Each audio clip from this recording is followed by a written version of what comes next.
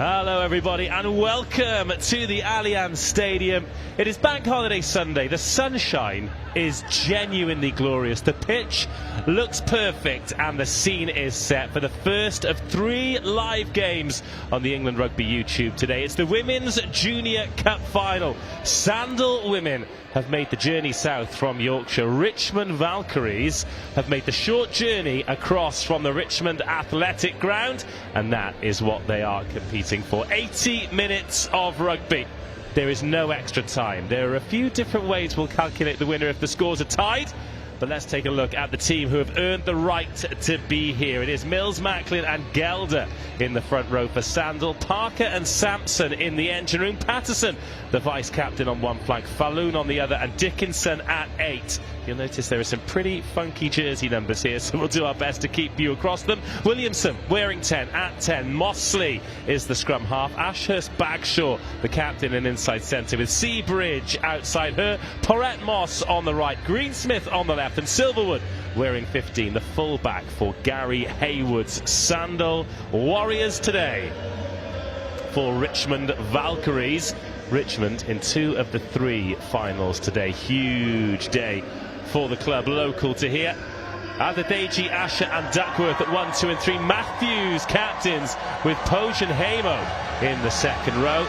Leon on the one flank, Perry Jordan on the other, with Emma McCaughlin at 8. Kent and Badland Shaw at 9 and 10. Rago and Solomon in the centres. Naylor at fullback. Nevens on the left wing. Jobson on the right. And the teams are out, quite literally stepping into the spotlight provided by the sun today. Look how short the shadows are. Not a cloud in the sky here at the home of England Rugby.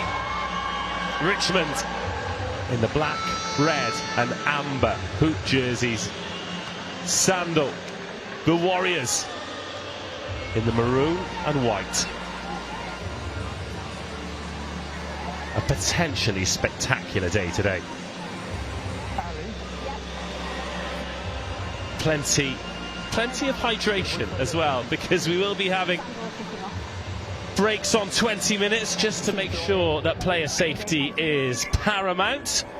It's a great rugby day today, and great rugby days need great rugby company. I have got great rugby company in the form of Rocky Clark. Look, Rocky, you have played here plenty of times. You've played in finals at the very, very top level, but for these community players, this is maybe the opportunity of a lifetime. Regardless of the result, they've just got to make the most of today, haven't they?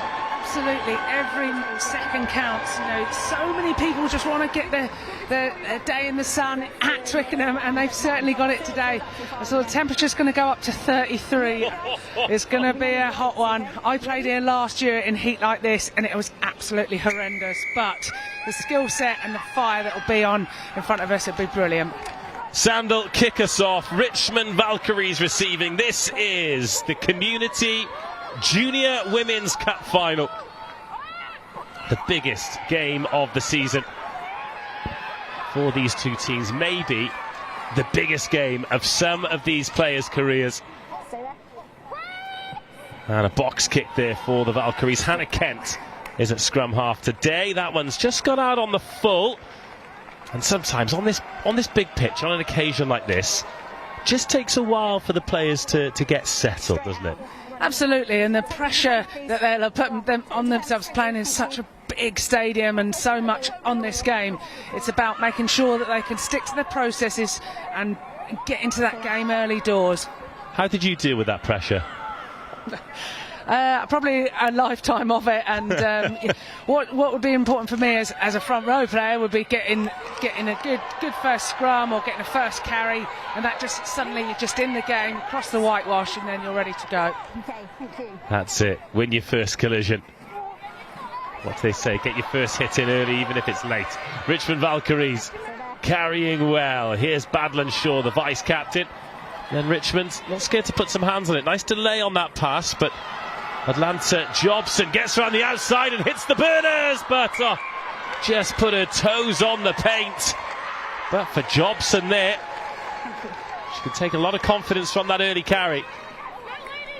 Really good, and the pace that she showed going down that wing, use a good transfer of the ball, but just that touchline too close for her to tiptoe in.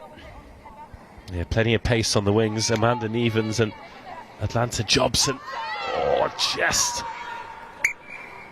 But again, big sign of confidence there for a winger who backs herself around the outside. Yeah,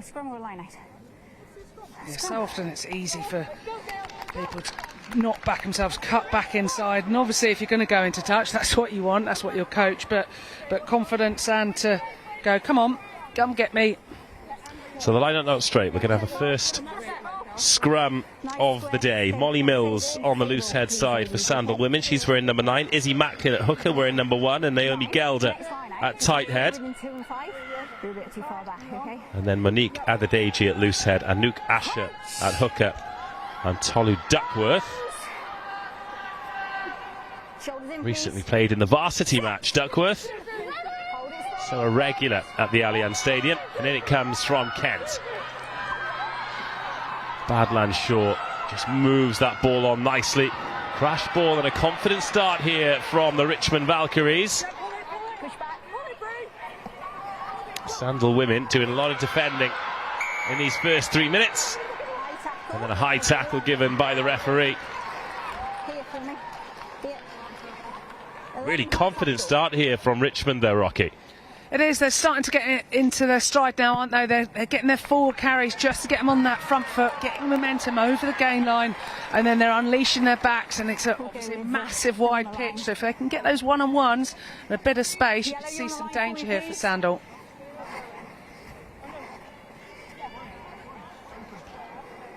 Anouk Asher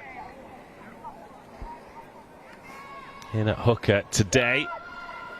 Line out right on the 22. Is it straight? Referee says yes.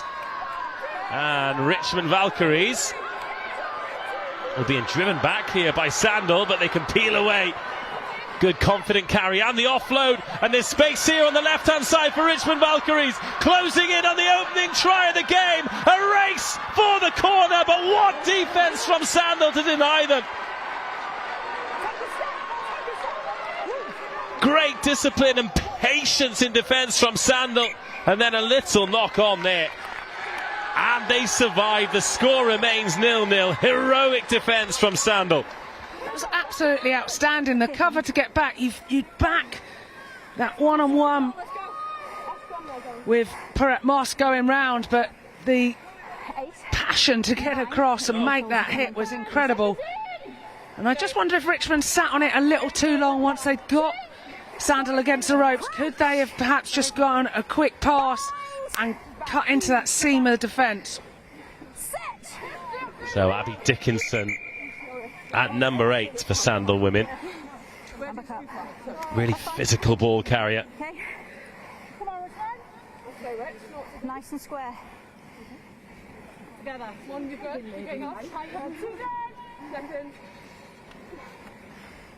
Fast start to this game though, in the heat. I know we've got people watching all around the world. The local time here, just after 11 a.m. Sun already high in the sky, beating down on this turf. And Sandal, well, they were going forward, but they've lost the ball at scrum time. A little fumble with it and another knock on. So that is twice now. Richmond have had opportunities in the 22 and not been able to execute. Now, how does Sandal go about the exit? Ooh. Couple of knock-ons there, the referee just saying no advantage. Well, that's where you're just seeing a little bit of pressure coming in. Maybe they're taking their eyes off the ball. They can see they're trying to, they want to force it to get over, but for both teams it's really about just doing what's important next, just building that process and then being able to take them forward and stick to what they've done all season. Charlotte Mosley, ball in hand. The scrum half were in 29, the loose head prop were in number 9. Perfectly normal, but Richmond get the free kick. Now this is an opportunity. Tap penalty, knocked on,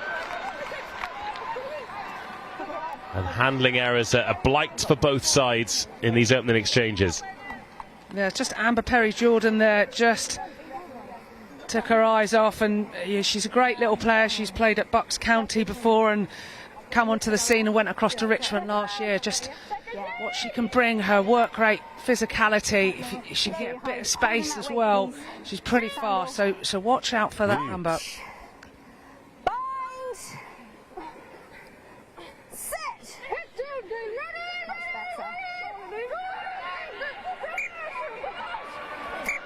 So if you want to let us know where you're watching from, or if you're giving a shout out to anybody, you can send us a message. We'll make sure we bring you into the commentary box as well. Oh, I love that. I love that. And there will be people watching from all over the world today, but shout out to the supporters over there around the tunnel who've made the journey south from Sandal. Not an easy drive on a bank holiday Sunday morning, that's for sure. One bonus though, being in the aircon car. Yes, you're hoping you got the aircon. But yeah, if you want to DM us, then you can shout out to me, Rocky Clark _1, and we'll get those messages read out. But fantastic game coming to you. Oh, charged down and then gathered at the second time of asking, and then picked up by Sandal. It's a real scramble, a real bun fight for the ball. But Sandal have it. A nice short passes there, but not out of the 22 yet, and inviting more pressure on, and that's again bobbling in and around the try line. Richmond trying to get their hands on this ball. The game has slowed right down. Box kick in coming. Charge down again. Oh, and then goodness me, Sandal women somehow saving the day. Eventually they kicked that ball clear, and it's a really good clearance kick in the end, but hearts in mouth time for Sandal women defending. And Richmond, well, they're getting the charge down. I mean, look at this, Rocky, look how close we were to a try here. The bounce of the ball away. She was right on it, wasn't it? Great charge down from the loose head prop Asher, and then you've got to say Sandal got some minerals to be able to pick the ball up and then dive over their own try line to keep the ball in play so it doesn't come back for that scrum. Well, a messy line out, but Richmond with a knock-on advantage and the ball in the 22. Bit of afters at the maul there as well. That's a stronger carry. Asher once again really bringing her physicality into the game. Pass just behind, but a lovely dummy and a little bit of footwork to turn the Sandal women defenders. More good footwork, dancing, and a penalty advantage now for Richmond. Little dart for the line, it's over, it's the first try, it's been coming, and Richmond open the scoring.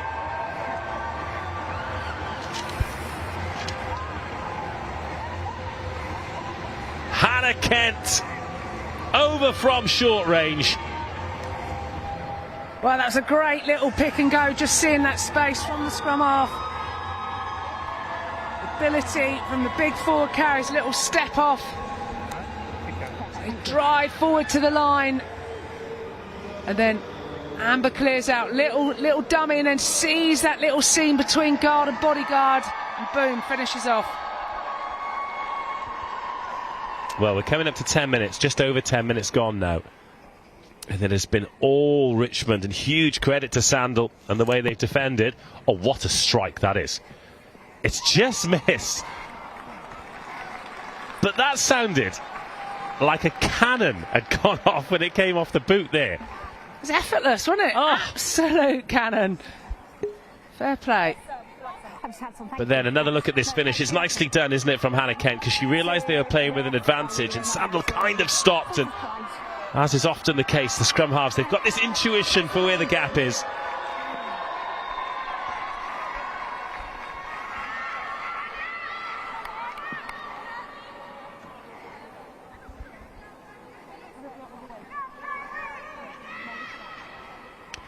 But the restarts will allow Sandal the opportunity to maybe get some territory, which is something they've struggled with so far.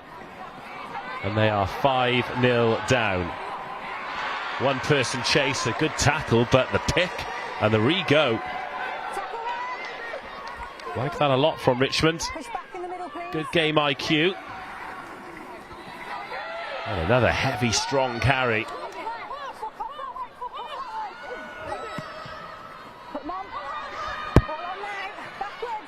So Kaylee Perrette-Moss in the backfield, number 35 on the right wing today.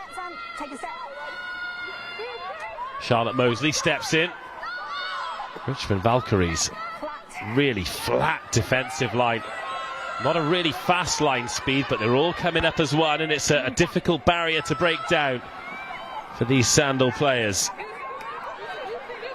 There's Robin Patterson, vice-captain, flanker, 30.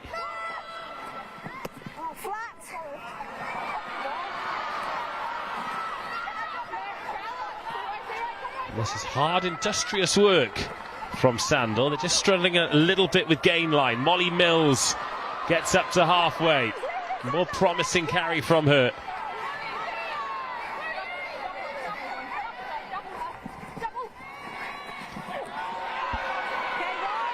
I like the way Richmond are defending here, Rocky, because they're really tightly packed. They're almost saying to Sandal, do you know what, if you can get the edge, get the edge. Yeah, they're going for the line speed, aren't they? And the double hits, forcing Sandal to put numbers in. Sandal haven't got over the gain line too well. Nice little offload, though. Just cutting back in against the grain. Then Silverwood, dumped to the ground. Really physical defence from Richmond. But a lot of phases in the middle third here. This is lung-busting stuff for both attack and defence. And eventually, Richmond concede the high tackle and the penalty. A lot of effort went in that period of play. It was, and Sandal can take real confidence from that, but it's just about now, can they get past the gain line to get Richmond on that back foot, because the collisions that Richmond are given are driving them back. But that's a lovely little play out the back. But again, they're stuck in this middle third, just allowing Richmond defenders to line them up, and it's something that Richmond are relishing, but likewise plenty of Sandal players putting their hands up to carry this ball. Now a little step on the outside, needs to be careful of that touchline, and the touchline never loses a tackle. Best tackle on the pitch, eh? But it was great play, nice little bit of invention, but just second time. Make sure they can cut back in. This way, yellows. Wait. Yellows this way. Thank you. Yeah, the handling was fine, wasn't it? But Ruby Seabridge just ushered into touch really well by Atlanta Jobson. And now Richmond, it's a lovely ball, and the line good too. And offloading the ball, can they get it out to that left-hand side now? Just to free up this space. Sandal scrambling in defence. The drop ball just stalls the progress of Richmond, but only temporarily. Oh, and then slipping away from the tackle, Amanda Nevens. After all of that defence, the first time they turned that ball over, Richmond Valkyries score. Amanda Nevens threatened the first time, scored the second time. Lovely finish from the left winger. Outstanding work from Richmond as they shifted the ball across and used the full width for Twickenham. It is certainly a massive pitch, but you see here a fumbled ball. You're just worried, is it going to be able to get out? There was about 3-on-1, but nice little offload. Then that back in for Nevens. Great handoff and power and pace to go off and finish. And then one for the reel later on the gram as she sprints off to the posts. Just over 20. Well, earlier in the game, just a little bit guilty of getting her foot on the white line. This time, tiptoeing up that white line. Staying in field, scoring the 5-5. Does not become 7. That one sliced off the boot by Hannah Kent, but 10-0, 16 minutes gone. I think Richmond will be relatively happy with the way they've started this final, Rocky. Yeah, they will. It's been pretty much Richmond attack or camped in Sandal's half. I think the territory would be very much a Richmond percentage, but Sandal have done some great stuff. They just need to to work on their exits a little bit, don't they? Rather than overplay in their 22 and take the pressure off. So I suggest that they get their fly half, their 15, whoever's kicking, back in that pocket to just try and turn this Richmond defence. It's a well-gathered kick-off and a good clear out as well. Just securing the ball well, these Richmond Valkyries. Stay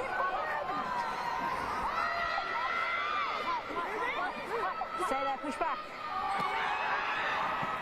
They go about the business of exiting, but if you miss tackles like that in midfield, you'll find yourself in trouble. Love that pass as well.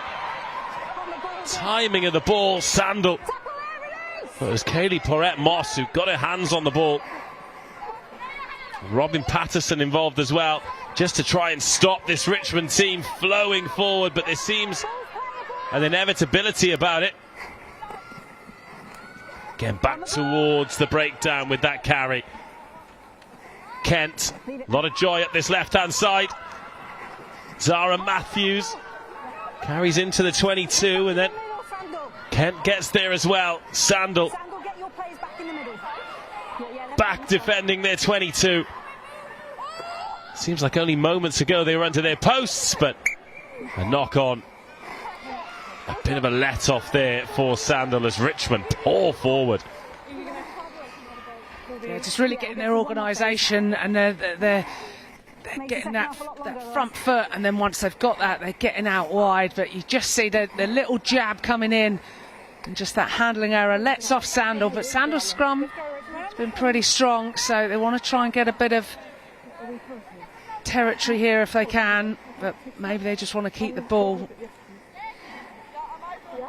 Just haven't had it for a little while, but good battle so far.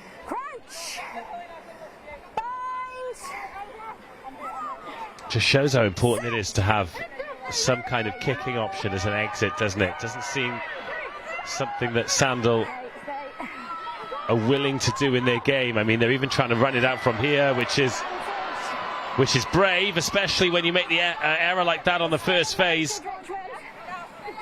Just inviting Richmond back on the attack. Go for the right-hand side this time. Atlanta Jobson. Oh, gets a nice offload away.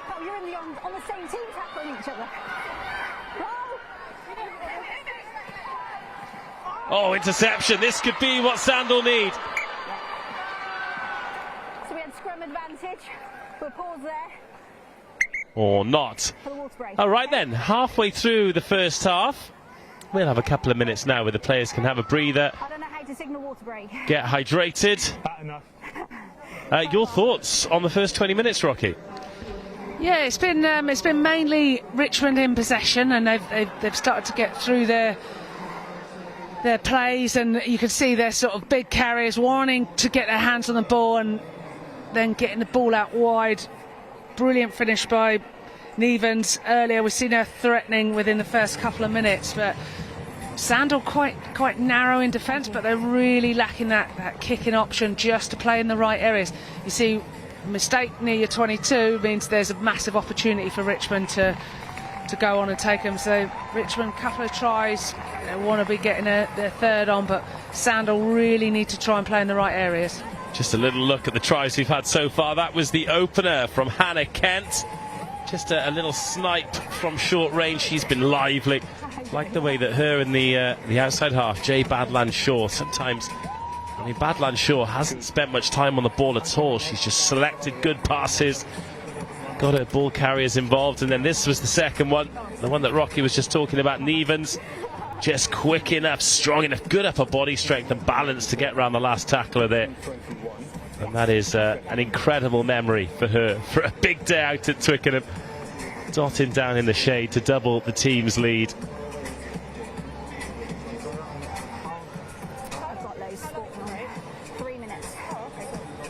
It's a hot one today, make no mistake. This is the first of 3 games. We've got OA Saints against Ivybridge up next in the Intermediate Cup. And then the big one. Well, they're all big ones, but the big one in terms of level Richmond firsts against OA Saints firsts. That game kicking off at 3 o'clock, and that is going to be an absolute cracker. Standard of Rugby is going to be incredible, quite an emotional day as well. Some club legends will be saying goodbye to the sport.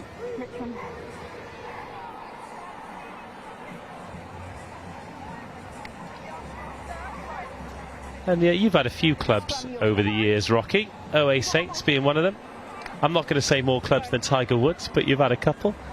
Yeah, played a long time, but yeah, certainly you could tick off a number of clubs dotted around the country. And yeah, I was dual registered with OAs and Saracens, and I have very fond memories of playing for OA. So I know a handful of the girls playing today, and obviously under the leadership of Sarah McKenna, Red Roses superstar, and she's donning the jersey today at fly half, so she's going to be pulling the strings using all of her Red Rose international experience. And Beth Blacklock's at 12 as well, right? Certainly is. That is a serious 10-12 axis, you know. Yeah, it really, they got a nice balance between them, how they work off each other, and just the mind that McKenna has to tactical is just insane. And her offloads are pretty sweet too. Back underway then. 20 minutes gone here in the first half. Game number 1 of the day. Richmond Valkyries going very nicely indeed. And Nevens backing herself round the outside again. Nevens. Oh, the offload doesn't quite stick, but she does so well just to keep the ball in play. Mailer. Another high tackle. The touchline looming. Great strength to stay in field. Okay, we already had 10 high tackle, and then we're not releasing when the tackle's on the floor. So, go in on the 5, in on the 5, in on the 5. Behind the line. They're going to go for the tap here. Back in there, big, strong ball carriers. Okay, you can tap it. It's up to you. It's up to you. Oh, you just kick it out. Yeah, if you're gonna, just a nice no, it's fine. No, it's coaching going on there with the referee, whether she's tapping it for a penalty or tapping it before kicking it out, and it's you can do what you want, just get on with it. Yeah, just crack on. Fast game's a good game. But we're going to see now, they've got the maul set up looking pretty likely, but they might be a little dummy maul, so they've gone to the middle of the line out. And now he will go to the maul. Anouk Asher at hooker assumes the position. This looks very disciplined from Richmond. They've got a penalty advantage. They don't need it.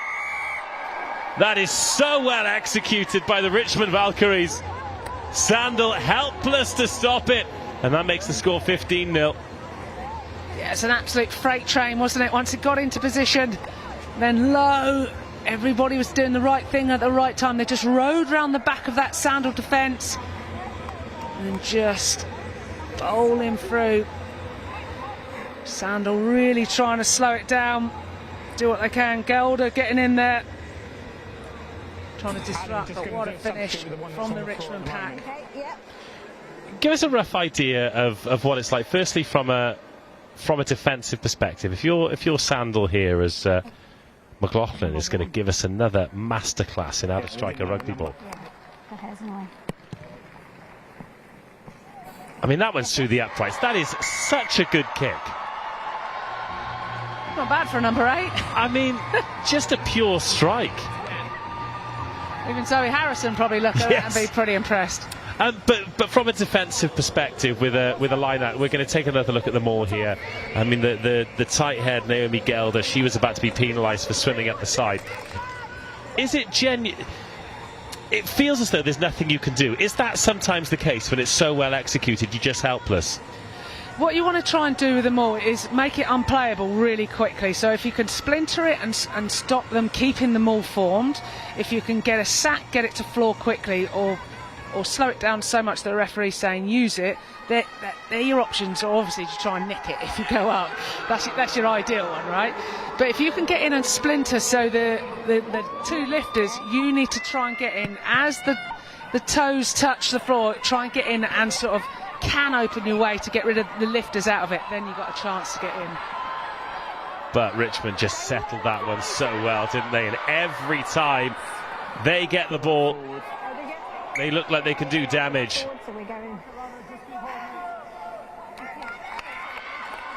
But a little knock on there means that Sandal get the put in at the scrum. They are finding it tough going out there at the moment, these girls from the north. But still in the game.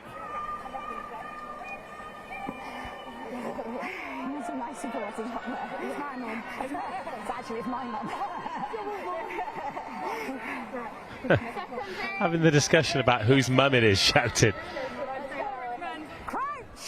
But either way, of course, it's such a massive day today, a community final here for your club at the Allianz Stadium, the iconic world-class Allianz Stadium, but also a big day for the club and the families and everyone involved. Take your time.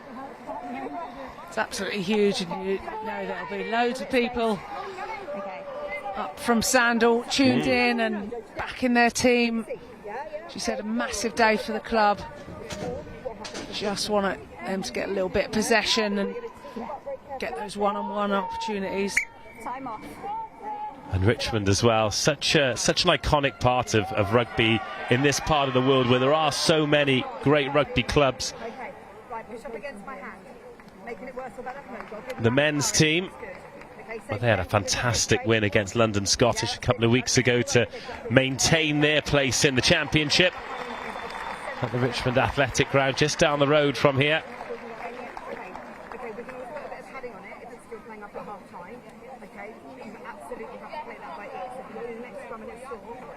Now we've got a couple of people who've tuned in already getting a shout out. So we've got Kim and Clara watching from the Community Cup finals live from their home, and they're absolutely loving the scrums from Richmond. So there's people on the same boat as me. I was going to say, they're your kind of people if they're enjoying the scrums. And if they're in the front row, even better, who knows. But fantastic to have you joining us.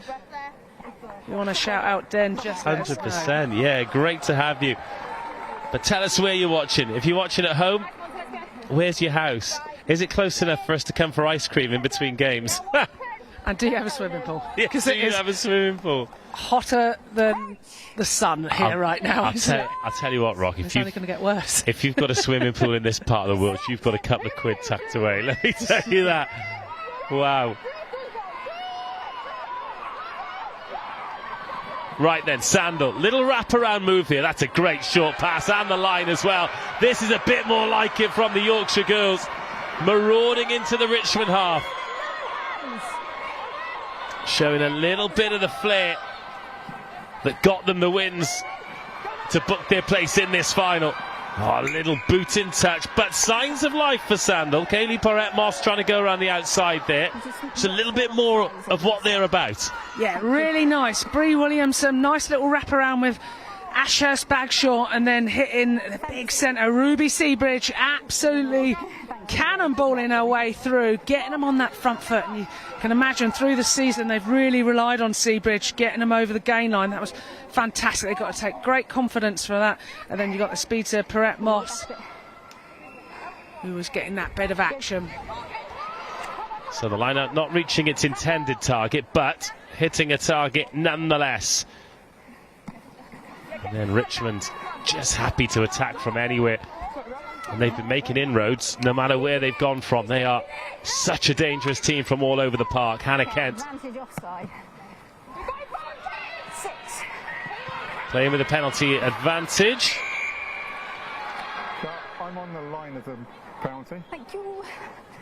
6 offside. Just a frustrating one that for Sandal, particularly because Richmond were about to kick him the ball back.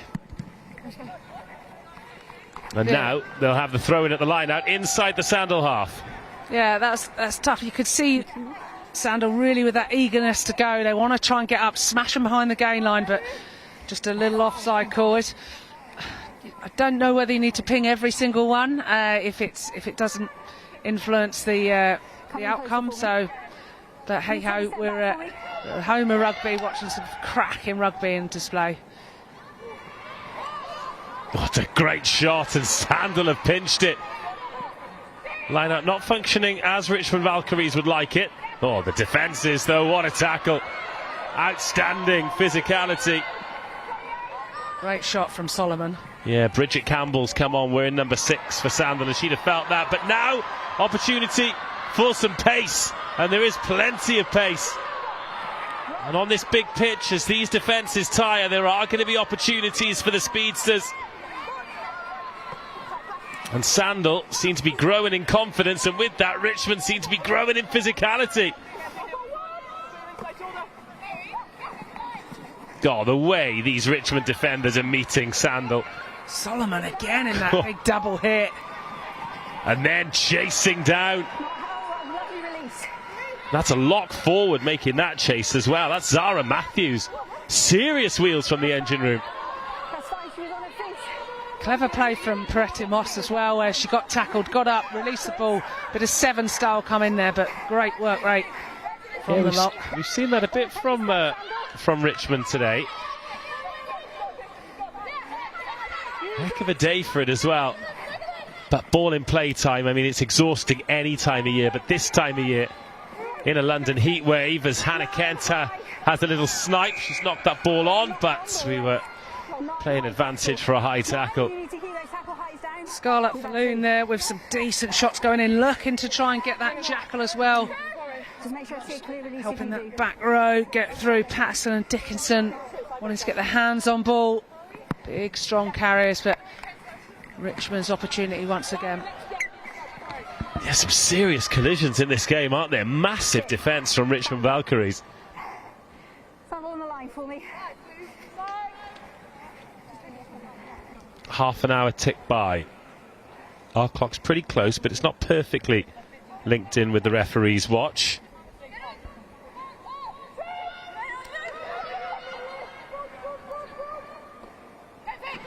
Oh, off the top, referee spots a little knock on off Hannah Kent, and that'll be a Sandal put in at the scrum.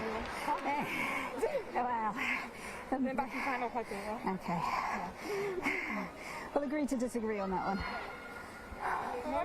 After that, Yeah. Referee, we'll agree to disagree on that one. That's a way to not say sorry in an argument, isn't it? Yes, yeah. I think Hannah Kent was perhaps suggesting that the ball had gone backwards. But there is one way to take all doubt out of the referee's mind, and that is to catch it.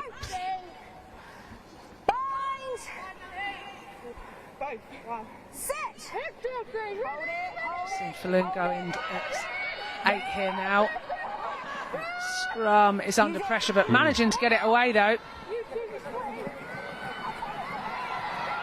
Now, open green space to gallop into. The timing of the pass is good. It's opening up here for Sandal. A race for the corner, a stunning tackle. Well, the referee's saying high tackle. And if it's a high tackle, is there discussion around a penalty try?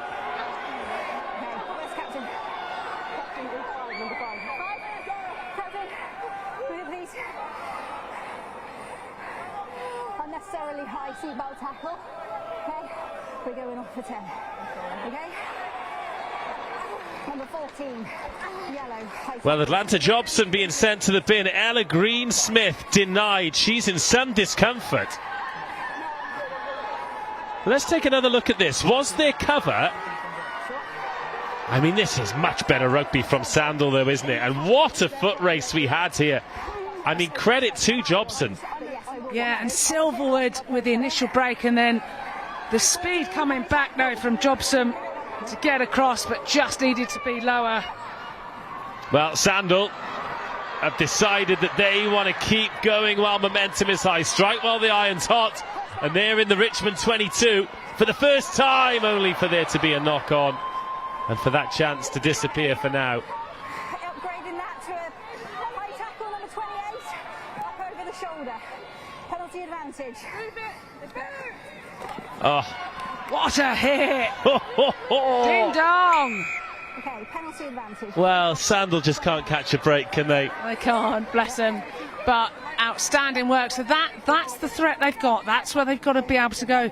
And I think if they just play slightly quicker, they'll be able to get those breaks a little bit earlier.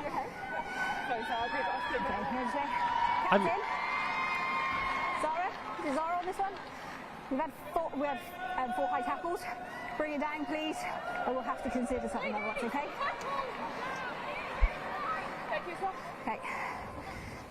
I'm going to make a point after this game of talking to a referee with regards to that. So the penalty and the yellow cards where Atlanta Jobson was sent to the bin to deny Ella Greensmith a try.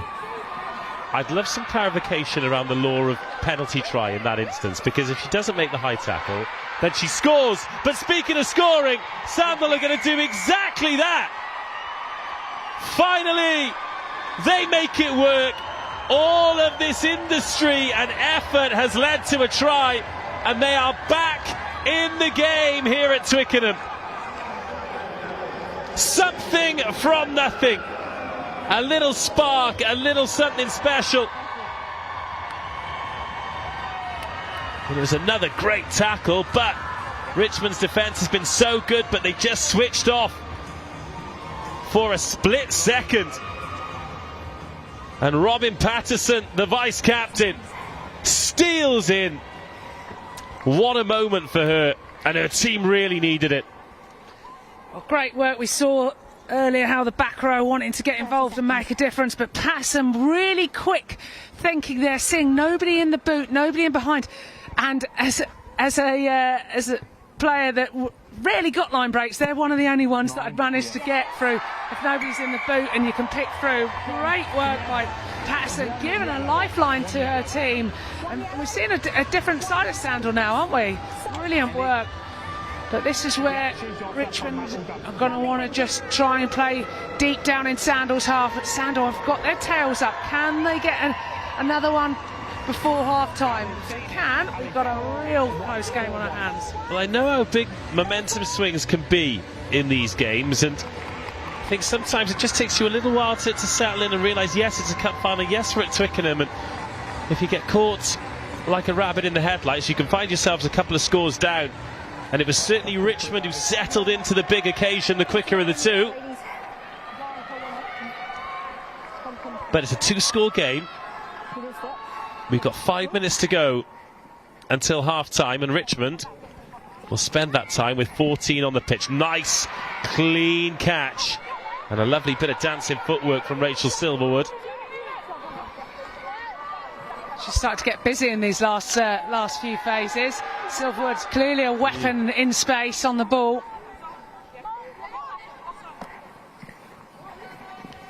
Oh, nice tip. And it feels like Sandal are going to have to do things like that, because the one-up carries, they're largely getting crunched. And a change of tack.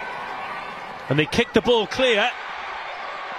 And the referee, late whistle. I thought she'd said backwards on that one then. I did have the fear, but we're right in line with it. You could see it was clearly a knock-on. But that's what Sandal have been begging for, getting out of their 22. Massive boot, and it's so sunny today.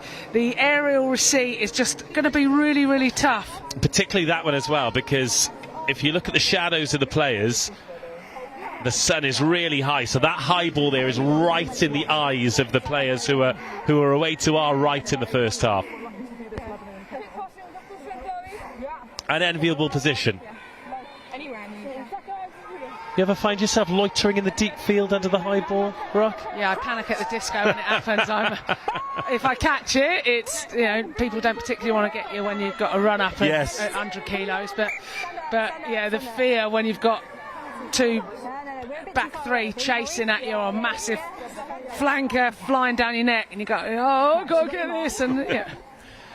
I often feel a full-back, it can be a lonely place sometimes, can't it, when you've got a lot of ground to patrol there.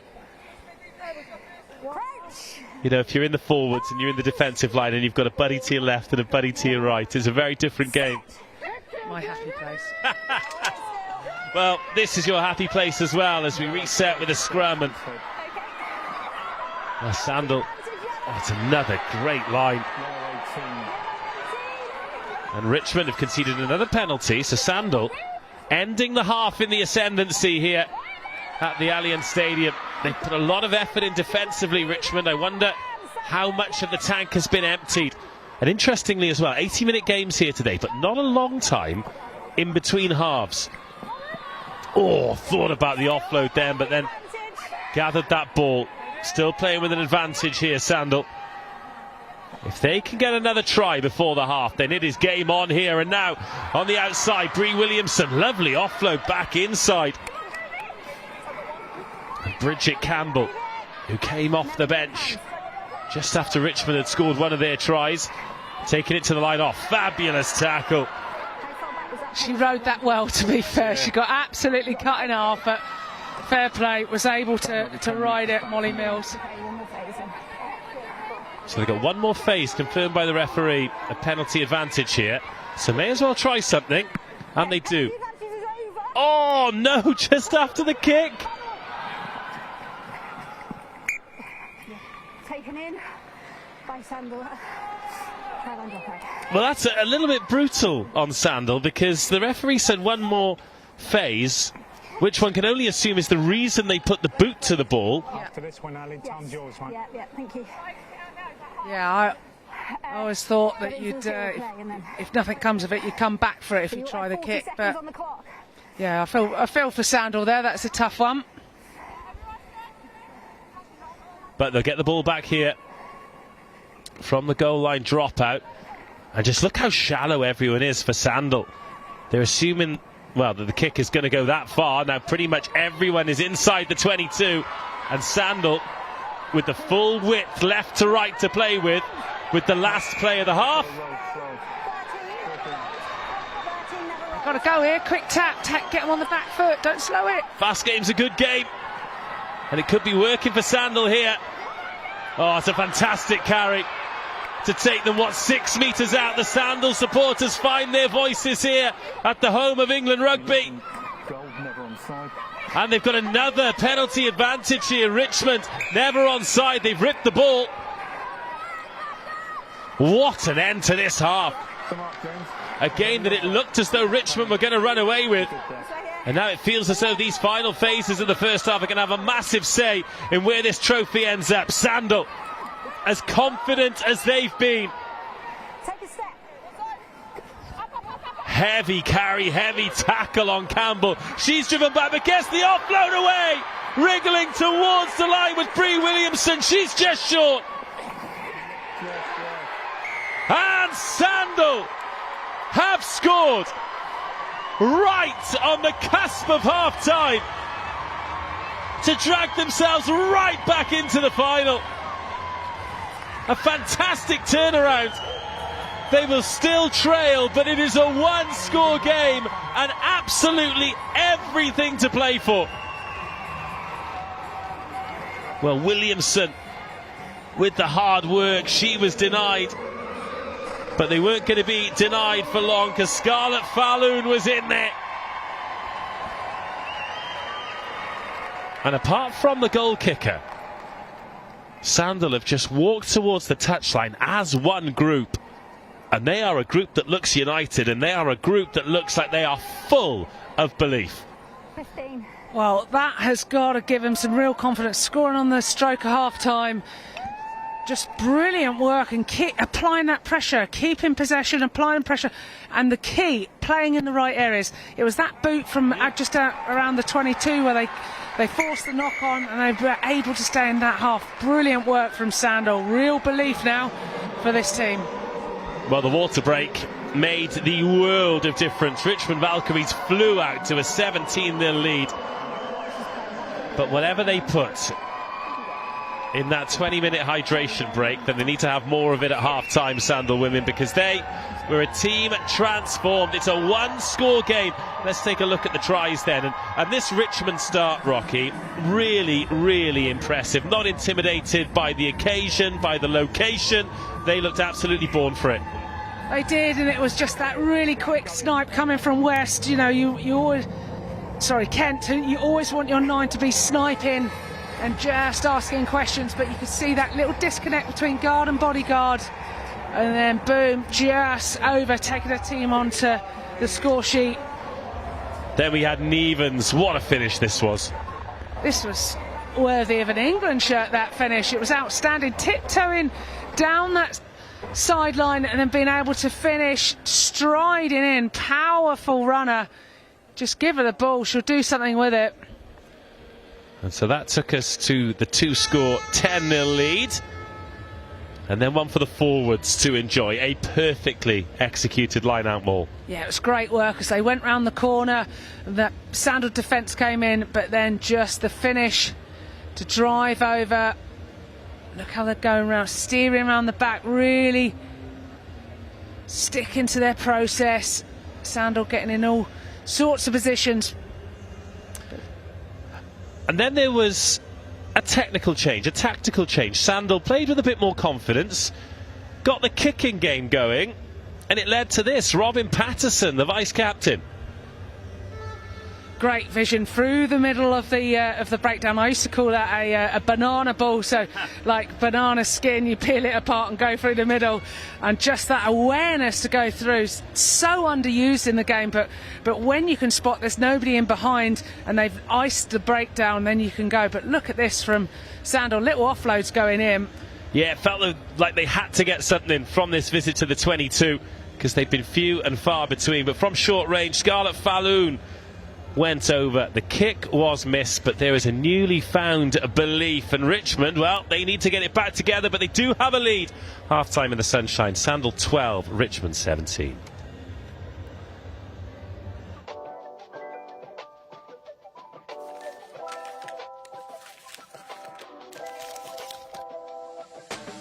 I'm Lindsay Posey. I have played here at Cranbrook Ladies for 9 years, and now I'm looking to get a girls section up and running so we can have that link running straight through the club.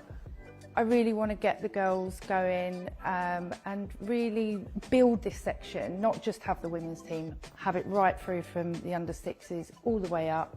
So girls have got somewhere to go, because we want to offer that opportunity of the fun, the team, the ethic, game time, all that kind of stuff, and then ultimately feed up into the ladies as well. Cranbrook has always been my home when it comes to rugby. I started here when I was 14, and then I came back and I've been playing for the senior team since I was 17. Honestly, there's a lovely bunch of people here and they just make you feel so welcome. Would you say that Lindsay's been quite influential? Yeah, she's my rugby mum. That's what I consider Lindsay as. She's my rugby mum. She's always there when you need her, and seeing her like boss the pitch is just brilliant. She's just a massive inspiration for any girls that come through here.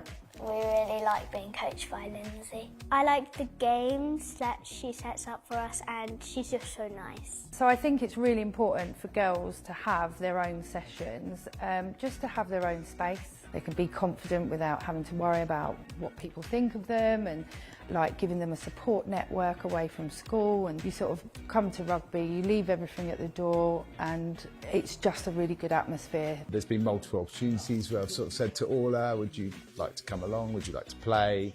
And I think the honest answer has been no, I'm just happy watching.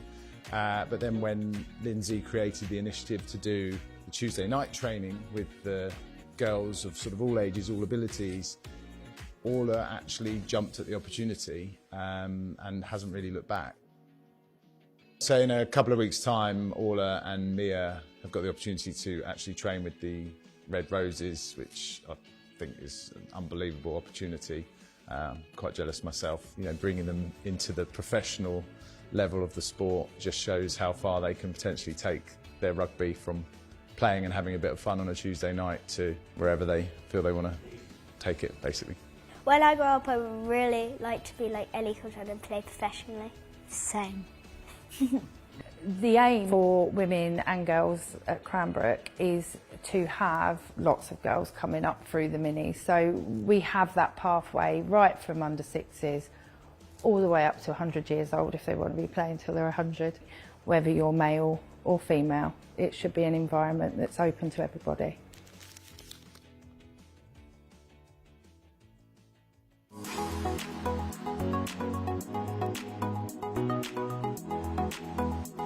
The Under 14 to 18 Coach Development Project is around how we can support a club to instil a static coach in an age group, and what we will do to support them is to improve the quality of their delivery, but also instill an environment which will help retain and develop players for the club. The reason we set it up was by supporting our players. They can develop better core skills. That core skill delivery allows them to be better prepared for that transition from the junior section of the club, that youth section, into the adult section. So what is our mantra coming off the defensive line?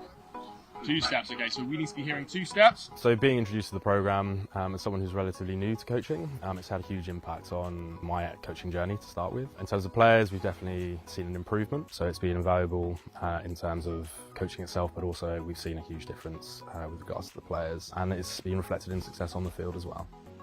Yeah, going from the youth setup to the adult teams is quite a big step up, but throughout the transition we've had coaches help us individually along the way. What the project will do is we have a coach developer go into the club to work with not only the head coach of that age group, with the intention that they stay as a static coach. What we mean by static coach is they stay within that age group, they become almost an expert to deliver to that age group. So the static programmes have been really good for the club. Welcome back to sun-drenched southwest London and a Junior Cup final that has absolutely come alive. Richmond Valkyries being pinned back, but they've still got a 5-point lead. The referee is happy that we've got everyone on the pitch. We're happy. We've got everyone on the pitch. We're happy that you have chosen to join us today for the 11 a.m. kickoff, where Richmond get the second half underway. Sandal. Oh, that's offside. White is an offside position. Yeah, that has to be a Richmond penalty, and not the start to the half that Sandal wanted. And speaking of the energy that Hannah Kemp brought in the first half, she's brought it again. She is such a live wire. And on a day like today, where fatigue is going to be an issue, Hannah Kent is doing a great job to inject that pace, but Sandal have held this ball up and won it back. Well, what a fascinating start to the second half. Well, it was with a mistake coming from Sandal, but then making up for it as they managed to get Lung, who's done so well in the first half for Richmond. She's been vital in the scores as well, but she just got caught, and those Sandal players enveloped her and held her up to get that turnover. So this is just another look at the penalty. So there was a touch off the boot look, and then the player who was in front of the ball grabbed it. Such is the temptation. The referee just giving the players a warning about their language and the fact that we have got people watching at home and around the world. If you were offended by the language, I do apologise on the players' behalf. Sandal just going to the boot a little bit sooner. And much better exit, isn't it? Yeah. I was just going to ask your opinion. Is sensible rugby, particularly in that part of the pitch, their ticket back into this game? 100% in any game, unless it's on and you've got a 5-on-1 and you're handling and gas to make the break is there. I'm definitely more conservative in your 22. But talking about people tuning in, we've got Winscombe Rugby Club giving them a shout out, and for the girls coach Gavin, the go-to guys, an absolute legend.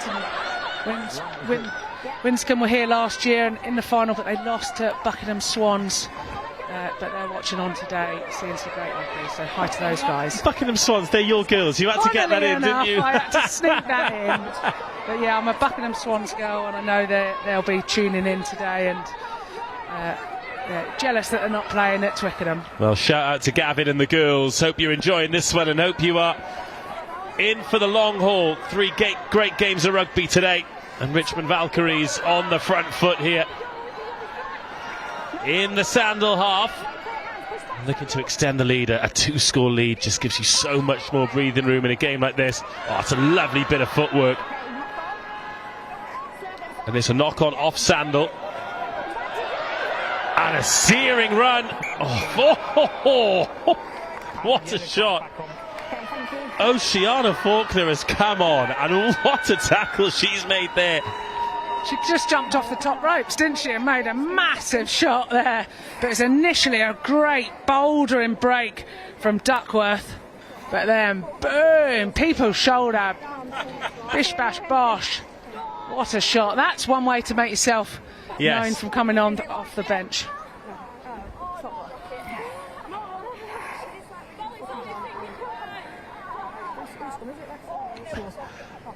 There's a Sandal player who is having a dislocated finger relocated, and one of her teammates has just shouted, "It's only a finger, get on with it." Sympathy from your teammates. That's just rugby, isn't it? You know, the amount of times you get come on, get back on it, but as you, yeah, feeling quite sore. Who's that who's gone down? I think that might be Molly Mills, just wandering off. She's had a good game, got round the park well, put in some big shots.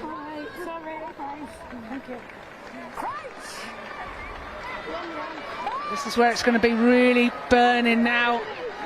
Not only the sunburn, but the lungs too. Second half. A free kick coming in here already. And Sandal having to march back. It's a big moment, isn't it? Hannah Kent, hands on hips, looking right, deciding to go left, and Richmond Valkyries looking for the first points of the second half. Oh, the pass just in behind. And this is a penalty and maybe a yellow card coming. What number? You get number? 35. 35? 35. 35? Trouble for Kaylee Porat-Moss coming. A deliberate knock on, a swipe at it with one hand. And we saw how well Sandal did when Richmond were down to 14. How can Richmond do when Sandal return the favour? Well, Porat-Moss has been really good in that first half. She'll be disappointed with that. Her eyes lit up. I think she saw the intercept coming, but rightly so. If you do that in the 22, it's a yellow card, but she'll have 10 minutes to get her gas back in the legs and then back into it. But can Richmond do any damage here? It's been a great start to the second half here for the Richmond Valkyries. More messy line-out ball, but it comes back into the hands of Richmond. Sandal pouring through in defence, though. Just a little bit passive in defence here, Sandal. It's allowing Richmond to get the go forward that they've done so well with. And then crossing. Sandal hanging by a thread here in the second half. Well, they did it in the first half, didn't they? They defended for probably about 10-15 minutes right on their try line until they gave away one, but using one of their 9 lives, liking them to a cat, and how many more they got left. Well, that is a fantastic carry, but Sandal tapping and going in their own 22. Long old way to the try line. Oh, isn't it just? It's like watching Fiji. It's like they're on a travelator about 200 metres away from the other line, and it's blistering heat. Well, to be fair to them, they've gained 20 metres. Certainly have, but it's a lot of effort to get those 20 metres. But it's effort both sides of the ball. It's effort for Richmond in defence as well. But they are matching that effort. It's another direct carry and the offload as well. This is such industrious rugby. And Richmond doing well not to just creep offside there. They all put the brakes on. Stop. Okay, it's going to be a scrum for you. Ali, I've got about 5 changes for yellow. Okay, yellow, get ready. You've got some changes coming up. Listen for your numbers, please. 2, 2, 3, 3, 4, 4, 15, 15, and 10. and 10. Sounds like the bingo numbers. It does, doesn't it? 3, 4, 10, and 15. Got a line. Got a full house. Well, it's Sandal really getting through some good work there, but as we've talked about, overplaying probably in their half, but got to give them credit. Williamson with some strong carries, nice offloading as well, coming in from Macklin as well. These fresh legs for Richmond are going to make a massive difference. They should do, yeah. That's great work by Asher and Duckworth making their way. I'm sure. What was it back over for then? It was a penalty, it was early engaged. Okay. Okay, are we subbed? Are we all good? Have we subbed on? Is she staying on or is she got to stay on? Yeah? Time back on, let's go please. Well, while they're doing their substitutes, I'm basting up my legs, not as a Christmas dinner, as an actual trying to stop the sunburn as we're here for all 3 games today. There are some fair-skinned folks on the broadcast team today as well. Just remember, guys, if it's pink, it's not a suntan, all right? We've even got the cameraman with their guns out and getting the tannage. No farmer's tan here.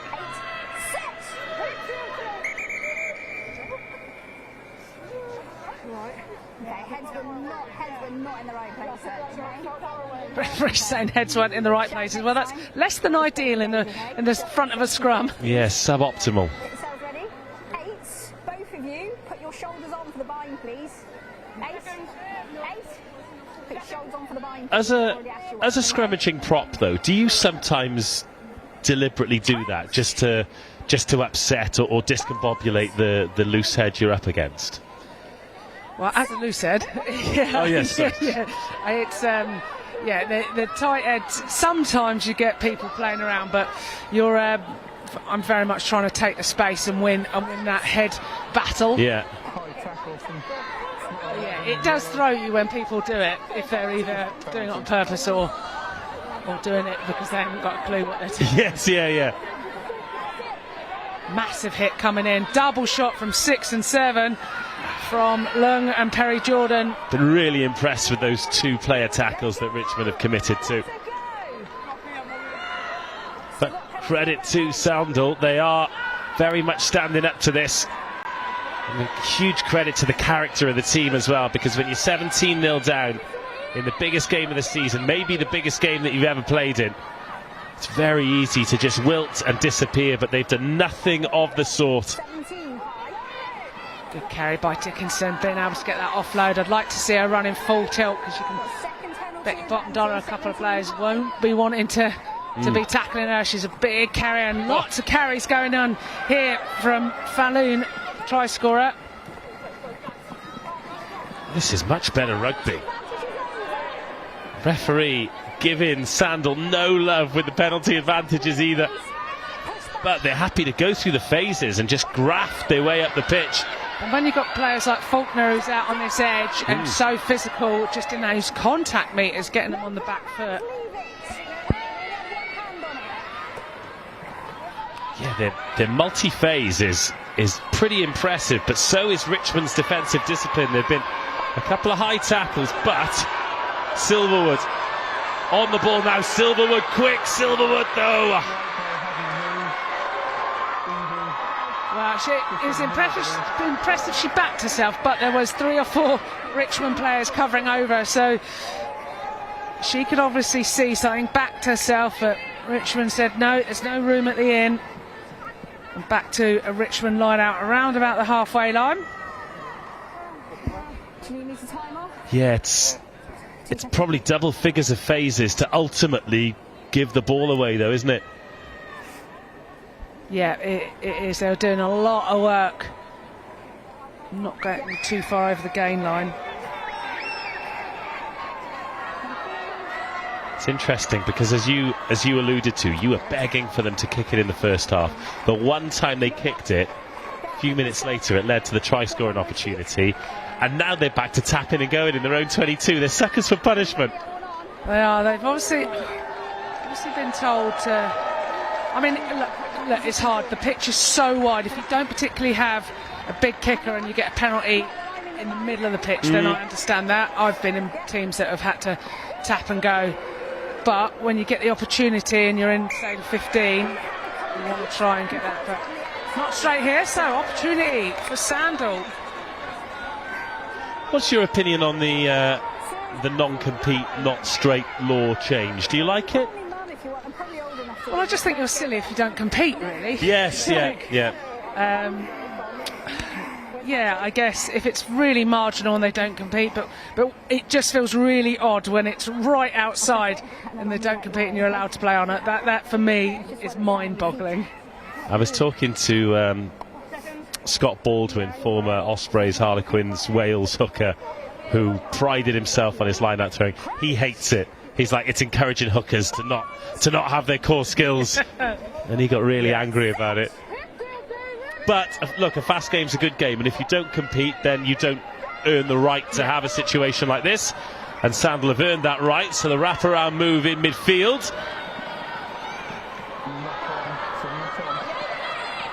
So a little knock on and some broken field here for Richmond Valkyries. A big handoff by Jobson. Tosses that ball up, both wingers. So difficult to bring down, Nevens and Jobson. Oh, another great tackle. Bridget Campbell this time with Zara Matthews. Just look at the work. Defensive work has been so good from Sandal's number 6, Campbell. She's just everywhere at the moment. It's a scrum for a knock on. Yeah? Well, don't forget, tell us where you are in the world watching and who you're supporting. There's only 5 points in it, coming up to 15 minutes gone. Still plenty of time for action in this fantastic final, the first one of the day. As we're slowly roasting here. We're going to be like not that pulled pork at the end. Yeah, not that slowly, yeah. No points in the second half either, interestingly. It's been a real arm wrestle. Richmond have had a couple of chances in the 22. Sandal have had a lot of ball, but they've not really been able to turn that possession into territory, and certainly not that territory into points. So the change for Richmond now sees Hannah Kent move from scrum half to outside half. She's waiting there at first receiver as that ball spews out quickly. Sam Hart now at scrum half, and a nice bit of attacking shape here for the Valkyries. And a race to the corner, and there will only be one winner. First phase perfection from the Richmond Valkyries. That is a fabulous try to extend the lead and start the second half. What a score. Outstanding finish and gas. We're just still trying to get confirmation on who scored, but the speed here. I just wondered if there was a forward pass that had gone in here, but referees deemed it's flat. Oh no, there is definitely one there, but they've got away with it. Sandal are going to be really up in arms about that. Well, Jobson with the finish, but feeding the speed, getting the ball to the edge. Lovely shape from first phase. And the conversion misses, so it's a 10-point lead again, 22 points to 12. 2-score lead for Richmond. And another look at this. Yes, there is a forward pass, but let's not take away from a nicely executed move, getting the ball to width and an excellent finish. Nevens feeding Jobson.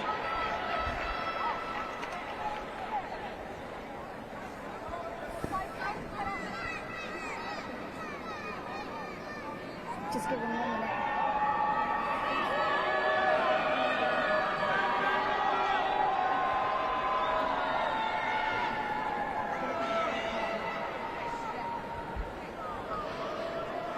And a little delay here before we get the game back underway, which Okay, time off. well, I'm sure everyone will be rather pleased with, because this game is being played at quite a pace. There's a lot of ball in play time. Yeah, okay. We'll have the water break now. Oh, she's back up. Okay, we'll go 3 more minutes, alright. Are you done or not? Are we having a break?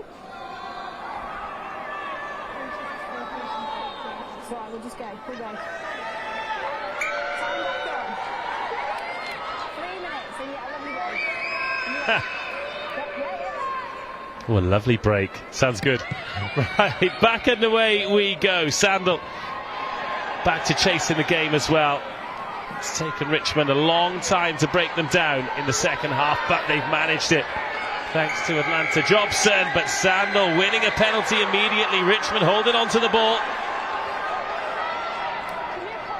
Outstanding work from Sandal to get down. They pulled the player down straight over the top. And a strong carry to take them to the 22. Sandal women. Little snipe up the short side, and a decent ball as well, but what a tackle. And a foot into touch. And the ball just didn't quite get out. You could see what they were trying to do. They had a little dabble at short side, but obviously it was red, and Perrette Moss, Getting in the shade. woman and ball, she got driven into touch, but welcome breather. Sandal, can they regroup? Can they? It was the last water break that made such a difference to them. They get a few tactical pointers on.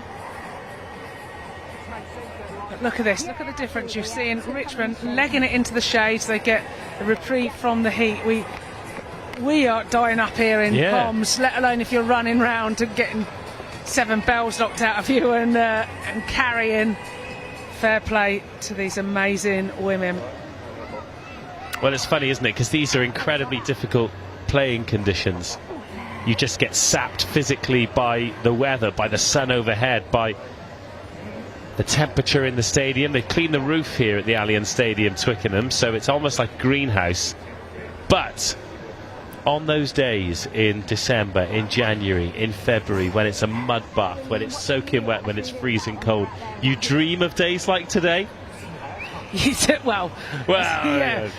Me personally, I probably don't, but a lot of the backs moan about being solar powered, and I guess that's maybe a bit of a difference between forwards and backs. A generalisation, of course. Tell me if I'm wrong, but it's I do like wet weather. It means a bit more stick it up your jumper time and a lot more carries for myself. So selfishly, yes, and I don't like the heat anyway. So, no. But yeah, you can see how much it's taken it out of them. But what it means now. There'll be some tired bodies. Can we get some more breaks and the field to open up a little bit? Well, you played a lot of your rugby, particularly in the sort of Prem 15s era where you were winning a load of trophies with Saracens. A lot of rugby on those synthetic surfaces. How did you find those? I mean, they don't get quite as boggy in those December, January, February where you've got all the cold and the wind. But yeah, what did you prefer conditions-wise underfoot? Well, underfoot so much easier on those sort of 4G type pitches, and the only annoyance is about 2 days later you still find him little black bubbles. Yes, everywhere. In your shoes, in your trainers, everywhere in your car. No matter what, you still find them. But if that's the worst thing, I mean, it's a much faster track. The ball bounces higher, the speed of play. Obviously, there's less chances of the ball getting bogged down, that kind of thing. So might surprise you. I actually prefer, especially as I'm older now, playing on a faster track. Well, this is a fast track today. The bays here at the Allianz Stadium in perfect condition, as it always is for these end of season showpiece games at community level. And Richmond Valkyries just over 20 minutes away from victory here against Sandal, who have already shown they're not going to go down without a fight. This is the community finals weekend, and interestingly, a team came down from the north yesterday, Nova Castrians, a little bit further north than Sandal, but they were 17-0 down, and they came back to win. Richmond Valkyries were 17-0 up. Will they be able to hold on here, or will Sandal be able to create something quite miraculous? Perrette Moss is back on from her time in the sin bin. It's 15-15. Oh, the ball was out. Richmond is stealing through. And Sandal managed to bundle that ball out into touch. Just that little counter, and they saw their opportunity to pickpocket Sandal. was a nice chase back, getting on the ball. Just needed a little bit of support there. Ball was just exposed. Put through, she got away with it. Right then, Sandal on the ball. Well, they've lost that line out, but they have found themselves playing a lot of rugby on the ball in this part of the pitch. This is exactly where Richmond want to be, going forward. Of course, when you're carrying like this, only one person at a time has their hands on the ball, which just allows you, if you're not on the ball, to recharge the batteries. But Sandal defending so well, getting that jackal. And if you're going to tap and go, you've got to tap and go quickly. Don't let Richmond and their excellent defence have time to set. Brilliant carry once again from the big centre, Ivybridge. You can really utilise a game plan off of her. Gold never on side. Yellow 5. Yellow 5. Oh, lovely bit of footwork. Stepping around some defenders, but no offload available to play with a penalty advantage here, Sandal.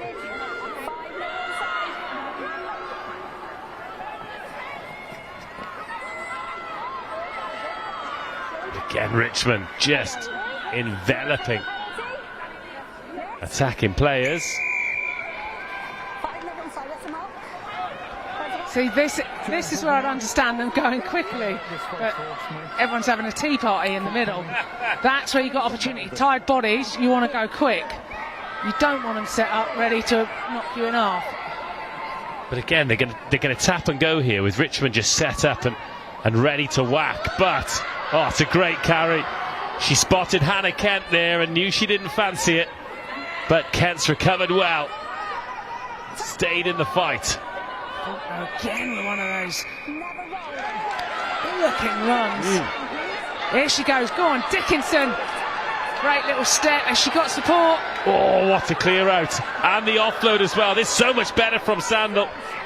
And a penalty advantage. 3 penalties in a row. Richmond piggybacking Sandal up the pitch. Next score in this game, absolutely huge. If Sandal get it, it's game on. If Richmond get it, then maybe it's game over.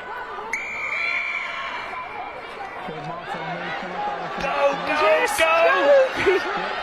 Oh, they've got him against the ropes now. They're slowing it down. Richmond have a breather. Tactically, this is where you've got to go. If you're going to keep the ball in hand, do it.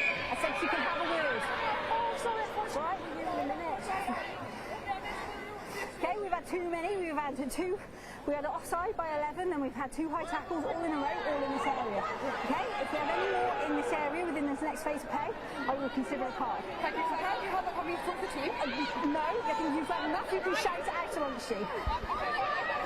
Chinese whispers, pass it on. Right then, here comes Sandal. 3 penalties in a row. The next one, Richmond are going to the bin. They've gone to the boot earlier. Competitive kick that's well gathered. Oh, and Sandal have coughed the ball up. But they are in the Richmond half. Oh, this could ruin it. I say ruin it for Sandal, make it for Richmond. Jobson, they're just threatening to go around the outside.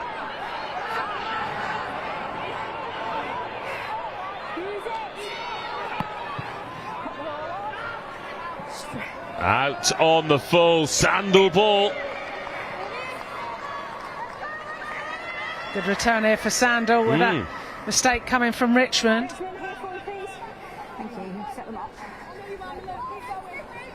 Still a lot of meat on the bone in this game, isn't there? There is indeed, yeah. Sandal can really try and play a bit quicker once they've been totting up those pens. They want to keep it ball in hand. Right, Sandal, can they get this line out right? Oh, Richmond have stolen in and nicked that ball. Another penalty. I don't think that one's cardable though. That's poor support, isn't it? But it's not a cynical one. Well, not cynical, no, but it is penalty after penalty. So what's that? 4 in a row now. They are treading on thin ice. What a turnover. Richmond managed to get their hands on that ball. Oh, massive shot. Don't run onto those shoulders. There are no meters to be made. Oh, a little fumble with the ball, but it sticks up in the hands of the referee. And his AR spot a knock on. And this is the first time really in the game, even though they've got the lead, Richmond are having to dig deep. They are. They've had their substitutes on. They're trying to make something, but it's just too many pens. We've seen the tired bodies coming into play. You've got to take your chances. Sandal have to keep them against the ropes if they want to get any change from this, because Richmond are a really great defensive outfit.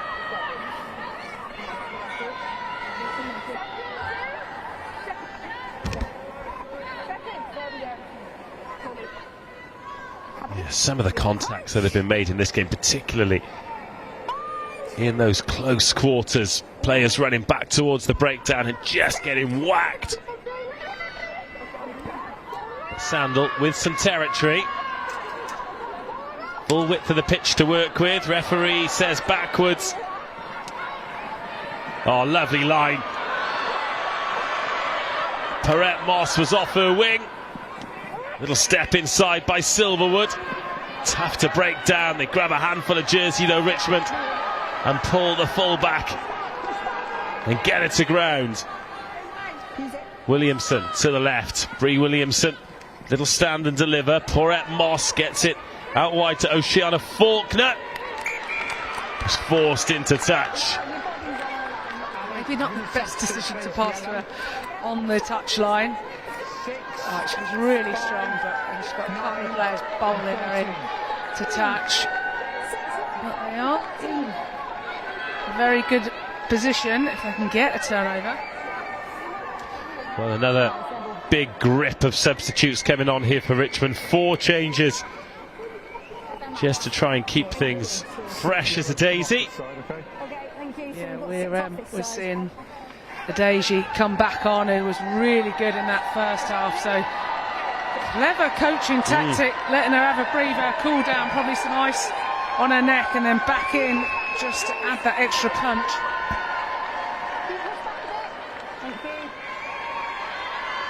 Remember, let us know where you're watching from. You can drop me a message, Rocky Clark _1. We'll read out your club or who you're supporting. It's a fine day. Make us jealous how cool you are, as we are the barbecue. So Richmond trying to make their way out of their 22 here, protecting this 10-point lead. Oh, little fumble from Silverwood, but she gathers it and steps as well. She's got such great feet, Silverwood. Beating defenders there, she's got no right to beat. Oh, here we go. Well, Sandal will score. It'll be a second for Patterson. Similar situation to the first. A little bit of confusion at the breakdown. Everyone confused apart from Patterson. And she has hauled Sandal back within a score.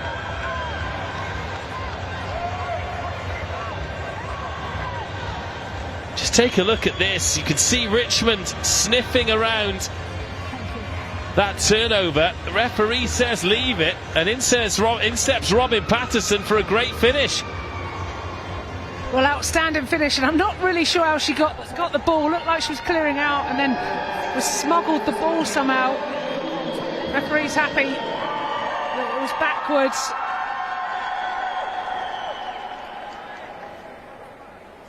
But we are in for a last 10 minutes. Aren't we just? She is a dark arts ball master, isn't she? It's the sneaky ones. Right, this is key. She gets this through. Yes.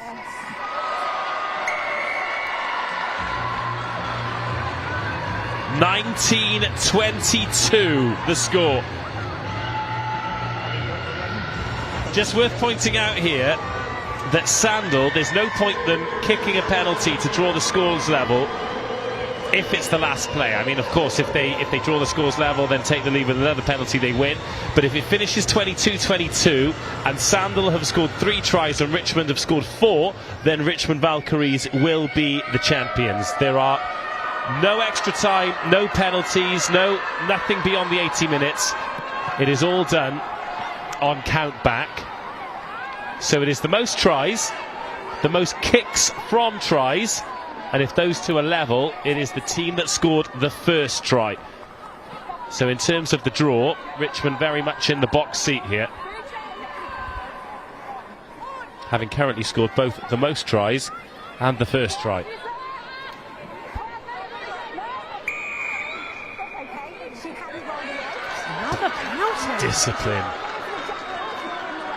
Discipline is massive here, and it is opening the door.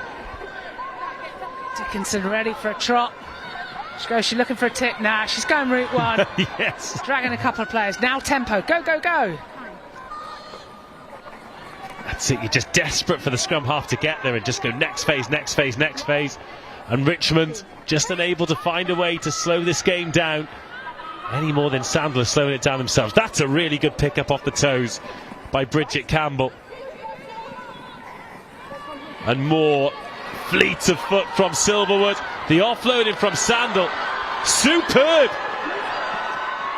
Oh, I thought that Richmond might have ripped that ball back, but we're into the last 10 minutes.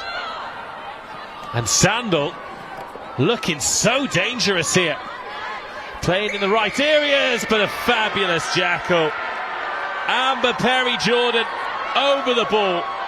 Told you she was a name to watch out for, but it was that little switch which went against the grain, but she just had nobody in support of that. So Amber Perry-Jordan was quick over what she does best, go and snuffle some ball. Yeah, it was lovely footwork from Silverwood, and these offloads just working. But then the open side flanker just sweeping. They've got an amazing nose for the right breakdowns to go for.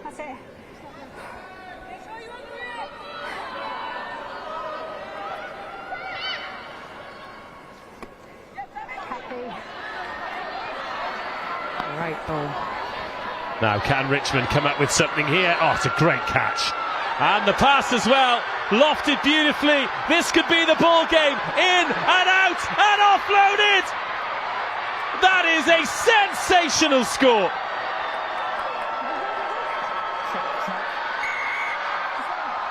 Well, for a try that could end in a trophy. That is a way to score it, but I think there could be more to come here from the officials. Oh, they've called the forward pass this time. The game's still in the balance. There was one previously that looked forward to the eye. This one maybe a little closer. I think it was this lofted pass here, wasn't it? Oh, so no try. I mean, some of the offloads there, absolutely brilliant. The finish as well. But the AR in line, the forward pass called, and it remains Sandal 19, Richmond 22. Well, my goodness, as drama unfolds here at Allianz Stadium, there's still 5 minutes in it. Richmond in the right area at least, but Sandal's got possession. I'm going to put money on they probably won't kick, but you know, never know. Stranger things have happened.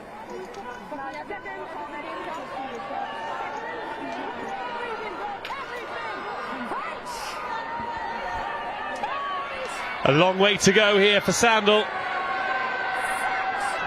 80 metres between them and the lead. They've never led in this game. This is as close as they've been.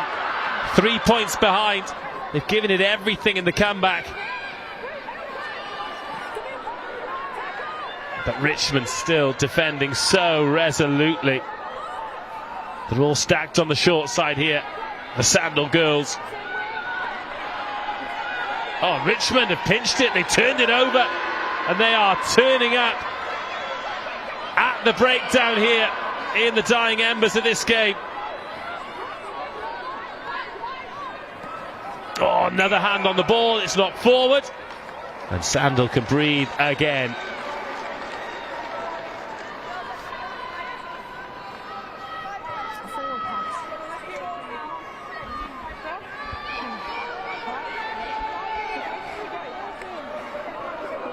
Clock's just ticking down. Oh.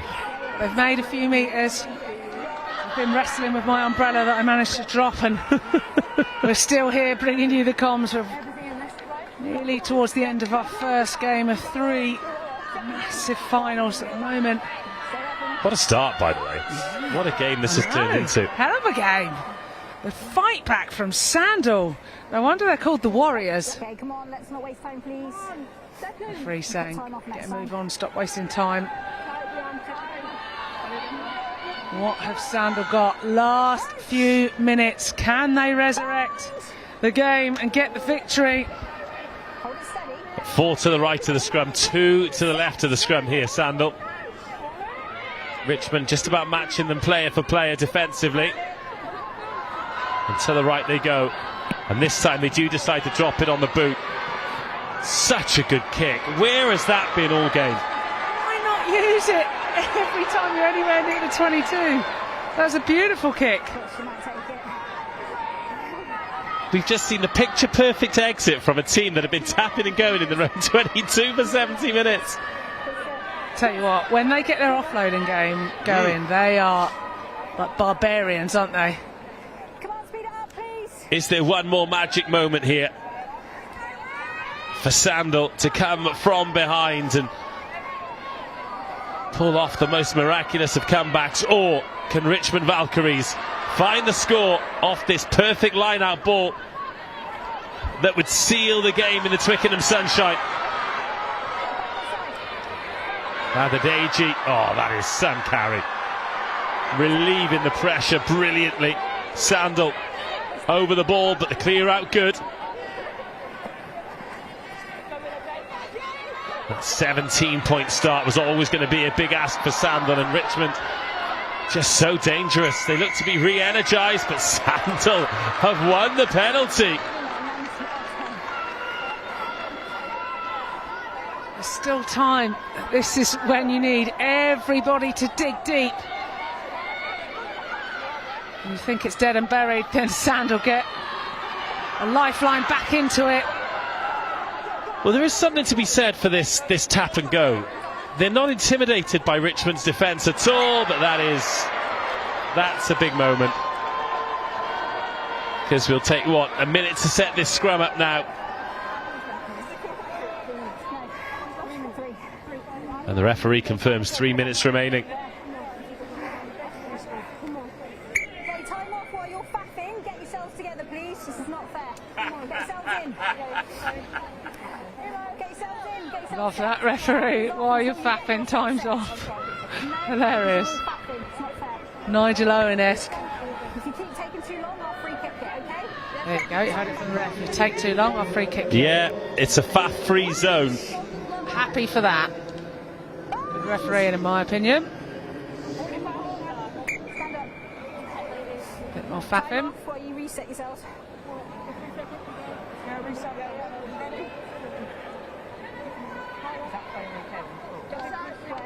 Okay, hang on, you sure? Are we going? What are we saying? Alright? Okay. Yeah, no, thank you. Right, time back on. Crack! Huge scrum. Hold this, girls. Set! Interestingly, Richmond, they've just left one player on the right-hand side, so they can go that way and test the short side if they want. But instead, they go into the open side. All of the cards stacked in Richmond's favour here. If they hold on to the ball, go through some phases, they've got a couple of minutes to see out here in these punishing hot conditions. But the way they play, they always want more. They'll want to finish it with a try, and Ivybridge, another heavy carry. Oh, her leg drive, phenomenal. 3 defenders can't stop it. And Richmond Valkyries closing in. Can they finish with a try here? They've got a penalty advantage. This would seal it for Richmond Valkyries. And over they go! A try to win it for Richmond. They will say never in doubt, but Sandal tested them to the very limits. But Richmond didn't just survive, they thrived. What about that for a carry to set it up though? Adeji, just beautiful leg drive. And then just great work here, quick thinking, coming round, little tip on, and a little tap step back into it.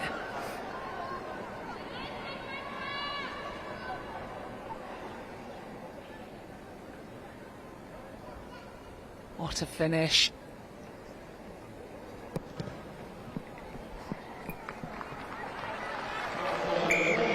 And Richmond are the Junior Cup champions. Worthy winners, wonderful winners. The trophy will not be straying far from Twickenham, the Allianz Stadium here, just down the A316 to the Richmond Athletic Ground, where the celebrations will begin in earnest. From this moment, huge congratulations to Richmond Valkyries, who really had to dig in there. A wonderful start, 17-0. And Sandal very much living up to their warrior name. It would have been so easy for them to disappear out of this final at 17-0 down, but they got themselves to within 3 points. They gave themselves hope, but as is often the case, it's the hope that kills you. Full-time score, Richmond 27, Sandal 19.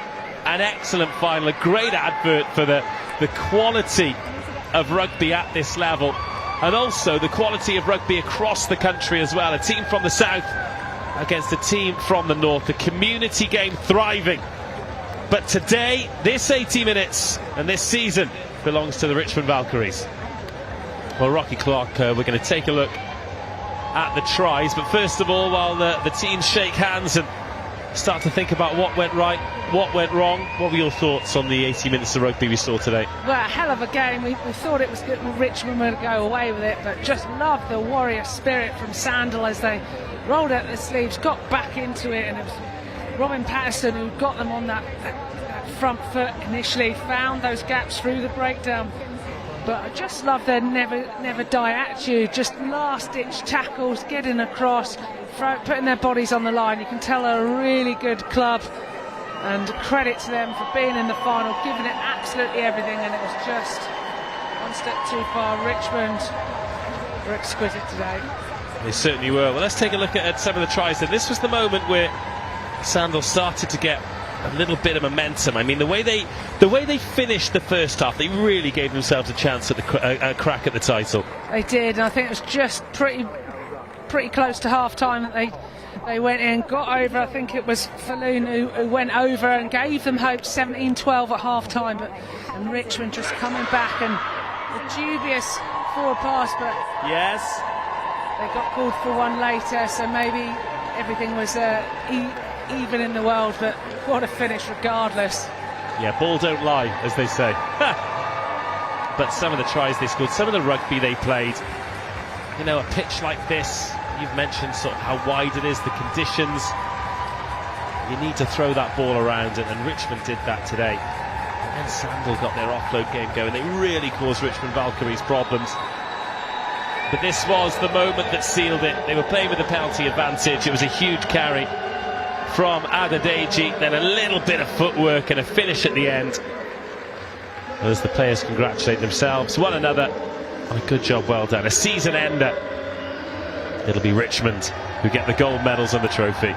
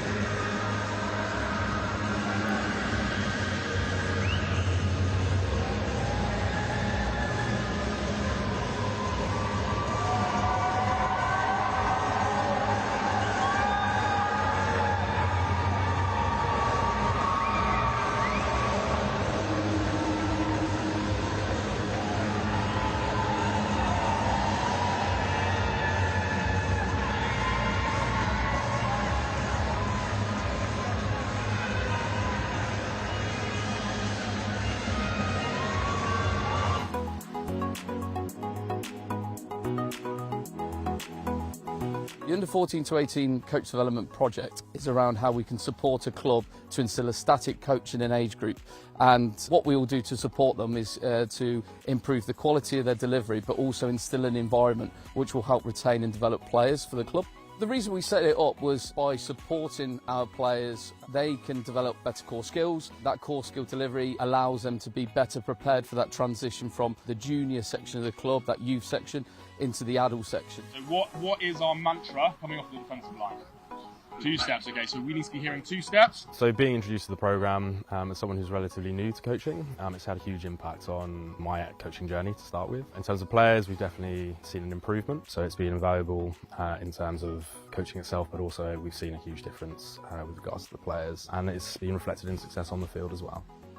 Yeah, going from the youth setup to the adult teams is quite a big step up, but throughout the transition we've had coaches help us individually along the way. What the project will do is we have a coach developer go into the club to work with not only the head coach of that age group, with the intention that they stay as a static coach. What we mean by static coach is they stay within that age group, they become almost an expert to deliver to that age group. So the static programmes have been really good for the club, allowing some consistent coaching at the Colts age group through to the seniors to allow us to embed our game plan. So having Josh as our static coach has helped the club massively, helped myself massively. We link really well together. Colts players are going to come play senior rugby where we think they are in the programme, to what team they can help, which then allows us to fulfil 3 sides on a Saturday, which is a great achievement, and also embed them into the senior programme for the next few years.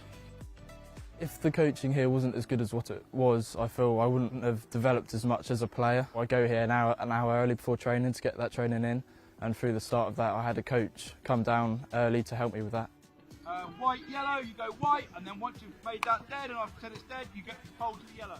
If we can create an environment which players can develop their own core skills, their position-specific skills, it allows them to then transition quite smoothly into senior rugby. So we're looking to continue the programme, engage clubs all across the country to help support and retain players within our game to keep rugby growing.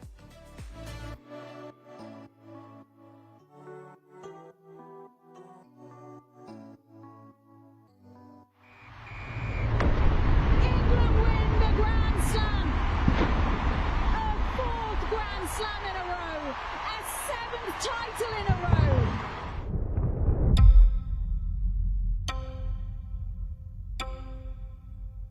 Welcome to the 2026 Women's Six Nations. A chance to see Europe's finest women clash once again. It's the start of a new 4-year cycle. I wonder how easy is it, or otherwise, to reset and go again? I don't know really what we're going to get, to be fair. How much further can we take it? Are your team ready to seize the moment? Got way more in us.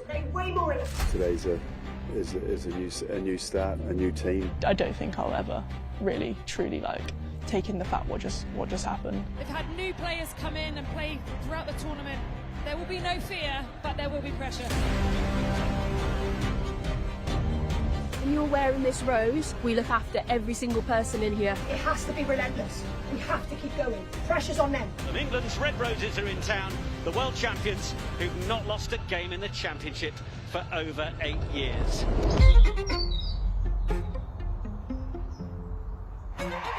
What an opening to this fixture. The Allianz Stadium really feels like there is a party brewing here. Ala Latui, 19 years old, onto the field. Maloney McDonald back inside. Bam! Speed, the acceleration, the sack, and the score. What's next? The round 2 of the Women's Six Nations. Our first kick-off, our first action. Make it the best one.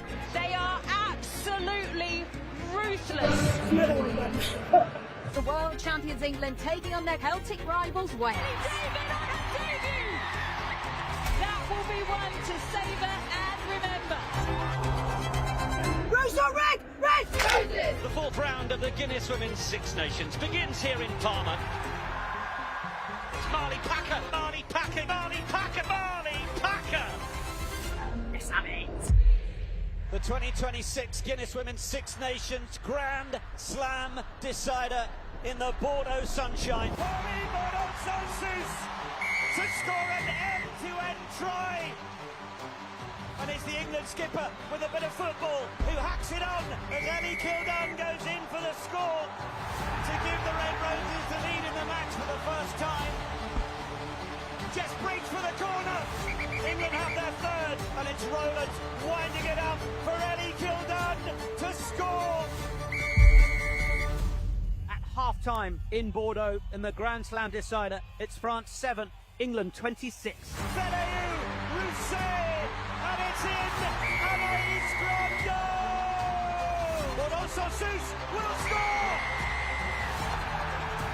And it is another key momentum swing.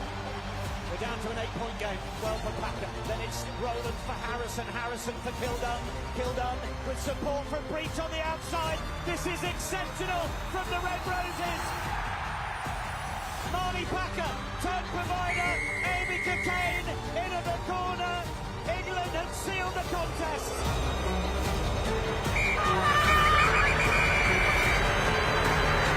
Come on! Yes! Outstanding! England are the Guinness Women's Six Nations Grand Slam champions for a 5th time in a row.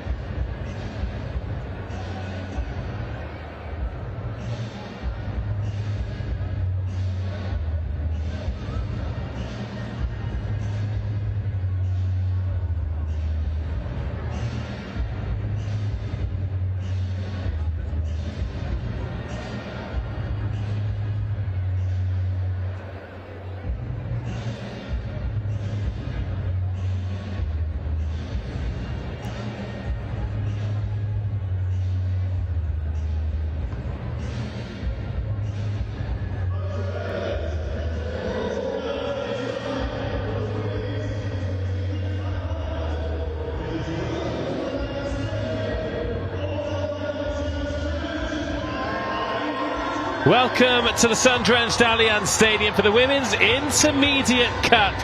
Two great teams. In fact, the last two teams to lift this trophy. Ivybridge in the green.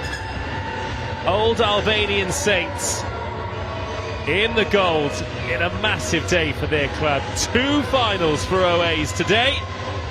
And this is how they line up, with Westbrook, the vice-captain, at loose head. Bushrod Hicks will be hooker, and then Grimshaw on the tight head side. Taylor, Clark, Logan the captain, Kiff and Broadfield.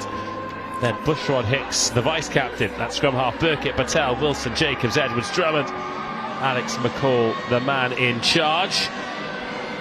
George Gulliver in charge of Ivybridge. The husband and wife coaching team, Newton, Lumley, Lyon, Griffiths, Humber, Langton, Robertson, Smith. I'm going to rush through these because it's time to kick off. Oakey, Dent, Huxter, Plumpton, Hopkins, Knighton, Bunt. And just like that, the whistle goes.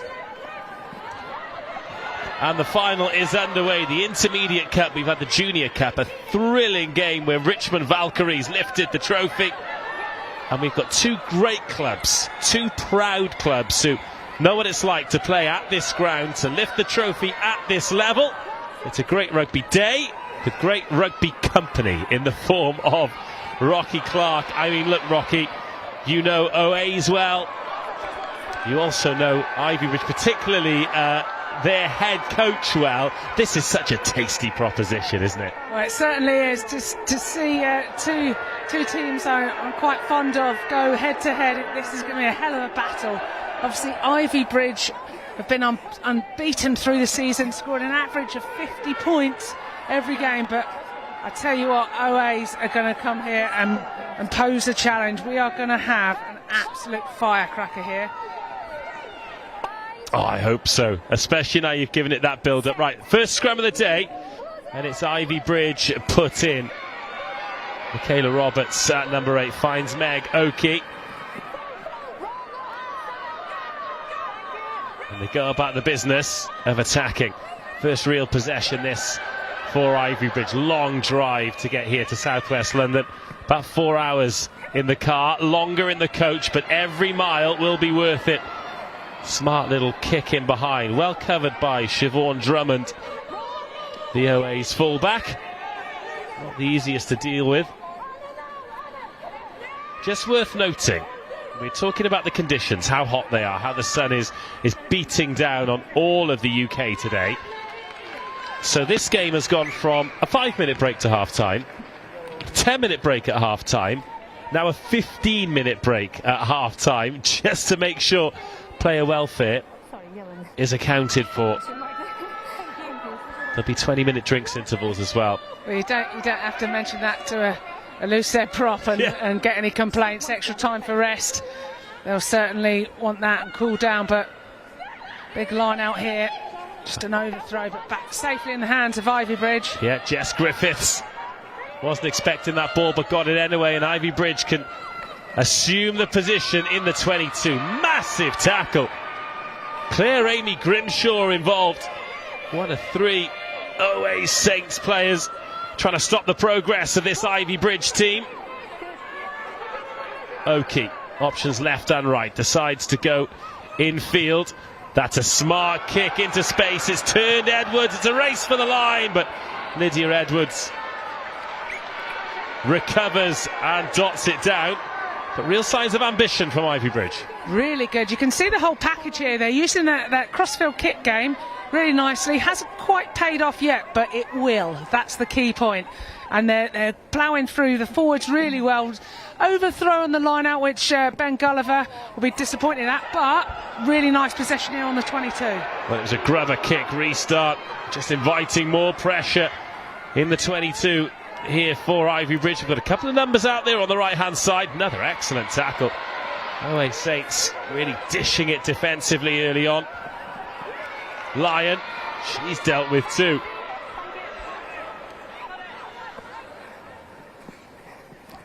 And then that pass to nobody, forcing Ivybridge backwards, and Bunt, co-captain.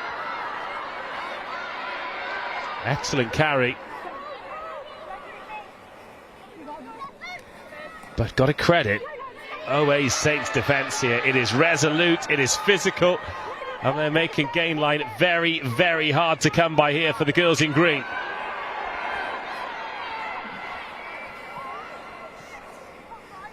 Just started to slow down now, so Lauren Dent at outside half has got some strings to pull.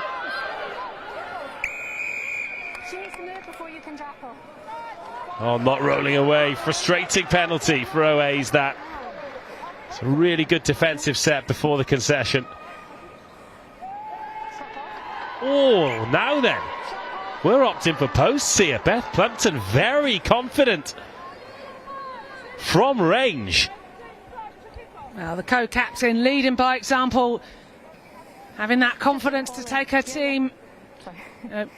Shot to nothing. If she misses, they'll probably kick back and get possession somewhere along the line. So, been a really solid start from Ivybridge, and one of the players to watch out for is their fly half, Lauren Dent, as well, who's the real conductor of this team.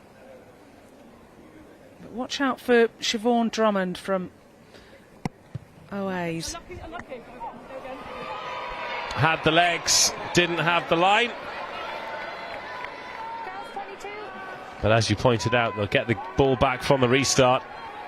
So all not lost here for Ivybridge, but a big show of respect there for old Albanian and the way that they've begun this game defensively. So Siobhan Drummond on the ball. Hacked off her foot, but she's a great carrier. Watch out, she will be a menace when she picks up pace. Bit of confusion as to whose ball that was then, and Abby Knight didn't gather on the full.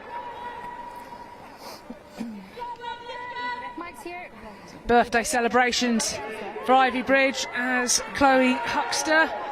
It's birthday today, not a bad way to spend your birthday, and it's a bank holiday. Oh, what a bonus, what dreams are made of. So happy birthday, Chloe Huckster. That is genuinely the dream, isn't it? Oh. Here's to another great year. Amelia Bushrod-Hicks at scrum half in the scrum cap. Well, just in behind Battelle, but means that Saints can try and break free. Drummond well dealt with, and now Lydia Edwards trying to take the long way round. She is rapid on that left wing, and that's a real warning sign for Ivybridge.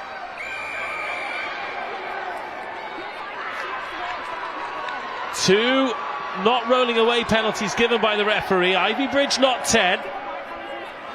And OA Saints winning back-to-back penalties here and having withstood the first Ivybridge attack, starting to stamp their own authority. Victoria Kiff. Heavy carry. Claire Amy Grimshaw into the 22. Come the girls in goal. Burkett, nice short ball. Broadfield working hard for metres. Back towards the traffic. Jess Taylor.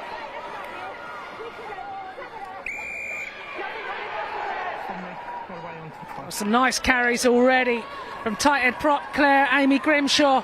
Absolute bowling ball carries, getting her team on the front foot. You can see some real tempo coming from OA Saints.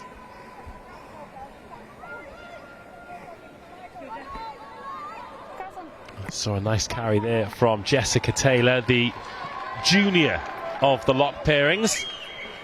And by junior, I think there's approximately 2 decades between her and her lock partner, Welly Clark. We're in 5 today. Well, if you haven't seen Welly Clark, she's just got up for the lineup, but you'll certainly hear her. She has got a foghorn, but she's really useful and an experienced head that will be vital to this OA Saints attack. Yes, an excellent communicator. You could just stare at her there. Leave the breakdown! It's just, it's good to have those experienced heads as well. I mean, there's one that we'll talk a lot later about in the OA Saints first team. Oh, that was nearly taken on the full.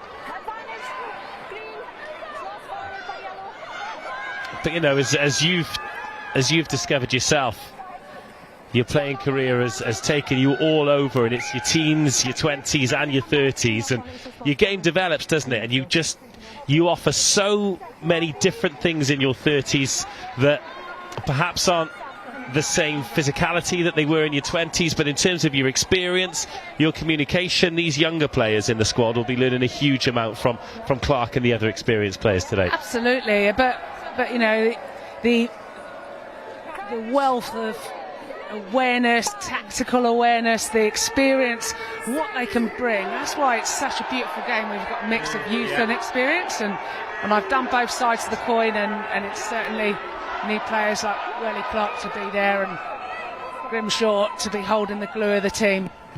That one kicked clear. Drummond waiting for this counter-attack. Dangerous counter-runner as well. Plenty of energy up the left-hand side here for OA Saints. And this turning into a real arm wrestle now. Coming up to 10 minutes. And both teams as well used to scoring a lot of points, so it'll be interesting as this game develops, if it's not a high-scoring game, who deals with that scoreboard pressure the best. It is, and that's where you don't want to force things, but nice build-up coming from OAs, but big shots coming in. Raining in. And Siobhan Drummond is having her say at full-back as well. She wants it up the left-hand side here. Penalty advantage. Bushrod Hicks has a little dart, doesn't get any joy. Grimshaw, the effervescent tight head prop. She's driven back this time. Great line speed from Ivybridge. Which is ironic because George Gulliver didn't particularly like to tackle. She'd be hiding behind her forwards, but brilliant work. You can see how the influence of both of Ben and George Gulliver there, just bringing that professional outfit to Ivybridge. And you know, initially Ben didn't want to do the coaching and got forced into it by listening to the misses, and you can see how he's helped turn this team around, and the experience of George, the Red Rose scrum half. She was an absolute pleasure to be screamed at by her and pushed around the park, but yeah, great little nuggety player as well, so see what they can do. Oh, they've managed to intercept that line out as well. But you're talking about George and her great playing career. Ben himself, bit of a legend in Champ Rugby. And if you play in forward packs in the Champ, one thing you are going to be able to bring is a rugged edge and a good set piece. And Ivybridge have done well to intercept the OA set piece there. I mean, this is a physical game. Certainly around the breakdown. And both teams seem to be quite keen to try and find a physical edge there, and there is no edge to be had. It is blunt force on blunt force. Gathered by Burkett. The referee saying backwards again. Ivybridge chasing the kick so well, but OAs having absorbed a little bit of pressure in the first couple of minutes, have really found their way into this game, playing a lot of rugby in the Ivybridge half. Penalty advantage as well. Ivybridge quite narrow in defence. Sophie Lyon, the one punished. Are you okay?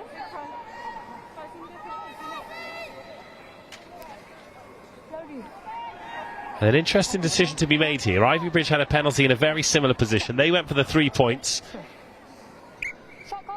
And that is exactly what OA Saints are going to do here. Oh, some great build-up play. Now what's happening, they're playing with such high tempo. The speed of breakdown is so quick. It's just catching a few Ivybridge players offside. So good work. They won't be able to play at that tempo for 80 minutes in this heat, but you want to get stuck into the game early. Who can draw blows first?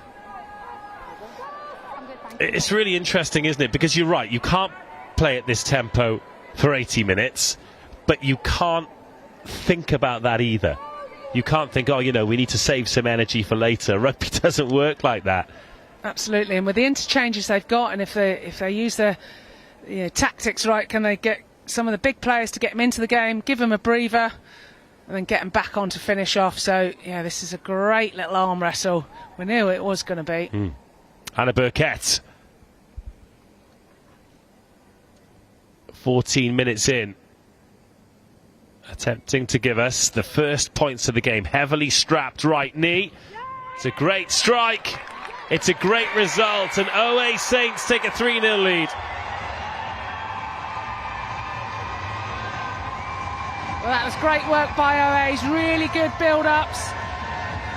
And then just drawing the penalty at the right point. 3-0, probably fair. Up to Ivybridge now, just to try and get back possession here in OA's half. They've certainly got the structure. They just need to execute. So Ivybridge go deep with that restart. Oh, was not the cleanest of catches. Logan, the captain, taking responsibility for it. And then the clean break.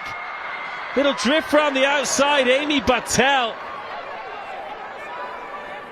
And OA Saints right back on the front foot. Little inside ball. Burkett just on a different wavelength to Victoria Kiff.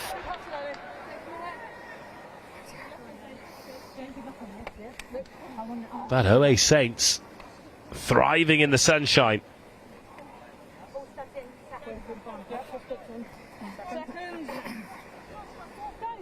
Well, it's been a really successful campaign for OA Saints. As they've said earlier, they've got 2 teams playing today, and aware the first team are listening and watching the game as they get ready to go out to go and do their warm-up. So shout out to those guys. But Ivybridge on the attack. A lot of space to gallop into here, and gliding round defenders, try-saving tackle. Have they turned this ball over? You bet they have. But illegally, says the referee.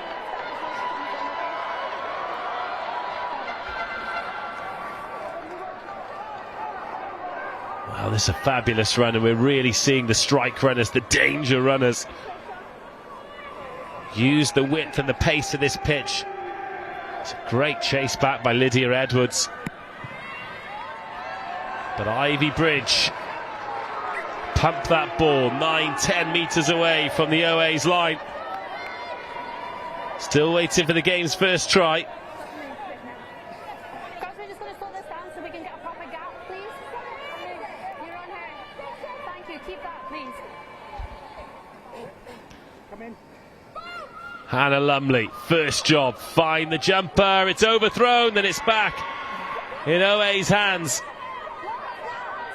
It's Kiff at the back of the line out. And OA's go about the business of clearing the lines. Sturdy boots from Burkett, but line out in pretty much exactly the same position as it was moments ago. So lineouts are just being overthrown a little bit, aren't they? So it looks like it's just not finishing with the hands low enough to meet the target. They find the space, opportunity there, but I think once they nail that, there will be a bit of a rumble. So a 3-minute break for Water. 3 points, all we've had in this Women's Intermediate Cup final. 1 missed penalty for Ivybridge, 1 scored penalty for OA Saints, thanks to Anna Burkett. A couple of small opportunities for either team, Rocky. Nothing really gilt-edged yet. It's kind of been the contest, certainly in terms of the quality and the matchmaking that we hoped it'd be. Well, it is. It's everything we've dreamed it to be, and you can see both sets of teams have scuttled into the shadows and they're having a quick regroup, but slightly different styles, a bit more tempo I'd say from OA's and from Ivybridge, a bit more structure and a bit more of a kicking game, but it's so good, these guys going head to head, hammer and tong at each other. And it started at a real pace as well, great physicality, but such is the nature of this game, such is the nature of the conditions. It is not going to be sustainable for the 80, so there will be tired bodies, there will be opportunities, there will be missed tackles and big gaps, and well, what happens then could be the difference between the silver medal and the gold medal come the end of 80 minutes.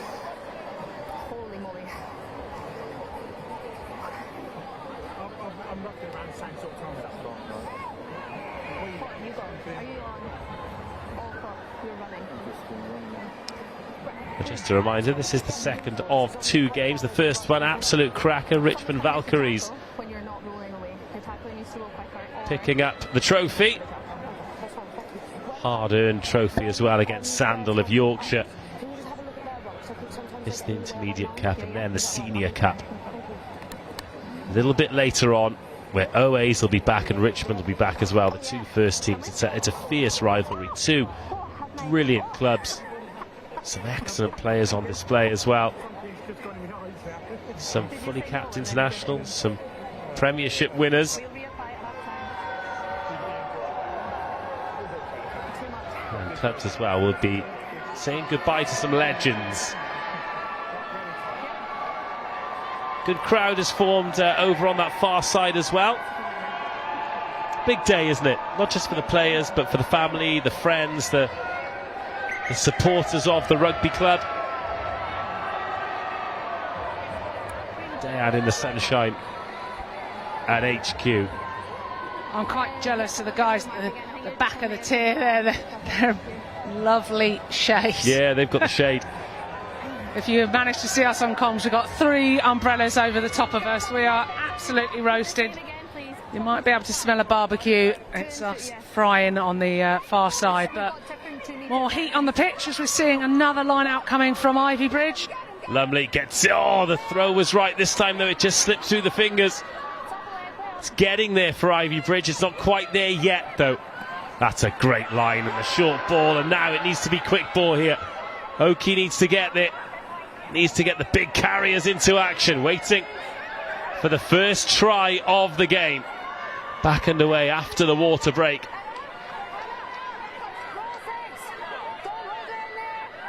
LA Saints looking pretty composed defensively. Ivybridge needing to find a way to stress them.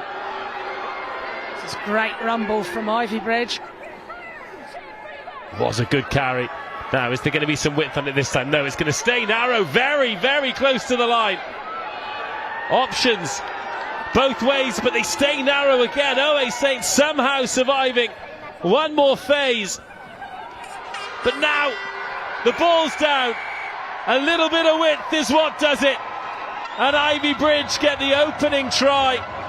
Lauren Dent touches down and they lead by 5 points to 3. Well, Denty there with the important try. We told you to watch out for her. Highlighted by the coaches, she is the person, the general, and that was what she needed to do there. Get her team on that front foot. Backed herself in between the gap. 2 players. Looked as if she was going to pass it, then just saw weak shoulders. Dived over to get her team in the lead. Great finish.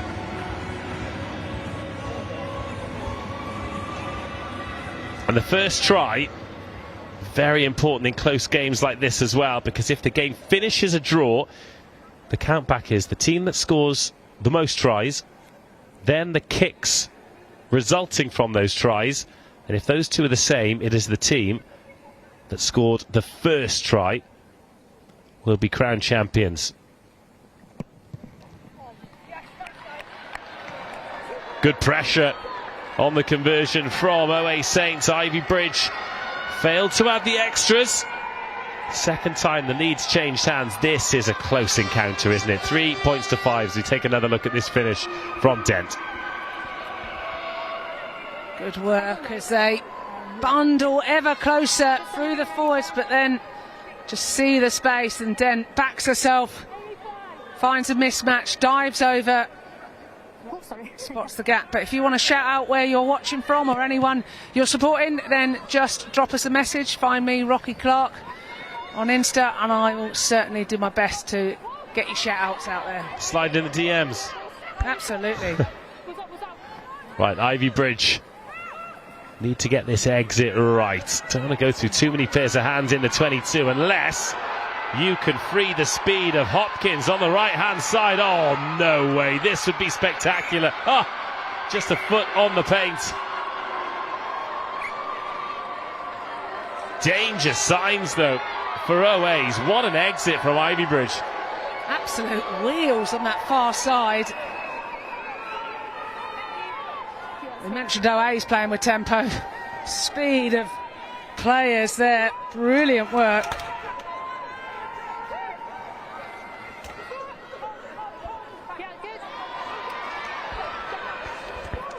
Well, OA's back on the ball in this midfield battle. And it is a battle as well.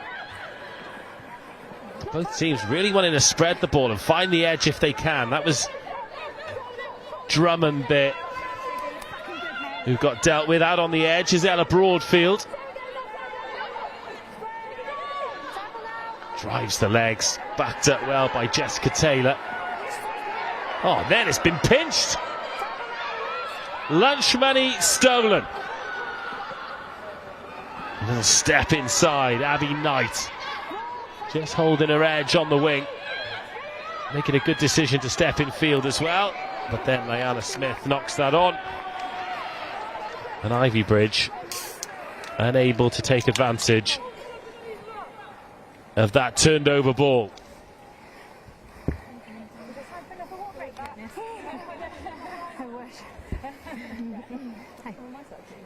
Could I come on your side? Well, just having a bit of front row banter with the referee, asking when the next water break is. And we're shouting that up here, but thankfully staying hydrated as we're getting basted. But big important scrum here. Yeah, it was clear Amy Grimshaw. She thinks she's getting the better of Lily Newton. And that's why she asked the referee if she could have a little look. But Ivybridge have managed to nick that ball. And now there's space on this side. They had a bit of joy there before, but that delivery not on the money. That just needed to go. Lydia Edwards on the left wing for OA Saints was isolated. It was there, wasn't it? She thought about it. She went for the half pass and then held on to it a bit long, and then just that's what pressure does to you in the heat. But it's about now sticking to process, doing what they've done all season, even when they're under pressure. We saw England women, Red Roses, under pressure against France, but once they started to tighten it up and stick to what they're good at, got themselves back into it with their maul drives, they're able to then flex and finish the game as winners. So these two teams still working it out off each other. Better scrum this time from OA's, and a short ball to Drummond. Drummond always forward. Burkett just thread the needle, but thread it forward. She looks a real threat, Drummond, doesn't she, at 15? She's absolutely horrible to tackle. It's like you're running in front of a car. She's just got knee drive, she's fast, she's powerful. So you're probably quite thankful it was a forward pass if you're Ivybridge.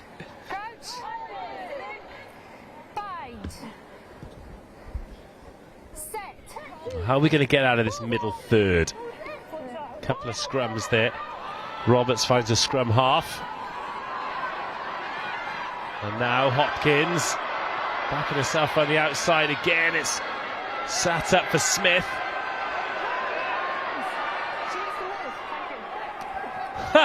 Get out of the way. They're playing Sleeping Lions then in the middle of the game. A little dart from the scrum half, Oki. They're going to change the point of attack, but OA's level to it right now, protecting their 22.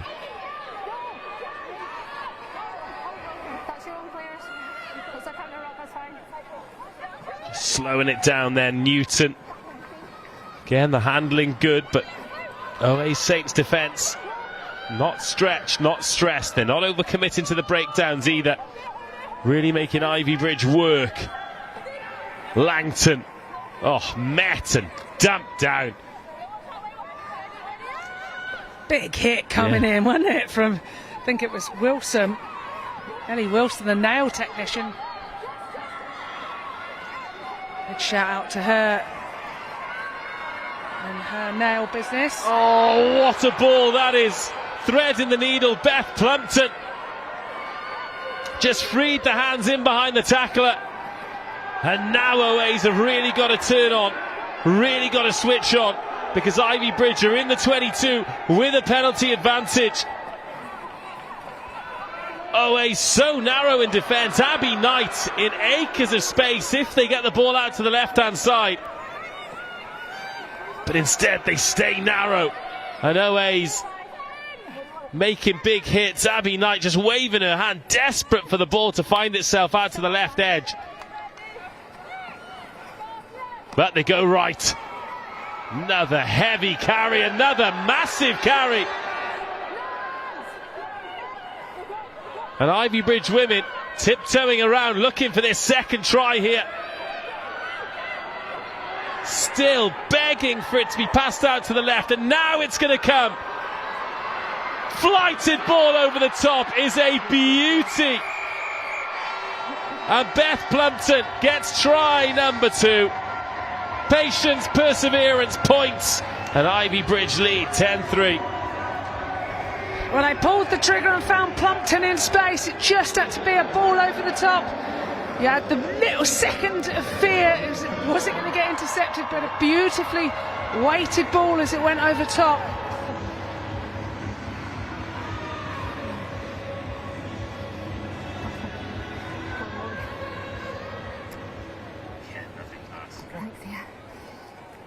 I just spoke to the OA's captain.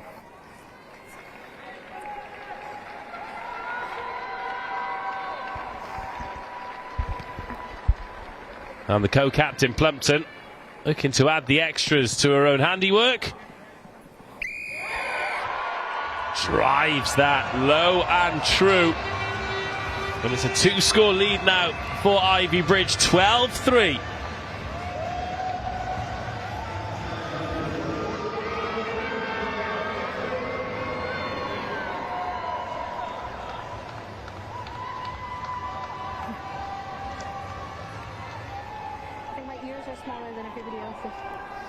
Right, what can OAs do here then? They've really got to try and get possession. Well, they're 2 scores down, but they're very much in this game. Hugely. Yeah, on your time, whenever you're ready. Burkett gets us back underway. Ivybridge need to get the exit right, and Plumpton, the try scorer, well, fancies even more than that. Good catch, good carry. And goes central, so Ivybridge have got options either way. Great double tackle coming in from OAs. Oh, the dummy. Excellent work. The AR on that side keeping a close eye on that touchline. Oh, another great carry and collision. Jessie Humber. I think that was Welly Clark as well. Used a bit of her experience to shoulder in and nudge the player back. Good work, thank you. That's fine, you're fine.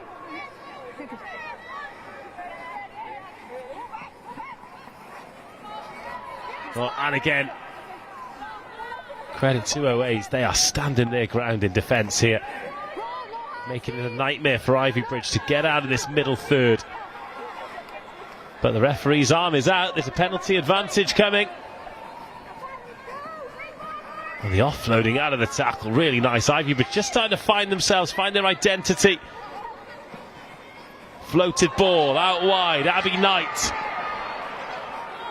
Good tap tackle, Sarah Jacobs. Sophie Lyon. Again, they just want to get the ball out to Knight on the short side. She's dealt with by Amy Battelle. What's that, 4 or 5 phases? Just to go back to where they started. So Ivybridge with the penalty and another opportunity to build in the OA's half. A lot of penalties being given here for not rolling.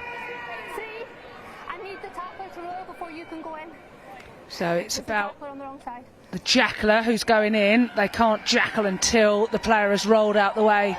Otherwise it's a penalty against that. That's that communication on your own team as well, and players like Welly, Grimshaw need to make sure that they're helping those make those decisions.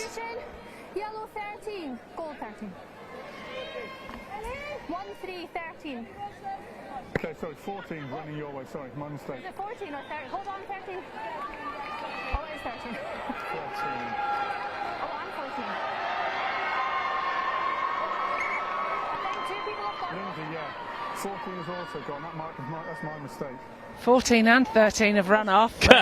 The touch judge has no idea who's going on and off. Well, the last thing you want is to have 14 on the pitch. Oh, I'd be raging if I'd run off and then had to waddle all the way back. Yeah, well. Luckily, she's a spring chicken about 4 kilos, so it's all right.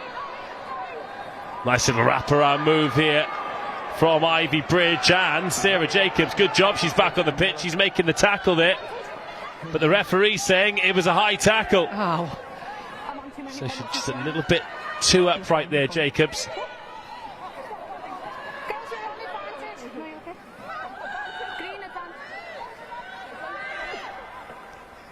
Now Meg Oakey gets it going again. Ivybridge playing with a penalty advantage. Hannah Lumley.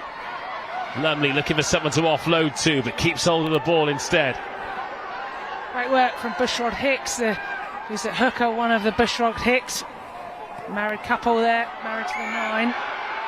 She's out there on that far edge, dancing with backs, and managed to get the tackle in. 17 in. Just want to be careful with the penalties here, don't they? Very upright, very passive, nothing more. OAs. 14. Tackles down, please. High tackle, then it goes. Just discipline getting the better of them. 12-3 at half-time. Not too bad. They don't want it to be 17, 19 or even more. But while Ivybridge are in this period of ascendancy, the exact opposite for them. They'll be desperate for points on the board. A 2-score lead, a healthy one, but certainly not an infallible or unchaseable one. Ivybridge just in control here, aren't they? It was OAs who had the tempo and speed in that sort of first 10 minutes, but Ivybridge have answered back well with their own tempo. They're just using the speed out on the wide channels. Plumpton and Hopkins, who's had a couple of nice breaks as well. Another overthrown line-up, but another one that ends up in Ivybridge hands. They are getting away with it at the moment, and then their big forwards doing the business. Oakey. Oh, snuck through. That is a disaster for OAs, who switch off for a second. And Ivybridge taking advantage of this purple patch. 17 points to 3. Well, we told you where the space was. It's through the middle, and that's what she's done, straight through. Only Drummond aware of it, but a little too late. She burrowed her way over. Question being there, is she part of the maul? And if she is part of the maul, that's a very good question. the ruck, should I say, sorry, not the maul. Is she part of the ruck? Because there's a ruck formed there. That's an arguable case, but the referee's happy with it. It's a great kick. But yes, if she's part of the ruck there, if there's a ruck formed, I suppose we need to have another look at it to see if there's an OA's player there, because there are plenty of Ivybridge players there. But if the ruck is formed, right, so let's take another look now. So,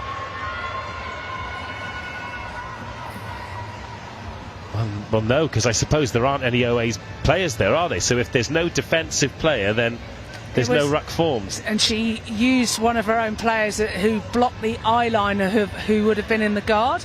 So it was clever play and got away with it, picked through the middle. And that awareness, that's where I say it is that opportunity for a break, and it's very, very hard to get back once you get that little break. Well, that was a great catch under pressure, and then the offload goes into touch. So OA's have got a chance here for a little bit of possession before half-time in the Ivybridge half, and I feel as though they really need to get on the board try-wise before half-time. They went for the penalty, they took a 3-0 lead through Burkett. There have been 3 unanswered tries, 19 unanswered points since then, and Ivybridge very much looking the business. Here is Burkett, getting things going, getting things moving.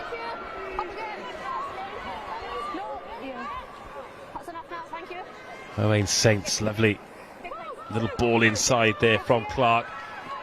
Trying to get that go forward. Oh, great tackle by Plumpton, but the offload matches it. Battelle. Not seen much. Oh, another crunching tackle. Not seen much of this Owain Saints attack.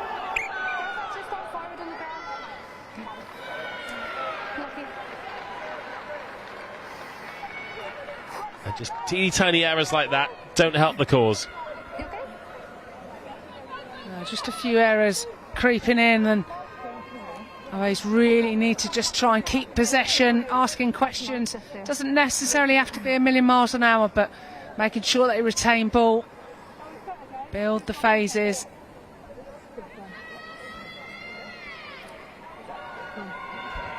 Try score it, just getting some attention. Lumley, she's done well so far. Yeah, and they're just about getting away with it in the line out as well, aren't they? She's overthrown a couple, but it always seems to go to that guard at the back. Yeah, they've got to be alive to that. She's obviously got a massive throw, so they can probably hit 6 at the tail of the line out quite often, but obviously risky business if it's a windy day. But she's certainly eating her spinach today.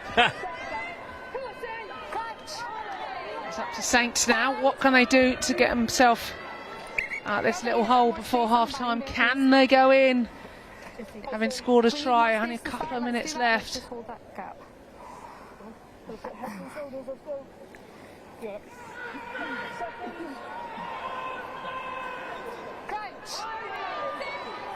Bind. Set. Good.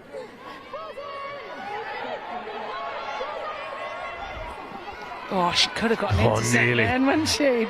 Broadfield. Wasn't far off. She ran a great line. Good effort from the open side, but now Ivybridge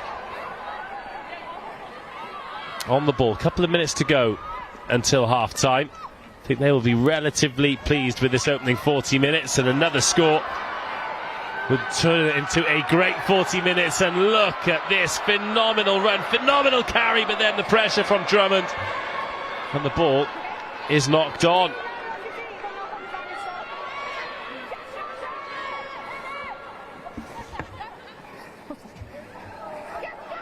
That's Bushrod Hicks, gets the ball away to Grimshaw, her front row partner.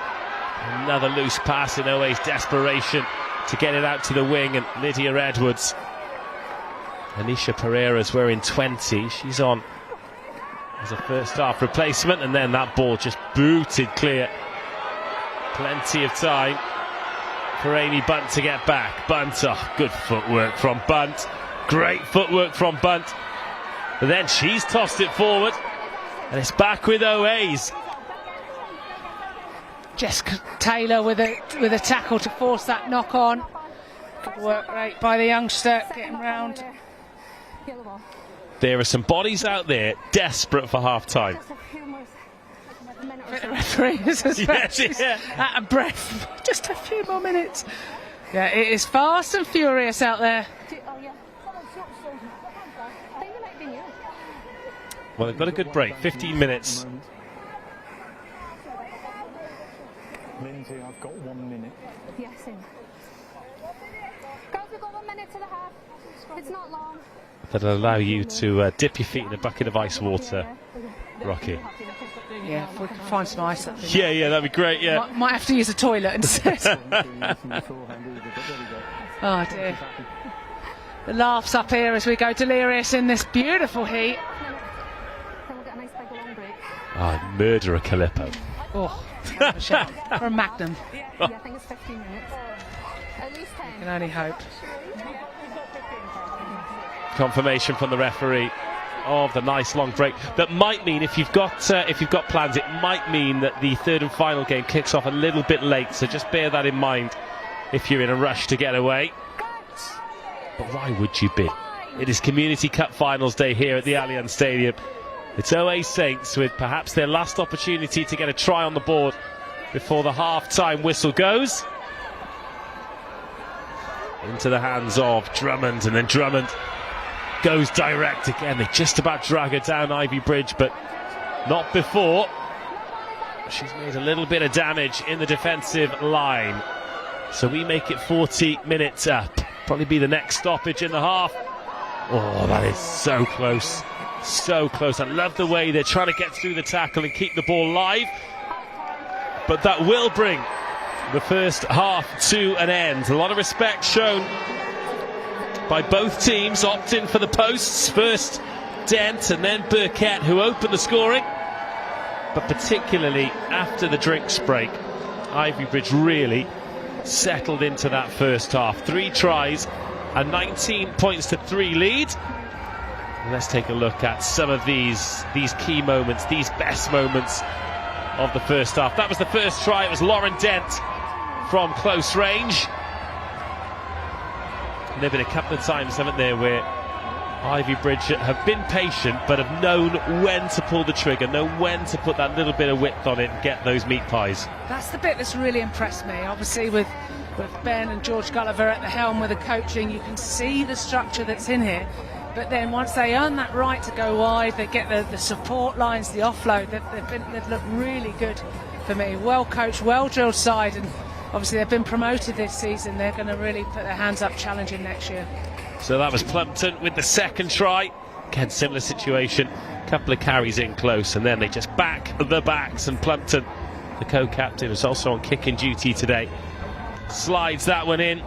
Oways have had a couple of opportunities, no massive opportunities. Then this was the one. A little sneaky. Great game awareness. Nothing Drummond could do to stop it. Yeah, the clear out there, she was burrowing away like a little mole, wasn't she? Hannah Lumley, and she got the 5 points that effort deserved. Half time, we'll take a breather. You should too.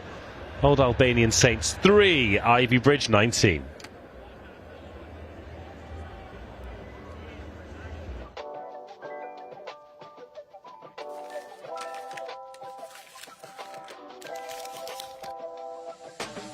I'm Lindsay Posey. I have played here at Cranbrook Ladies for 9 years, and now I'm looking to get a girls section up and running so we can have that link running straight through the club.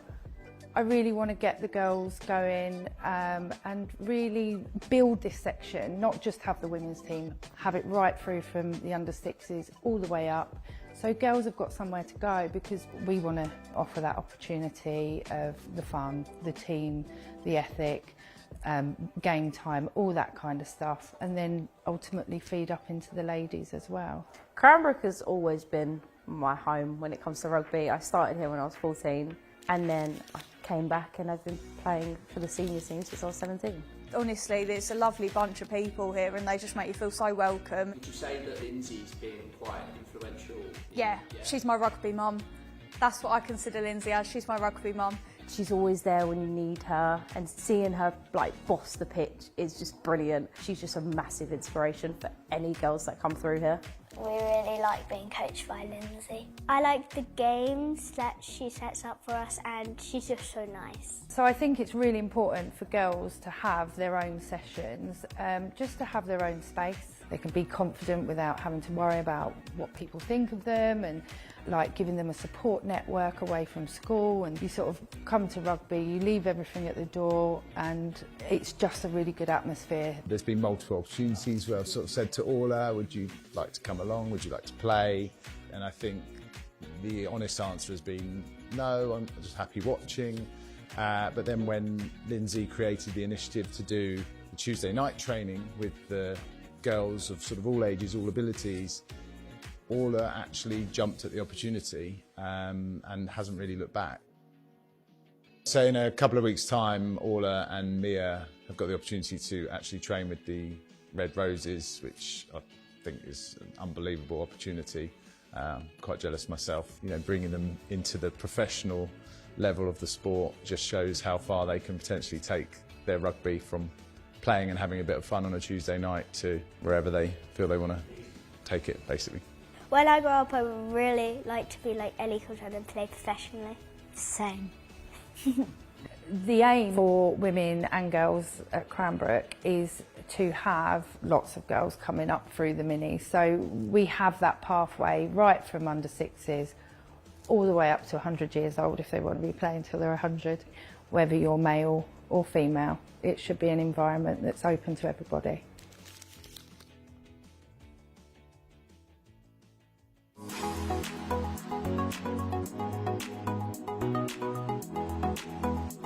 The Under 14 to 18 Coach Development Project is around how we can support a club to instill a static coach in an age group.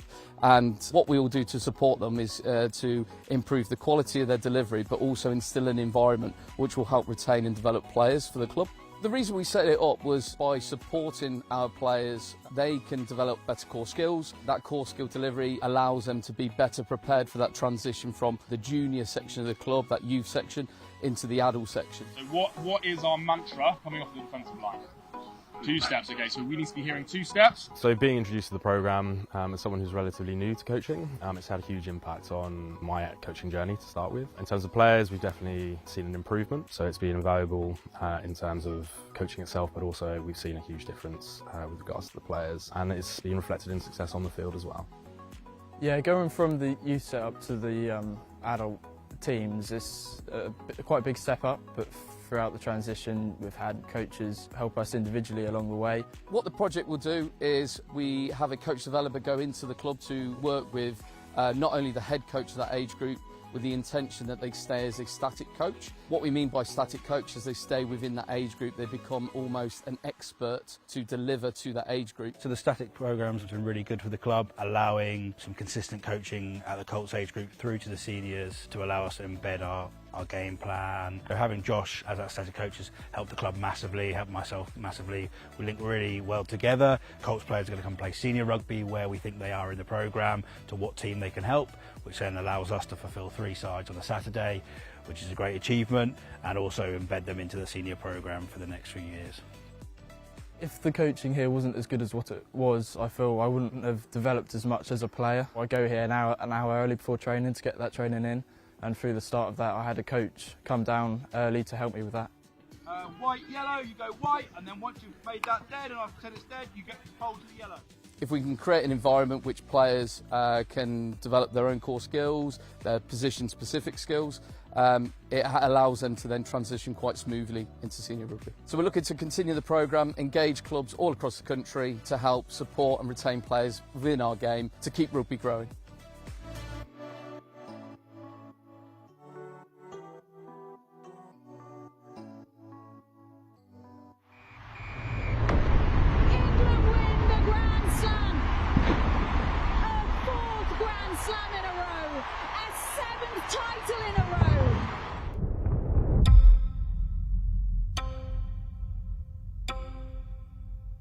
Welcome to the 2026 Women's Six Nations. A chance to see Europe's finest women clash once again. It's the start of a new 4-year cycle. I wonder how easy is it, or otherwise, to reset and go again? I don't know really what we're going to get, to be fair. How much further can we take it? Are your team ready to seize the moment? Got way more in us. Way more in us. Today's a new start, a new team. I don't think I'll ever really, truly take in the fact what just happened. We've had new players come in and play throughout the tournament. There will be no fear, but there will be pressure. When you're wearing this rose, we look after every single person in here. It has to be relentless. We have to keep going. Pressure's on them. And England's Red Roses are in town, the world champions who've not lost a game in the championship for over 8 years.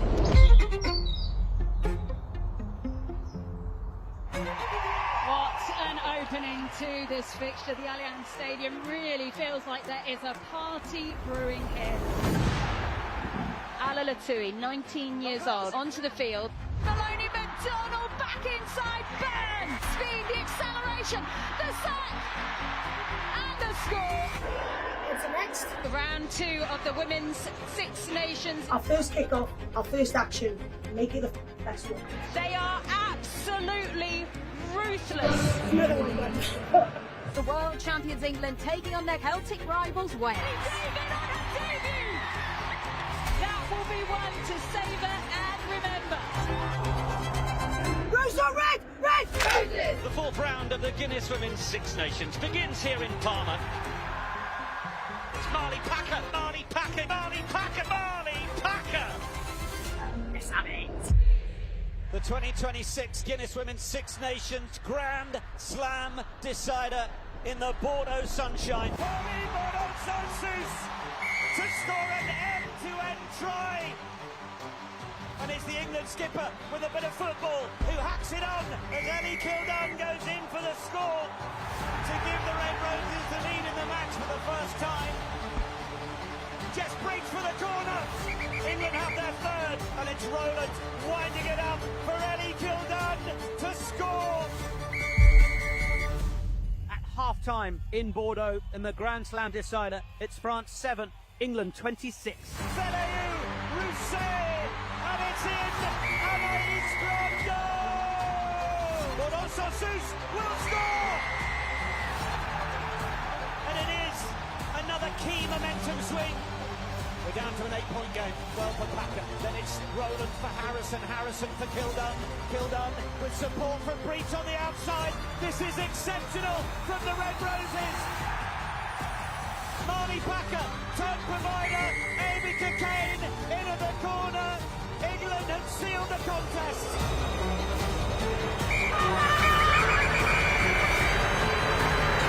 Come on! Yes! Outstanding. England are the Guinness Women's Six Nations Grand Slam champions for a 5th time in a row.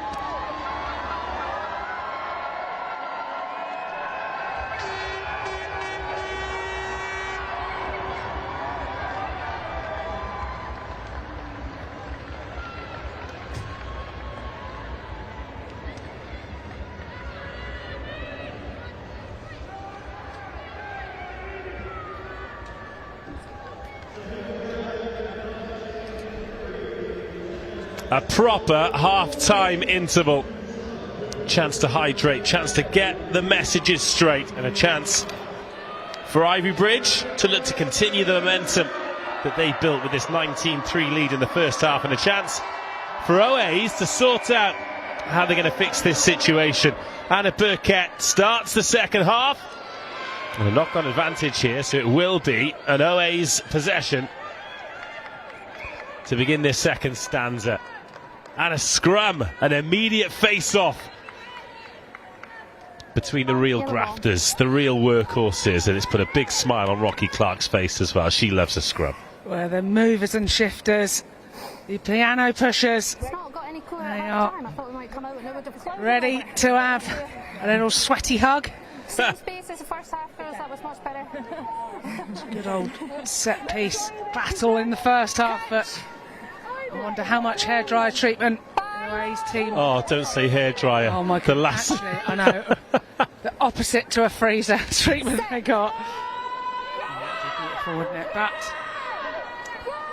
we'll see how they come as they change tactics. So Burkett, nice little width on that ball. Pereira was waiting in midfield, and then Drummond. Oh, good clear out as well. From yellow neck roll, number 20. Berenisha Pereira penalised for a neck roll.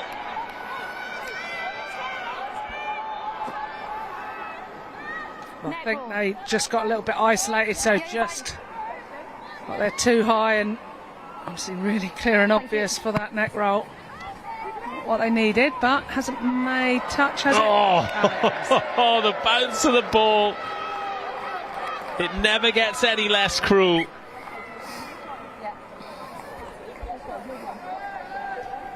It's a tough bounce on OAs, especially when they're chasing the game. They do need 3 scores.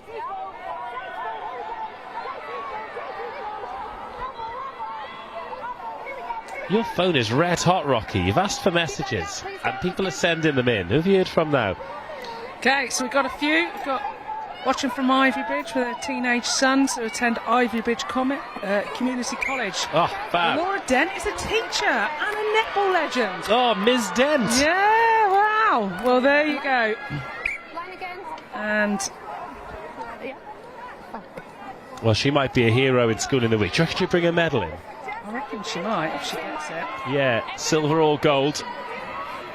Well, this person who's messaged me, it said that nearly 30 years after they played at Twickenham for Cambridge Junior, fellow Ivybridge mum, Hope Buzzer. So there we go. Love this. Come on, Ivybridge ladies. Fantastic. See, fellow mum Hope Buzzer. I wonder if any relation to Alan Buzzer, who was head of rugby at Loughborough for a long time, ex-Wasps England Day, because he was a varsity blue as well. There you go. Well, but don't text back. We've got a game to concentrate on here. But it's amazing that, I mean, rugby is a global sport that we love, but it is a great community as well. And you come across names and generations. But if you are watching your first game today, or if you've been involved for 50 years or more, it is great to have you on board watching this intermediate cup final with us. Old Albanians versus Ivybridge. No ways, they are not going to go down without a fight here, are they? Burkett looking to play make with Battel. That 10-12 combos worked well. Pereira. Leg drive. Yeah, those post-contact meters so important. So difficult to defend. Saffron, Bushford Hicks. Great carry getting them to the 22. Dummy thrown by Jess Taylor. Thought about putting the width on it. Decided that go forward had to be the priority. Burkett. Pass just in behind Battel. Grant, who's come on to the wing, wearing 22 now. Great carry by Clark. But Ivybridge think they've turned it over, and they have.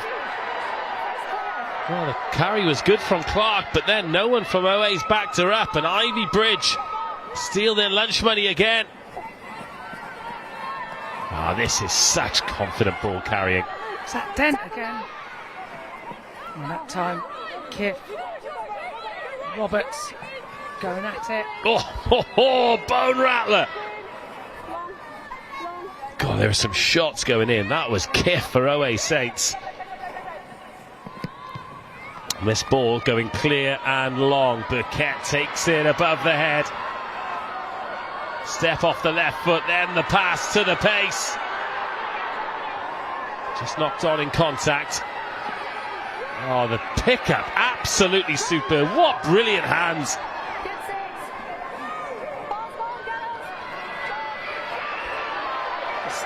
Handbags over the far side, but they're back up. Back on the shelf. Somebody doing a little bit of yoga. No surprise that the cup final cramp is kicking in today. It's going to be us as well. Oh, goodness. Downward dog at it. I tell you what, if I could touch my toes, I'd be well into it. Oh, here we go then. Oh, it's a great recovery tackle. So good. Massive credit to Lydia Edwards there. And then a little knock on. Makes that chase back worth it. There's knocked on here. It's going to be a yellow ball. I'm just going to check that injury. Lindsay got substitute yellow 4, please. Yep. Yellow 4. Jess Taylor being substituted. Lydia Edwards after that chase needs her calf to be stretched out. Tell you what, you do not want to be getting cramp on minute 46 of an 80-minute game. Green 4 and 5, please. And with that, Ivybridge are changing the engine room. Jess Griffiths and Jessie Humber both being rotated. Green 4, green 5. Jessie's and Jessica's playing the second row, it seems, today. 3 out of the 4.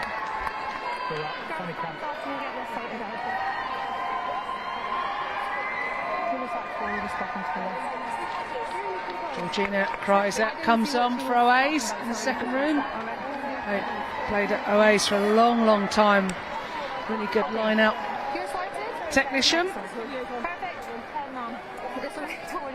Better start though from OAs, isn't it? Yeah, Jessica Wood on now, wearing number 16 as well. We've got Katie English tuning in, shouting out for Plumpton. Some support from one of her friendship groups, the Lead Bomb. And Puppy Murphy, there you go. Hello, Murph. Megan Higgins. Shout out for Millie and Edison watching Auntie Rachel play for Ivybridge. Oh, that's cute. Your auntie's doing you proud. Isn't she just so far so good for Ivybridge? 7.5 minutes of the second half gone. No scores yet added to the half-time totals. 10 seconds. One pain in the arse you played lovely, isn't it, when you were at home? What me? Crouch. Bind. Set. In then from Amelia Bushrod. Hicks finds her outside half. Burkett to the line they go. Crashing over the gain line is Amy Battelle. But Ivybridge on some of these big first phase carries doing so well to just smother the ball and the opportunities that go with it. There's been some great low chop tackles from Ivybridge and then just allowing that Jackler to get in there quick.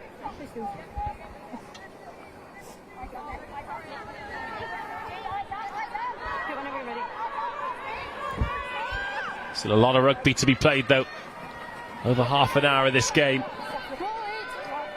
OA Saints will be desperate to get the first points of this half.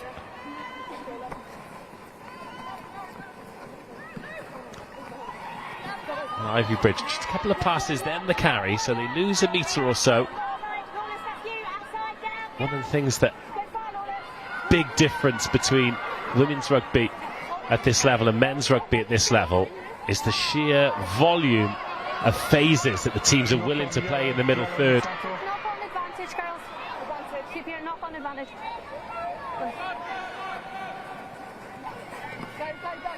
This is good handling from Ivybridge, but not really got that punch. OA's defending resolutely. Smart little jag back to the short side though. And a great tackle. Ball and all from Philippa Grant. Girls, easy please.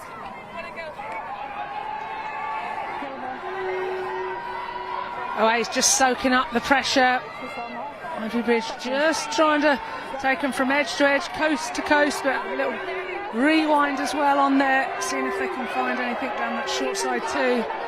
This is where OAs really need to get this set piece nailed on. Prize her in. It's an overthrow though.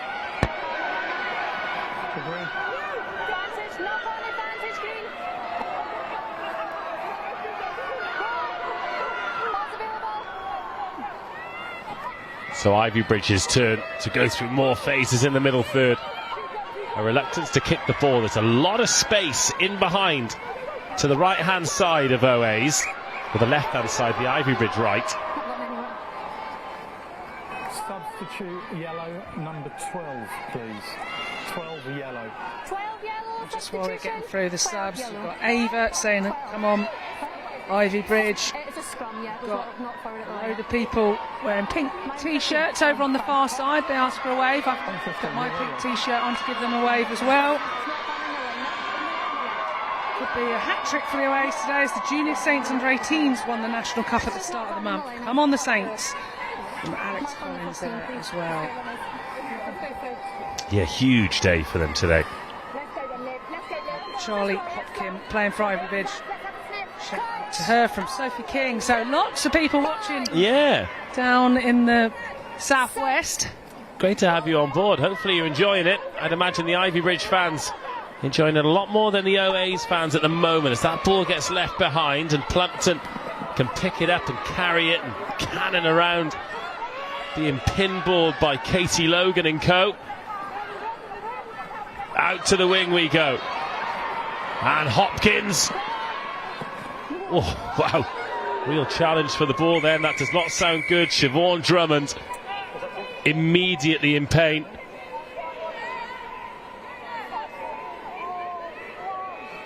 Oh, she's just thrown a boot at that in the 50-50. Yeah, that was absolute massive collision, wasn't it? But green going forward. Green ball. Yeah. Sounded really painful. Fingers crossed, it's just one of those ones that hurts immediately and then she's back on her feet in no time. But that does not look good. No, physio Chris, who'll be with the first team as well, he's got 2 games on the trot. He's going to be melting, bless him, but working hard there. Physio, shout out to Chris. He's fixed me up a few times as well. Oh, yeah. I've got to give the shout out to the physios. Very sensible bucket hat in these conditions as well. Yeah, so the ball was loose. It was a 50-50, and I think it's just one of those ones where when you swing your leg to kick something, your leg wants to follow through. If there's something in the way that stops that, like a human body, then it could be trouble. So the medical staff have said that they need to make the change here. Siobhan Drummond, sorry. Yeah, Siobhan Drummond.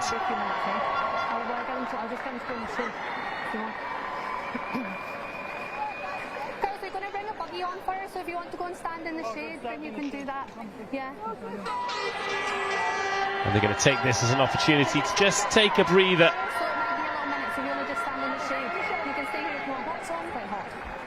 Lucy Lawford-Wilby has come on. She's another one who's got a heavily taped up left knee. I'm pretty sure it'll be your scrum, because you picked the ball up after it came off of that. Green scrum. Yeah, you had the ball going forward. I just stopped that because they looked pretty serious. So the clock stops. 13 minutes in the second half gone. No scores yet since half time.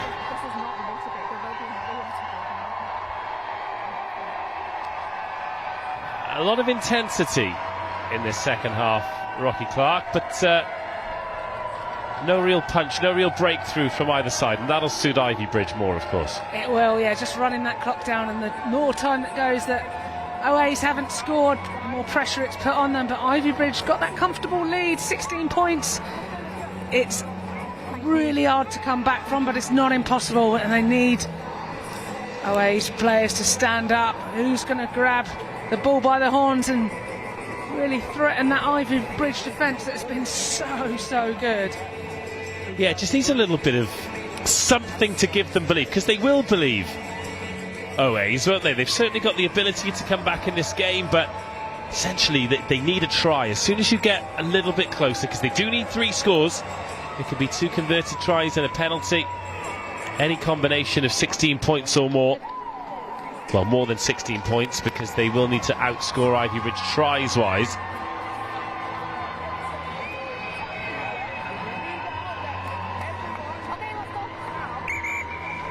Just need that little spark, because at the moment the real moments, the real game-changing moments have belonged to Ivybridge. But at the moment, all of our thoughts are with Siobhan Drummond, brilliant player, massive part of this OA Saints team and club, and we just wish her all the very, very best, however long the rehab takes. We do, and you know, it's good to see her sat upright. She's waving like she's the queen on the back of the buggy, so she'll be all right. But she's a massive personality at OA Saints. So, as I said, horrendous to tackle, but we wish her well. But for somebody else's opportunity now to come on, and we've still got a lot of rugby to be played.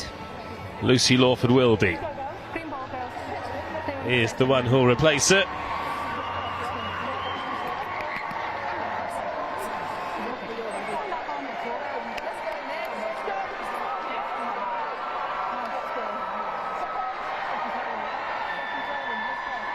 The crowd, you can hear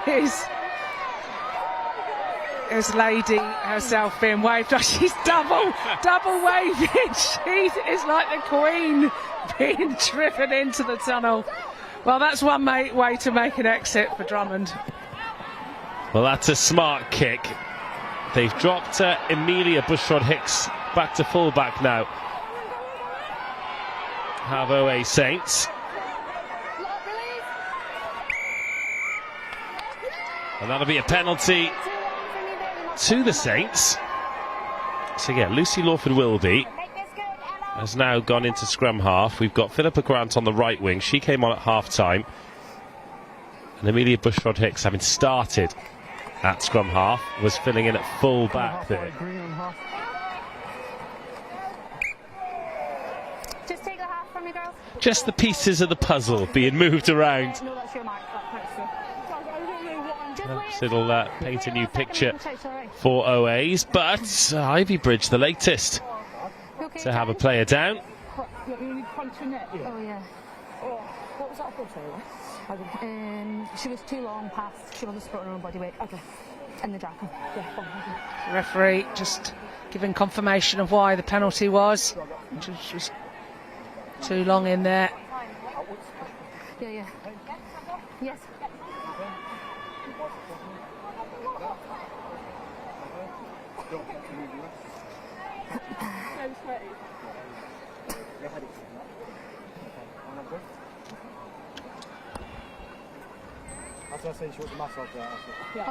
Well, you don't want to lose your 10 at any time in the game.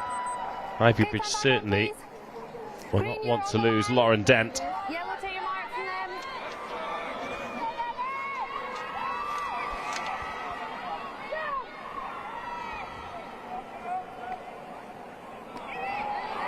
No challenge on that, so it doesn't matter whether it's straight or not. It's a platform for OA Saints to build on. A lovely inside ball and a fabulous line and a clean break from Pereira. Pereira racing towards the line.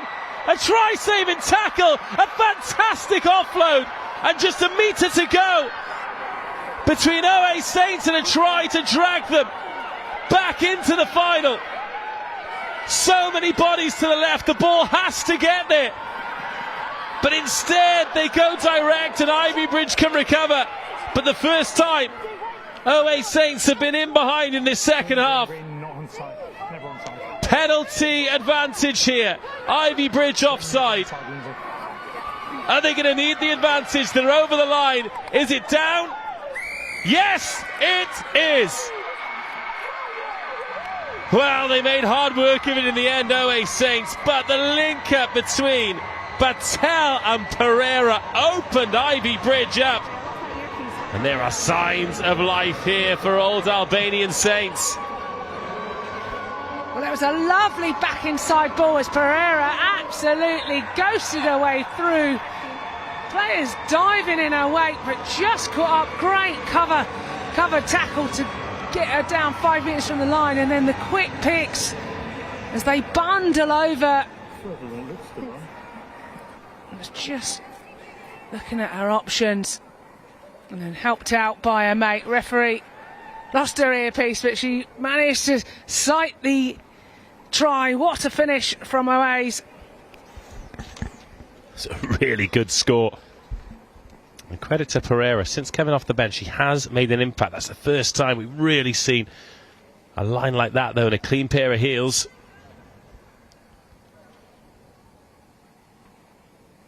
Paquette. That will do nicely. 10-19. Still a two-score game. But OA Saints showing what they can do. We talked about them needing a spark, didn't we? And that certainly is the spark. Now it's up to Ivybridge to respond.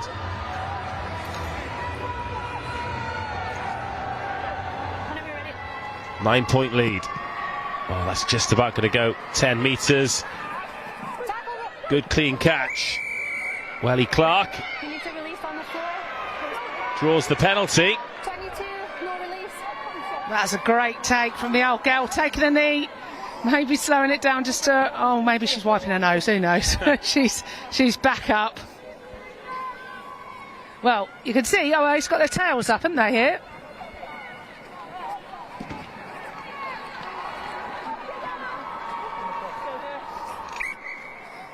Girls, just take the cross for me. 5 in, girls. Keep that space, girls. So Poppy Poole on for Ivybridge. She's one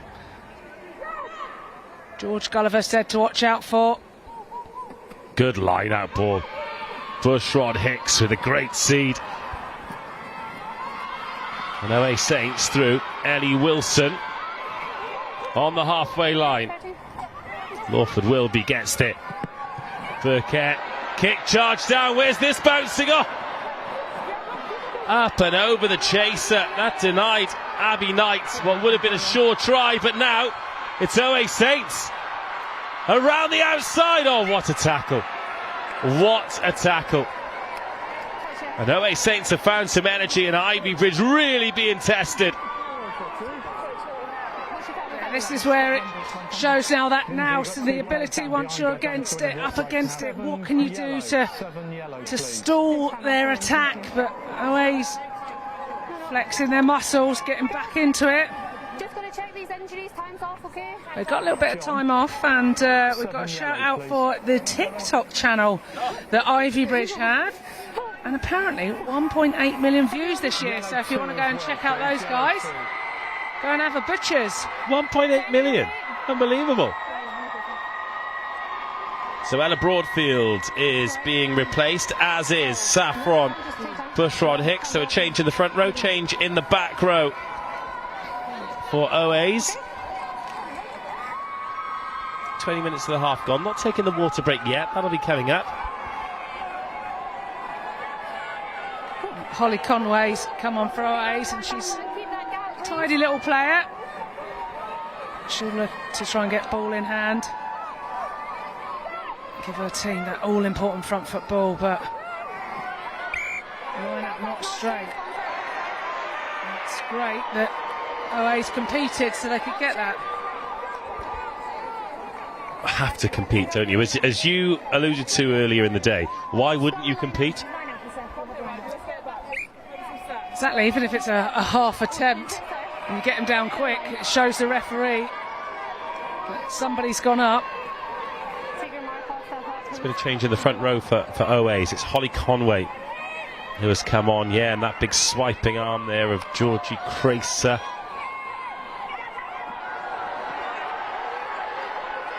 Oh, great leg drive coming from Olivia Westbrook, the vice-captain from OAs. Nice carry as well from Katie Logan, a captain's carry. Good nuggety little flanker. Not the biggest, but she's certainly a pocket rocket. A Jacqueline machine. Conway wants it. There we go. There's the bulldozing run from Conway.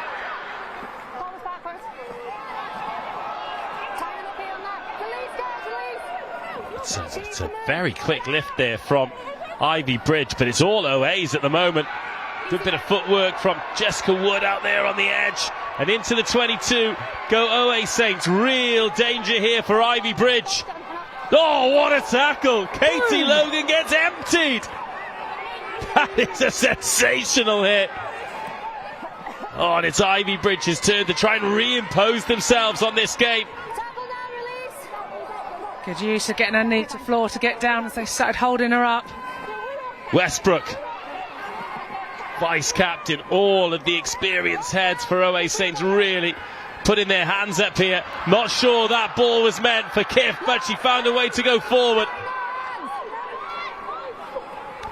Pereira back towards the traffic.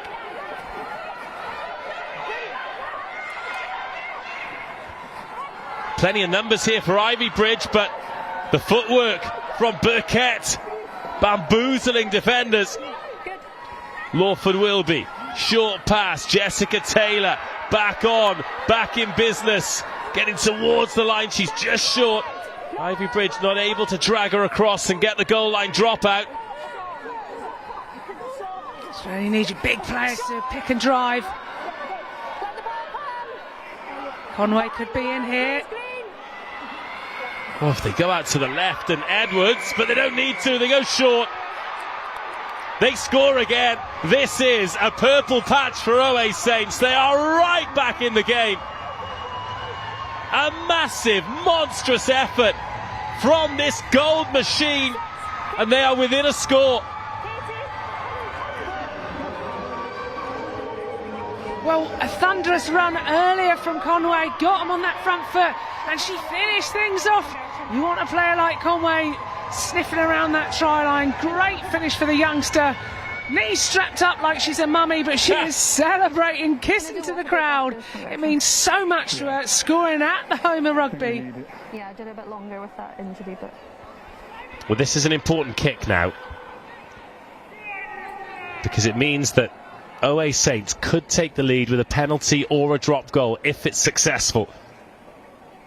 Still so much rugby to be played. 63 minutes on the clock. It's been quite a lot of stops and starts, so we'll wait for the referee to confirm exactly how much time's left.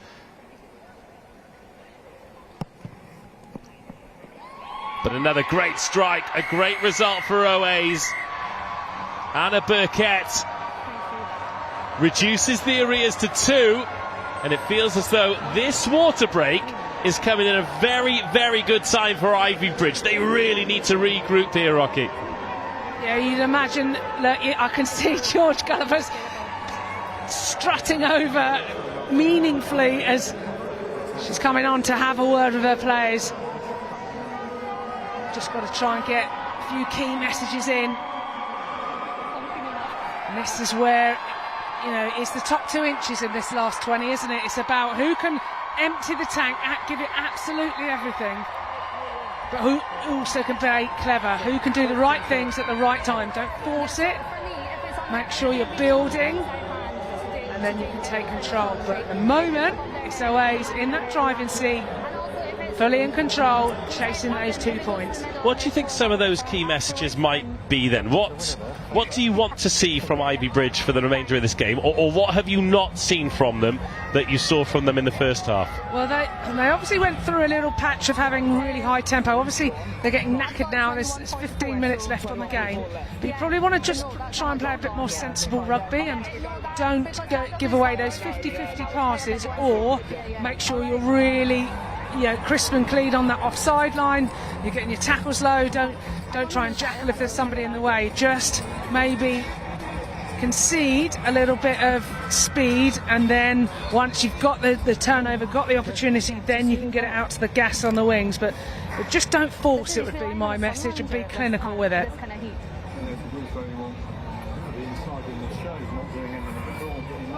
being inside the national talk. You know, the referees went around the same. Can't talk about being on a Sunday. Well, old Albanians giving themselves a massive opportunity here. We are getting into the... Just see the body language, can't you? How they're sort of shoulders up, they're having a little dance, they look G'd up to me. And by contrast, I mean, Ivybridge, they look like a team, they're shoulder to shoulder, but they're looking like a team that is listening to instructions. They are looking like a team who have been on the rack for a good 15 minutes in this second half, and they need to find a second win from somewhere. Otherwise, this could be a long 16 minutes between now and full time with just a 2-point lead.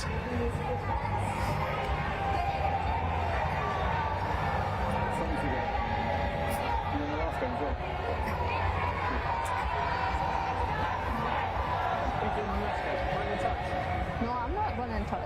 Goodness me, I'm getting a cold shower.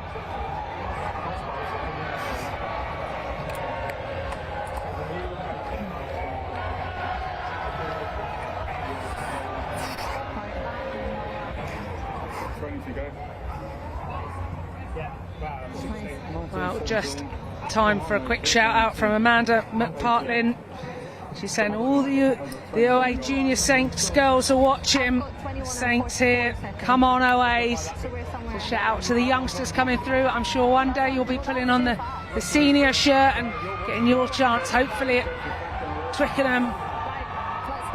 But well done to what you've achieved so far this season. 100%. And that's it. There will be future club legends in that group as well. The way rugby is now, there are opportunities. Some might, go on to maybe play for a PWR club. Some might decide that maybe university and Bucks Super Rugby is the route for them. But never forget your roots. And OA Saints and Ivybridge, two great examples of fantastic women's rugby clubs who are putting on a wonderful show here at the Allianz Stadium, Twickenham. It's just whenever you're ready, because it's not And now Ivybridge might still have the lead, but they are very much under the pump here. It's not a clean catch from Burkett, but she's got time to regather. And OA Saints, they just look like a team reborn. They started with a real tempo, but that died off as the first half progressed. Oh, this is big.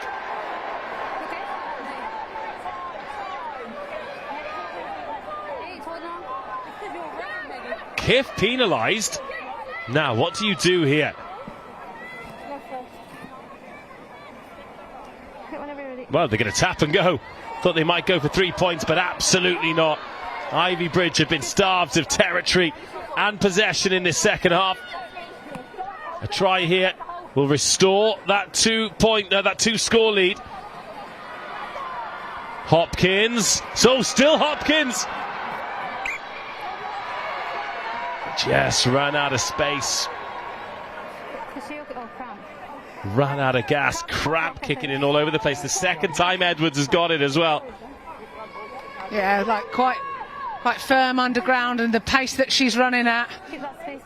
No wonder cramps setting in, and the speed of this game. But great turnover earlier from Langton. We've seen some great stuff from Smith and Roberts, working hard in that back row.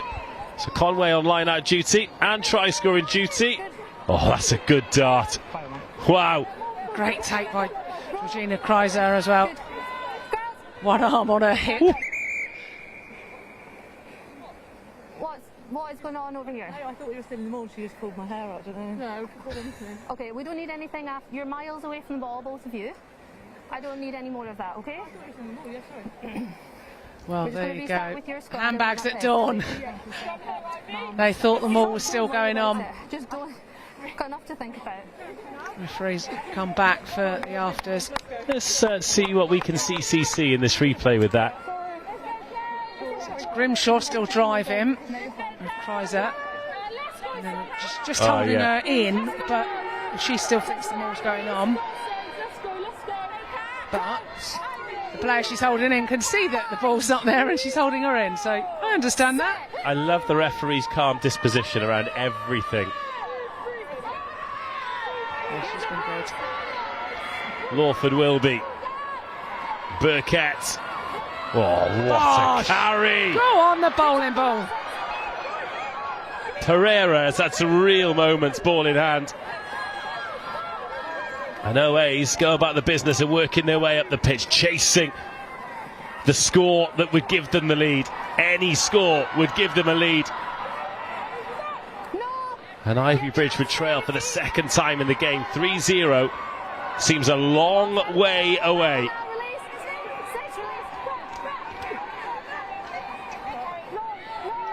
Try scorer Conway.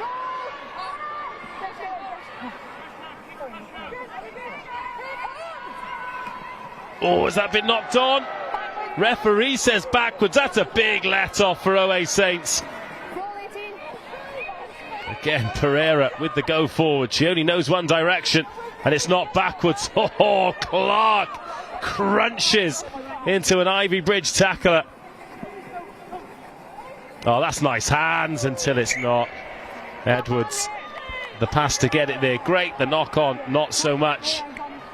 Lovely build-up play from OAs, but just taking her eye off the ball. But now, what can Ivybridge conjure up from here? Well, Welly Clark has run straight into Lauren Dent, who stayed down as a result. She struggled a couple of times, Dent, hasn't she, with the... Oh, now then, seen those given as knock-ons before.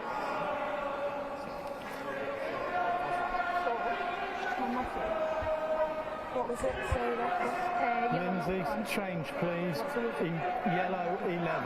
Yellow 11. 11. Yellow 11. Substitution. 11.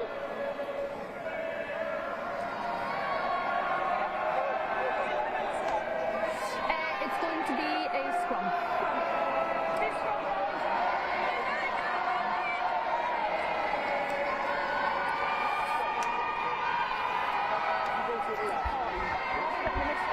Change incoming on the ding-a-ling.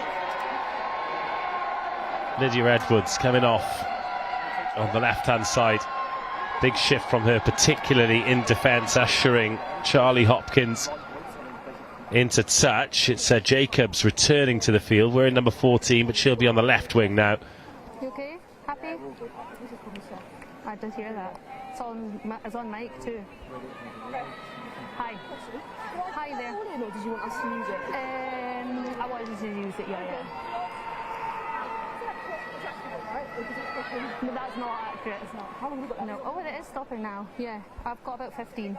Just under 15. Oh, there we go. Our clock is a little bit ahead of the referee. Still 15 minutes to go. Green ball.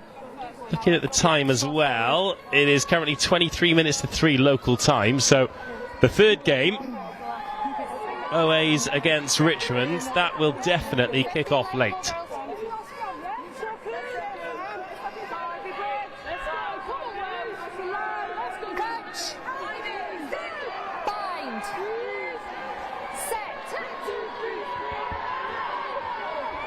Good scrum.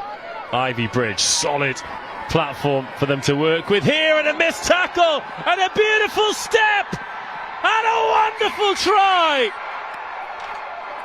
How about that? Absolutely glorious. And OAs, who defended so well, are opened up.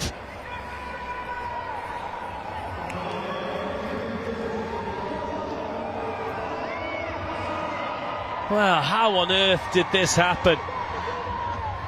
It's a step off the left boot, isn't it, by Huxter, and then again. And OAs just helpless to stop it. Great centre play. That was outstanding by the birthday girl. Stepped off her left, couldn't believe her luck, and she was whizzing through. One for the highlight reel. What a finish from birthday girl.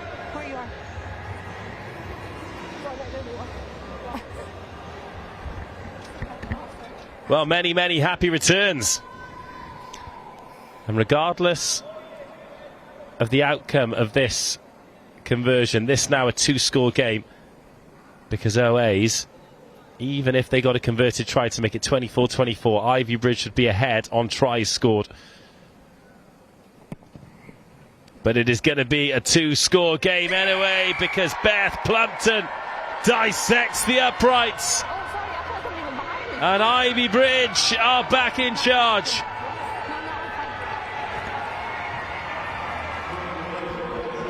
Just another look at this from Huxter. Yeah, it's just a simple miss path from 9 to 12. 10 was out the back, and then just defence overshot. Burkett got caught over chasing. And it was a valiant effort coming back from, I think it might have been Jessica Wood who tried to get back. Yeah, she got a handful of jersey, but momentum very much with Huxter. And now Ivybridge, have they weathered the storm here? Still 12 minutes of rugby to be played. Oh, shot, Anisha Perry. She has dominated physically all game. Oh, another shot from Conway. The ball had gone away. But OA Saints flying into these tackles. You don't want to run down Perara's and no. Hogan's channel, because they will throw you back out like nightclub bouncers. Well, Ivybridge going direct. But a little more relief now with this 2-score lead. Another big hit coming in. Boom, they're tag teaming. It was Grimshaw and I think Hogan again. It's like they're coming off the top ropes. Legion of Doom. That is a reference that I get and so many won't, but it's such a good one. Thank you. You have to be over 40 really to get that. Oh, and then just another foot in touch by Hopkins. Be a great fancy dress, actually. Me and you will go as Legion of Doom one day. Love that. Although my favourite wrestler was the Ultimate Warrior. Oh, yeah. Yeah. And how he could, like, push press somebody above his head. Crazy finisher. If you haven't seen it, have a look. He was insane. That was back when it was called WWF. WWF, yeah. Before WWE. We are showing our age, but I loved it. I wanted to be a wrestler when I was younger. Did you? Killer Gorilla Clark. Imagine me off the top ropes. Oh, what would I have been? Jolly Rogers, dressed like a pirate. Ah, there we go. You thought of that before. Love that. Burkett makes her way off. Oh, she had a good game, Burkett, but trying to paint a different picture here. Got some numbers in midfield. Clark stood in at first receiver now. And it will be Clark. Oh, there's nothing wrong with the pass, but knocked on. I'll tell you what, we talk about experience. You do not get many players who will switch from lock forward to a playmaker in the course of a final. You don't, but she probably put herself there to be. Yes. She covers everywhere. I've packed down with her at hooker. She's second row, back row, does a decent job at 9, and now going as first receiver on occasion. An England age group international a couple of years ago. Let's say a couple of years ago. We go with it. But she was part of a Loughborough students team in a bit of a golden era where they won what was then the Booster Championship here at Twickenham. That's a great pass. And is this the ball that allows Hopkins to finish? Hopkins stretching her legs, stops, bends, goes and scores! Charlie Hopkins has threatened all game, but this time she delivers! And the Intermediate Cup is heading back to Ivybridge. Well, there's going to be a party in the southwest, but what a finish from Hopkins. She's been threatening all day. Lovely little handoff, stabs it through, celebrates before she scores a try. Maybe could have done a bit of a higher swan dive, but outstanding finish from the youngster. What a try. They will be doing cartwheels in Ivybridge. She's such a dangerous swinger, and I love that finish. A stop and a go, a massive fend. And she's been denied by the touchline too many times. But she will leave with a try, and unless something changes, she'll be leaving with a gold medal as well.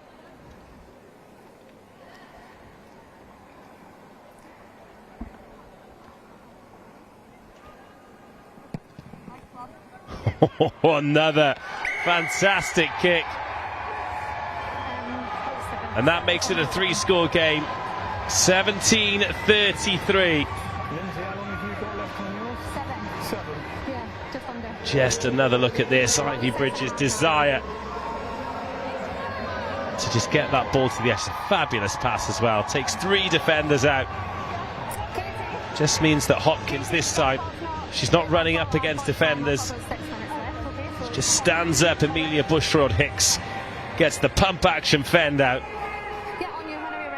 And as you rightly point out, Rocky, the swan dive might need work, but no problem with the finish.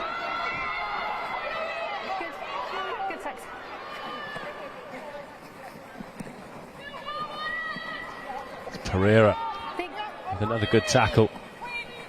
I mean, the scoreline very much in favour of Ivybridge here, but make no mistake, OAs have more than played their part in a really competitive final.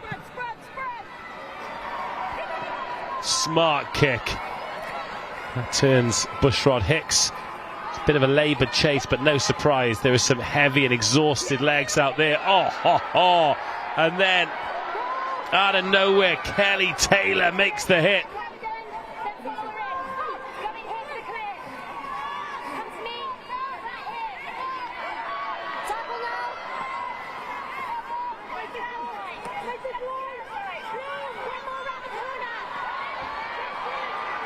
Well, OAs just continuing to work so hard.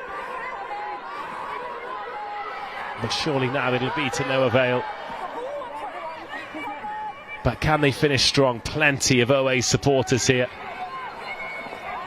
As Clark gets the offload away.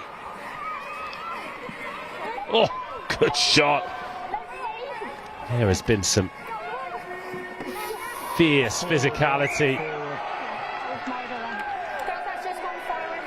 Oh, that's a shame. There was a lovely little interlink in play, little 1-2s back inside, little tip-ons, but just deemed forward.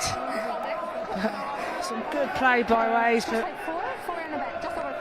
Ivybridge just been in control. Majority of the game, certainly in terms of the points on the board.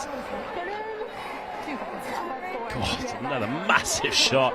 Fraser had to wear that one.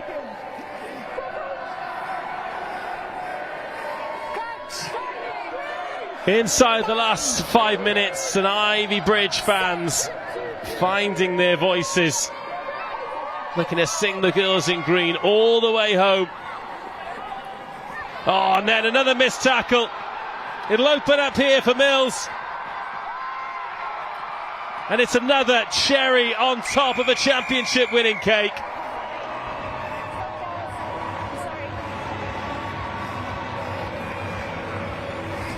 One missed tackle is all it takes. And now Ivybridge pulling away. They know that they're leaving London with a trophy. Well, it was a great finish, just going back against the grain. Little out to in, does it twice, just holds up the fullback. A great finish from Mills, but that initial 8 kick from Michaela Roberts, who's done so well all game. To time defenders, big threat with the carry, and then finished off by speedster Hannah Mills, who has her moment in the glory. It's funny, isn't it? Looking at the scoreboard here, Ivybridge comfortable winners, 38-70, deserved winners as well. But having watched the game, having enjoyed the contest, it's another great kick. And having really enjoyed this as a spectacle, this doesn't feel like a 20-point differential, does it? This has been a really competitive game. It doesn't. You chalk off those last couple of tries against tired bodies. It has been a really good old ding-dong and arm wrestle. But just a little too much for OAs, and just shows what a well-coached side this Ivybridge team are. Last two girls.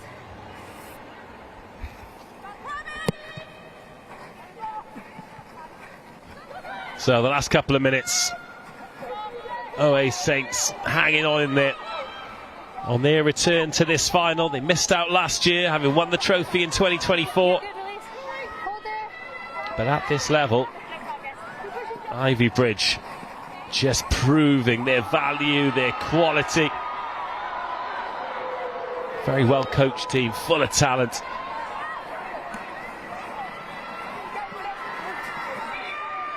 And ultimately full of glory. And as you mentioned, they are on the way up.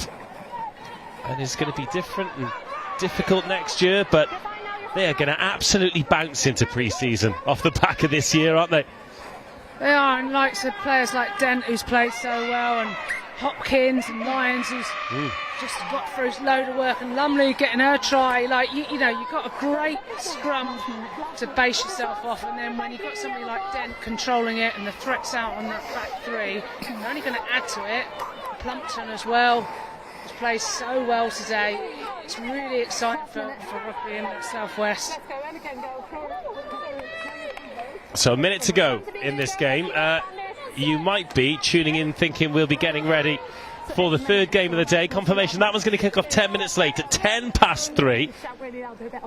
Make sure you join us for the Senior Cup final. OA Saints will be back, the first team against Richmond.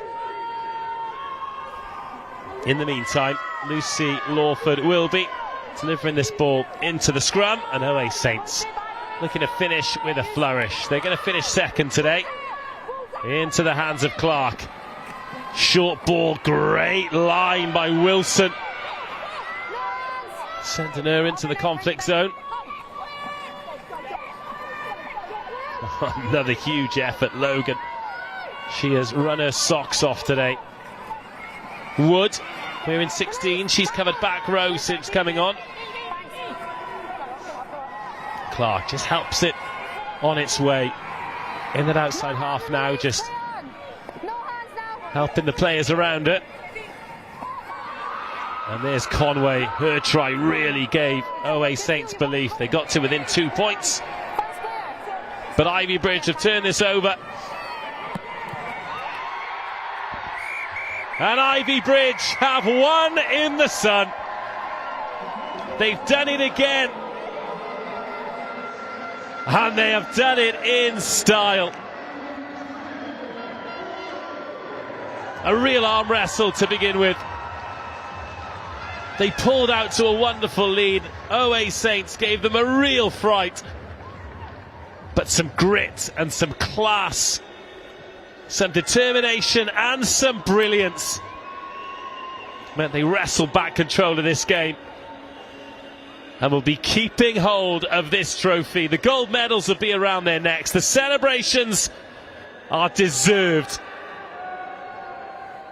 It is a tough one for OA Saints to swallow. They were hoping for a glorious day of 2 trophies today.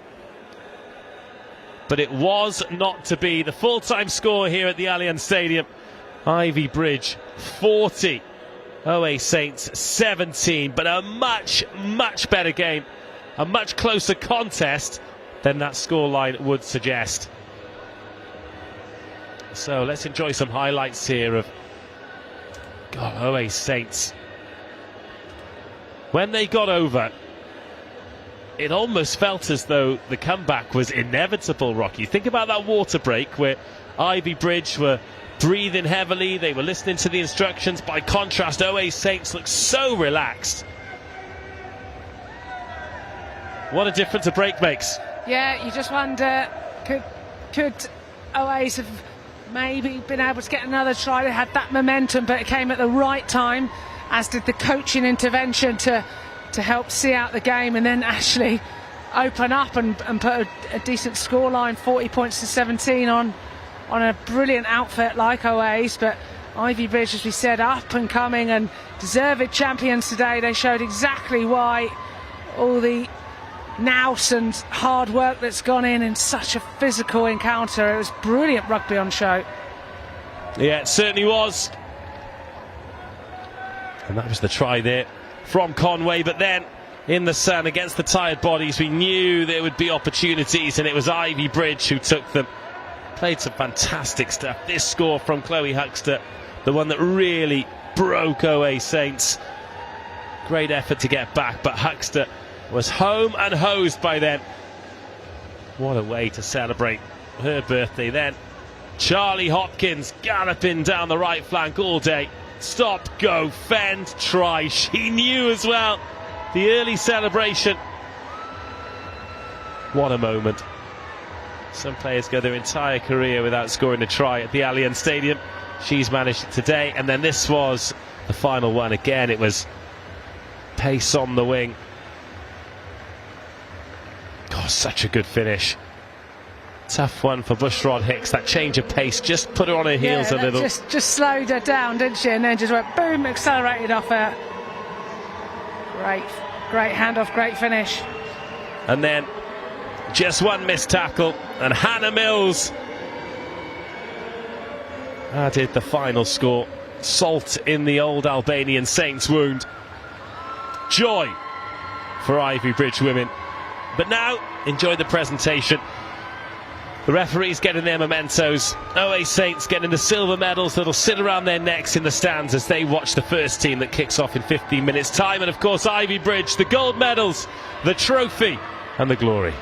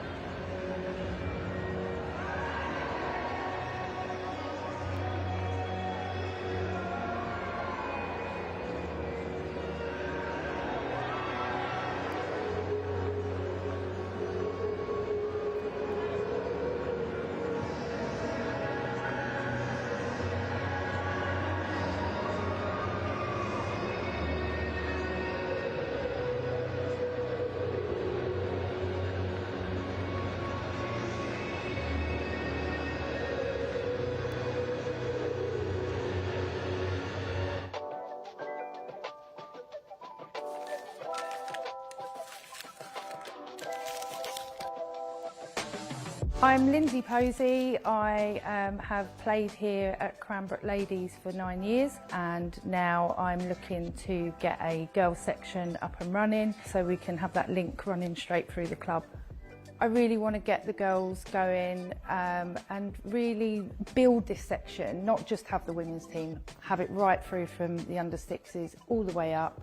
So girls have got somewhere to go, because we want to offer that opportunity of the fun, the team, the ethic, game time, all that kind of stuff, and then ultimately feed up into the ladies as well. Cranbrook has always been my home when it comes to rugby. I started here when I was 14, and then I came back and I've been playing for the senior team since I was 17. Honestly, there's a lovely bunch of people here and they just make you feel so welcome. Would you say that Lindsay's been quite influential? Yeah, she's my rugby mum. That's what I consider Lindsay as, she's my rugby mum. She's always there when you need her, and seeing her boss the pitch is just brilliant. She's just a massive inspiration for any girls that come through here. We really like being coached by Lindsay. I like the games that she sets up for us, and she's just so nice. So I think it's really important for girls to have their own sessions, just to have their own space. They can be confident without having to worry about what people think of them, and giving them a support network away from school. And you sort of come to rugby, you leave everything at the door, and it's just a really good atmosphere. There's been multiple opportunities where I've sort of said to Orla, would you like to come along, would you like to play? And I think the honest answer has been no, I'm just happy watching. But then when Lindsay created the initiative to do the Tuesday night training with the girls of sort of all ages, all abilities, Orla actually jumped at the opportunity and hasn't really looked back. So in a couple of weeks' time, Orla and Mia have got the opportunity to actually train with the Red Roses, which I think is an unbelievable opportunity. Quite jealous myself. You know, bringing them into the professional level of the sport just shows how far they can potentially take their rugby, from playing and having a bit of fun on a Tuesday night to wherever they feel they want to take it, basically. When I grow up, I would really like to be like Ellie Coulthard and play professionally. Same. The aim for women and girls at Cranbrook is to have lots of girls coming up through the minis. So we have that pathway right from under-6s all the way up to 100 years old if they want to be playing till they're 100. Whether you're male or female, it should be an environment that's open to everybody.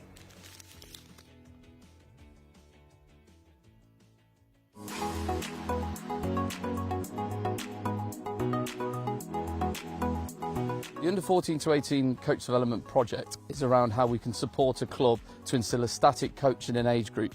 And what we will do to support them is to improve the quality of their delivery, but also instill an environment which will help retain and develop players for the club. The reason we set it up was by supporting our players. They can develop better core skills. That core skill delivery allows them to be better prepared for that transition from the junior section of the club, that youth section, into the adult section. So what is our mantra coming off the defensive line? 2 steps, okay, so we need to be hearing 2 steps. So being introduced to the programme as someone who's relatively new to coaching, it's had a huge impact on my coaching journey to start with. In terms of players, we've definitely seen an improvement, so it's been invaluable in terms of coaching itself, but also we've seen a huge difference with regards to the players, and it's been reflected in success on the field as well.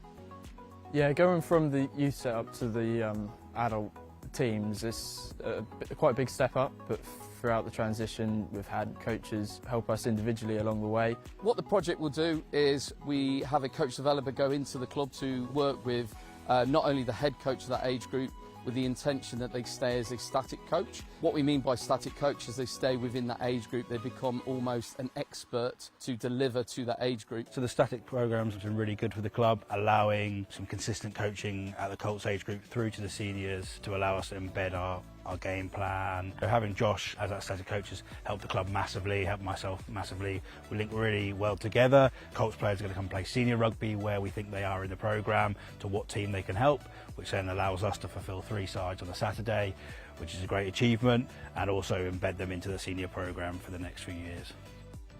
If the coaching here wasn't as good as what it was, I feel I wouldn't have developed as much as a player. I go here an hour early before training to get that training in, and through the start of that I had a coach come down early to help me with that. white, yellow, you go white, and then once you've made that dead and I've said it's dead, you get fold to the yellow. If we can create an environment which players can develop their own core skills, their position-specific skills, it allows them to then transition quite smoothly into senior rugby. So we're looking to continue the programme, engage clubs all across the country to help support and retain players within our game to keep rugby growing.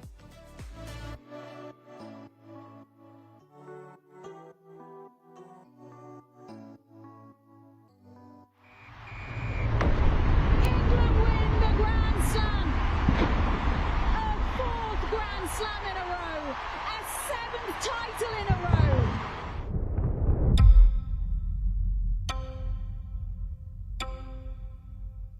Welcome to the 2026 Women's Six Nations. A chance to see Europe's finest women clash once again. It's the start of a new 4-year cycle. I wonder how easy is it, or otherwise, to reset and go again?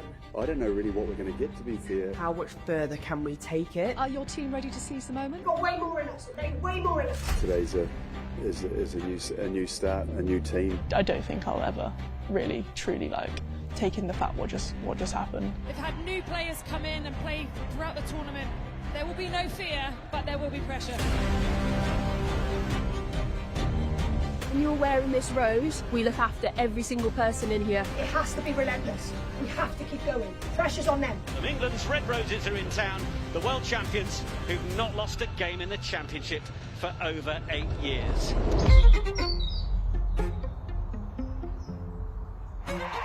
What an opening to this fixture. The Allianz Stadium really feels like there is a party brewing here. Ala Latui, 19 years old, onto the field. Maloney McDonald back inside, bam! Speed, the acceleration, the sack, and the score. What's next? Round 2 of the Women's Six Nations. Our first kick-off, our first action, make it the best one. They are absolutely ruthless. The world champions England taking on their Celtic rivals Wales. That will be one to savour and remember. Rose on red! Red! Roses! The 4th round of the Guinness Women's Six Nations begins here in Parma. It's Marley Packer, Marley Packer, Marley Packer, Marley Packer! Let's have it. The 2026 Guinness Women's Six Nations Grand Slam decider in the Bordeaux sunshine. Pauline Bordeaux-Sansus to score an end-to-end try. And it's the England skipper with a bit of football who hacks it on. Ellie Kildan.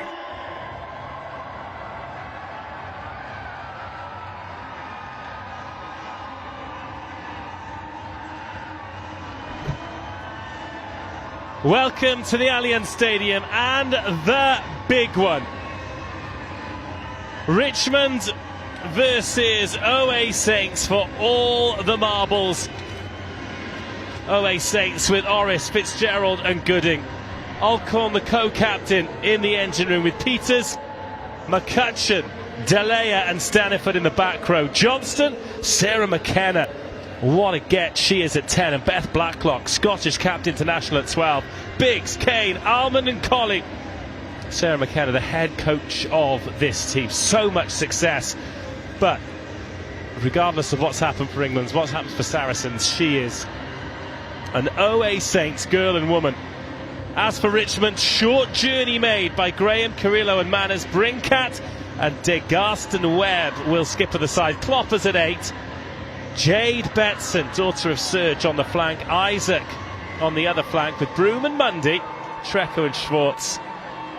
Leonard at fullback. Rampton on the left. Lewis on the right. Ross Donohan, the coach of this team.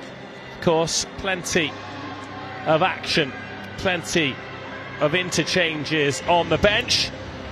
But particular for OA Saints, Charlotte Hamlin-Williams, Dr. Charlotte Hamlin-Williams, who will be retiring from rugby. Okay. Win or lose at the end of this one. So, 2 famous jerseys.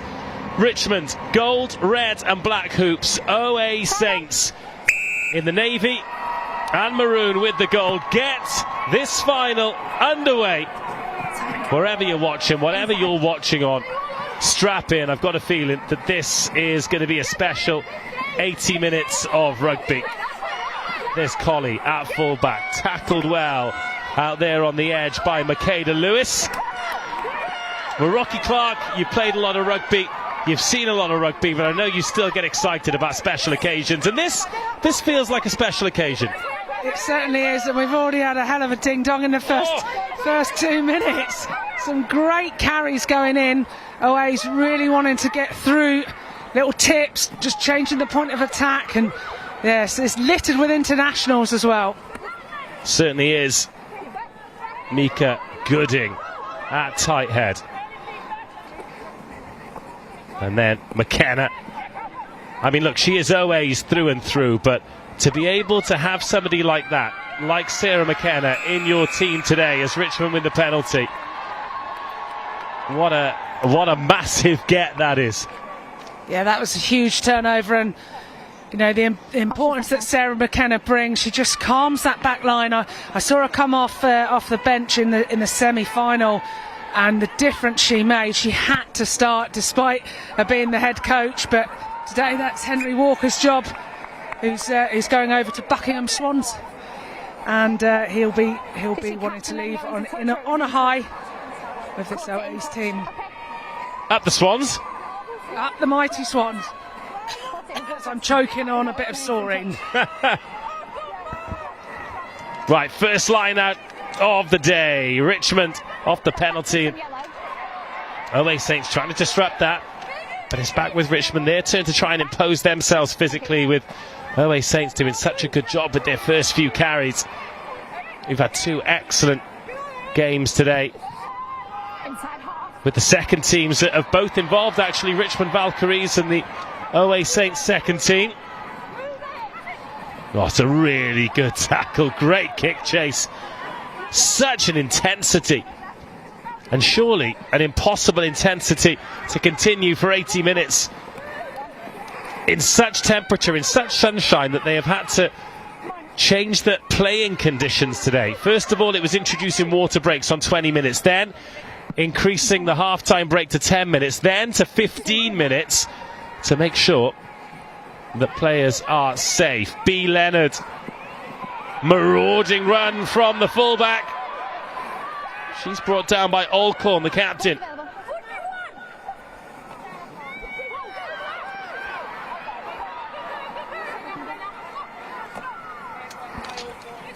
Great work by Alcorn there. She made the low chop tackle, and McKenna went in to slow down the ball. Oh, great take off her knees. Well, she was in the slips there, wasn't she? She was. Cricket next.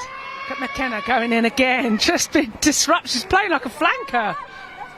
I'd expect her to be absolutely everywhere, and then attempting for that jackal as well, OA Saints, but just off the feet, and then kicked clear. Blacklock waiting there in the backfield, but it's Colley who takes it on. McCutcheon up to halfway, but then hands on the floor by Richmond. Nice little counter-attack. Caroline Colley fielding the ball really well. She's an ex-Scottish international and played for Bucks County Women as well, alongside Chloe Alcorn. Most instrumental in that county side, but here the OAs, they've been there for a long time and they want to finish on a high. What a kick that is by Blacklock, by the way. She's got a rocket, big physical carrier too. Well, she's had a lot of success at Premier 15's PWR level, with Harlequins, with Saracens, Scotland caps. But it's not the backs, it's the forwards who are doing a job here for OA Saints. First proper venture into the 22. And this is brilliant discipline from the forward pack. Couple of metres short now. OA Saints looking for the first try of the game. There's width available if they want it. Richmond need to be disciplined here to stay onside. patience the order of the day. That, and of course, the power needed to finish from here. Referee taking a good look at it. Blacklock, over.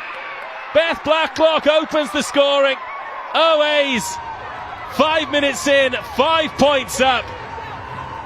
A real start, full of intent from Old Albanian. And they have the lead here at Twickenham. Well, outstanding finish from the OA Saints. It was the forwards who rolled their sleeves up, got down and dirty, but then they just used that next phase. Clever play. Couple of picks from the forwards, and then it was Blacklock who was out there getting latched through. When you've got that power from 12, there's only one way it's going to go. But look at this, just head down and then pushed through by her mates. What a finish. Colley on kicking duty today, draws that one across the face of goal. Just casting my mind back, and this is how long ago this was, Rocky. Beth Blacklock playing here in a final against Exeter. She was playing for Durham University. Langi Tuima was playing for Exeter. That's how long ago it was. Langi, of course, a great player who's just announced her retirement. No, I'm telling a lie. She hasn't retired. She's moved on from Quins. I'm not retiring you, Langi. I was going to say, I'm so sorry. My goodness, no. She's moving on from Quins, and we wish her luck with whatever she's doing next. I'm just going to take my foot out of my mouth, Rocky, and we'll get on. Sad times for you, young man. Let's blame it on the heat. Yes. Oh, and that one is out on the full. Let's blame that one on the heat as well. There's a little bit of shade on that side, so I'd be hovering around there if I could keep my pod there. But OAs have had the first draw. But Richmond OAs, it is the the team. Do you know what? That'd be a great Barbarians team, wouldn't it? If you got the best of both teams together. Well, just have a look out on this far touch side. There's one to watch. Makeda Lewis. She used to play for OAs, and she is absolutely rapid. Goes by the nickname of Cookie, and just see if she gets the ball here. She is so strong. Going to try and work it out here to Lewis to draw the final defender, and Lewis gets round the outside, tiptoes up the touchline, and Makeda Lewis, her first real touch, ends in a try. Rocky Clark, take a bow. Makeda Lewis, take a bow. That is a fabulous finish. Absolutely outstanding by the firewoman. Just so much pace and really, really strong. Another one you don't want to have to tackle because she's absolutely rapid. But look at this, just holds the ball just until that last defender turns. She is tiptoeing her way up the sideline. What a finish from Cookie. Will she be eating the cookies later, though? We shall see. Well, she's nearly had her head taken off by Erin Talea there, who's trying to get her over the dead ball line. Well, if this is a sign of things to come, 2 great tries in 2 proper attacks, and we are in for some game today. Feel as though kicks could have a massive part to play too. So Emma Monday to give Richmond the lead. Monday. That will do nicely. Richmond ahead for the first time. Well, Rocky, don't you just love it when a plan comes together? When you say watch out for a player and then they go and do this. Not bad, is it? But look at that lovely little drawing pass. Inside shoulder just turns Colley. And then you can actually, she's like a wind-up toy. She's using her left arm to add more pace into it. Doing the wingmill. Well, to stay balanced would have been so easy to just lose your footing and go out into touch there. Great core strength and great balance from Lewis. Great low tackle from Misha Gooding. She's a great carrier. Well, they were thinking about the kick then, Old Albanian, but Richmond trying to catch them cold. Oh, what a tackle! Is it Sarah McKenna? Monster shot by McKenna, the midfield general.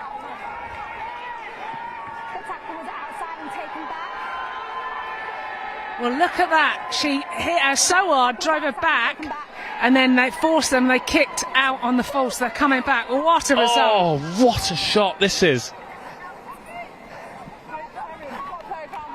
And yeah, good spot from the referee as well. And a good opportunity here for OA Saints inside the 22. Fitzgerald at hooker today.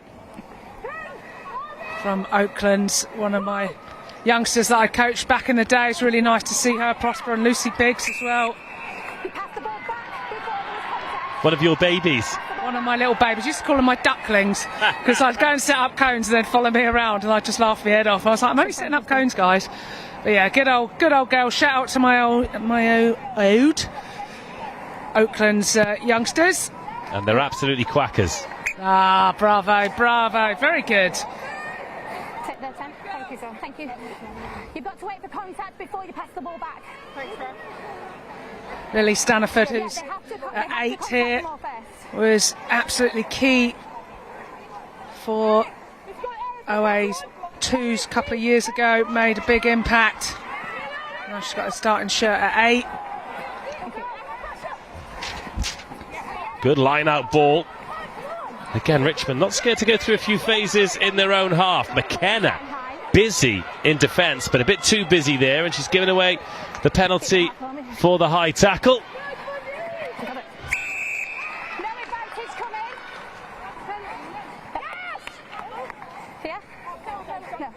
No. High tackle from yourself. Just got up on the shoulder.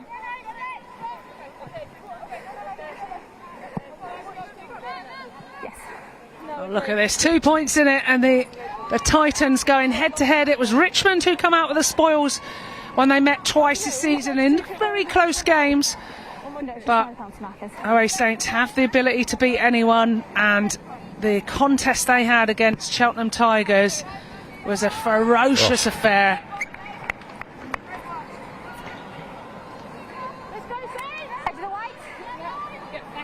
Again, with all of the publicity around Premiership Women's Rugby and what a great league the PWR is, very often this level doesn't get the glory, the praise, the coverage that it deserves. But these players here already showing the value, showing the quality, showing the rivalry. As that one's overthrown, real scrap for the ball on the floor, and it's Richmond who secure the bouncing ball. Well, talking to one of the outfits that do support Champ Rugby, it's She's the Champ podcast. They're here today doing some media work as well, and they're really behind Championship Rugby because it's so good. It's so good in the men's, so good in the women's. Just want it to get a bit more coverage. Oh, that's it's a late call. It was a cracking pickup from Almond on the left wing.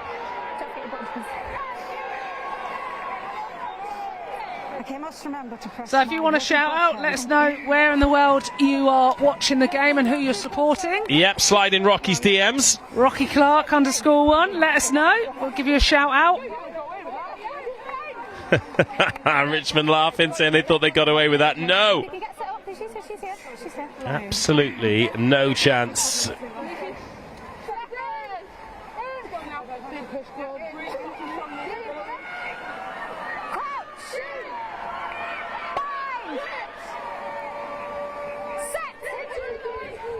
Scrum time, in it comes from Hannah Johnston. Solid scrum, really good contest. OA's leaving it in though, thinking they might get a bit of joy. Johnston has a dart. Kane gets dealt with.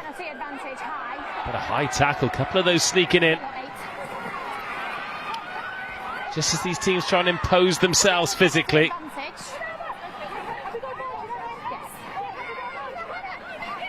Playing with the advantage. Taking it to the line, Blacklock. She's got great distribution. Colley. Pass just behind Almond.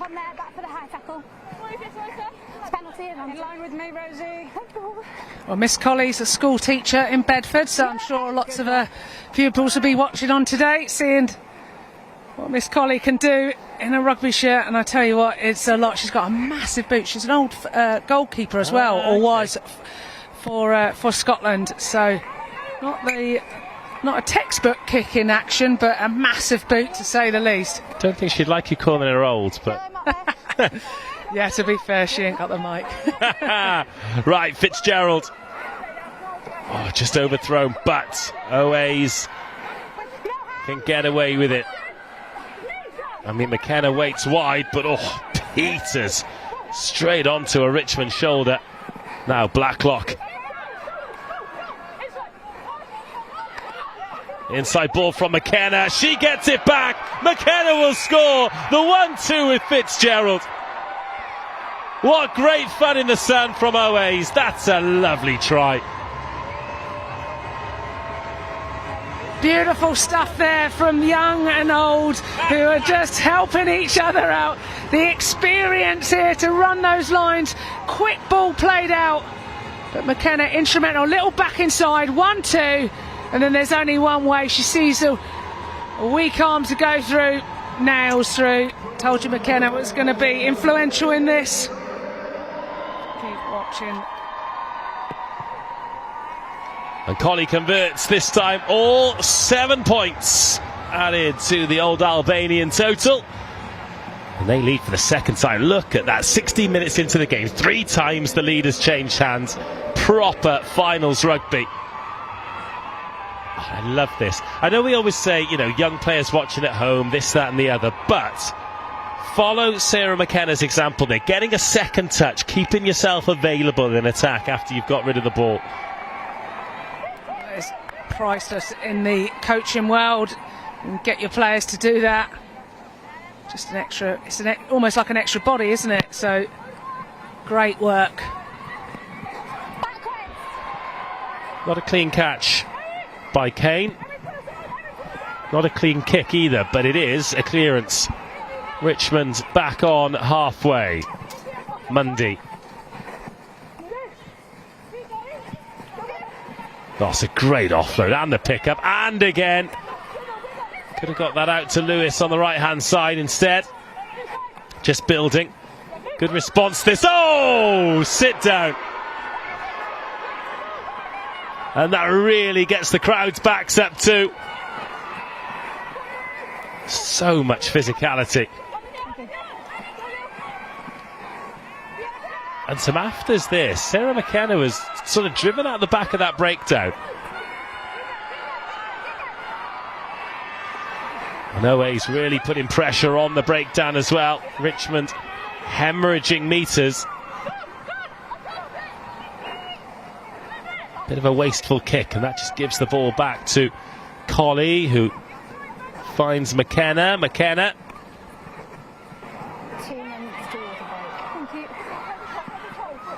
Sharp exit this from OA Saints, who just look pretty organised, don't look stressed at all. Outside. 50-22's on. That's a fabulous kick. Just to turn Richmond all the way back into their own 22. That was Mundy, who found Leonard. Again, they're not scared to put width on it, but they don't want to get caught in possession. And they will not, because Rampton tackled into touch. A little bit of danger there for Richmond when they found the edge, but once again, the touchline undefeated. Well, you can see how dangerous Richmond can be on counter-attack ball. We've already had Michaela Lewis go out and round and score. Rampton's got real gas as well. If you give them a bit of space, you're going to be in trouble. So you've got to make sure the kick chase is on both sides. There was a great little chase where 3 of them came up, but a couple of passes just meant they're under a bit of pressure down that far side. Guys, it's 3 minutes. Do you want to come in the shade? Are you happy where you are? Yeah. A water break. 3 minutes to visit the hydration station and just gather your thoughts, get your heart rate down.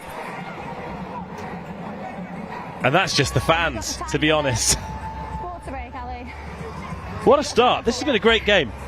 It's been brilliant so far. Right old battle as we knew it would be, and it was the same through the season when they met before.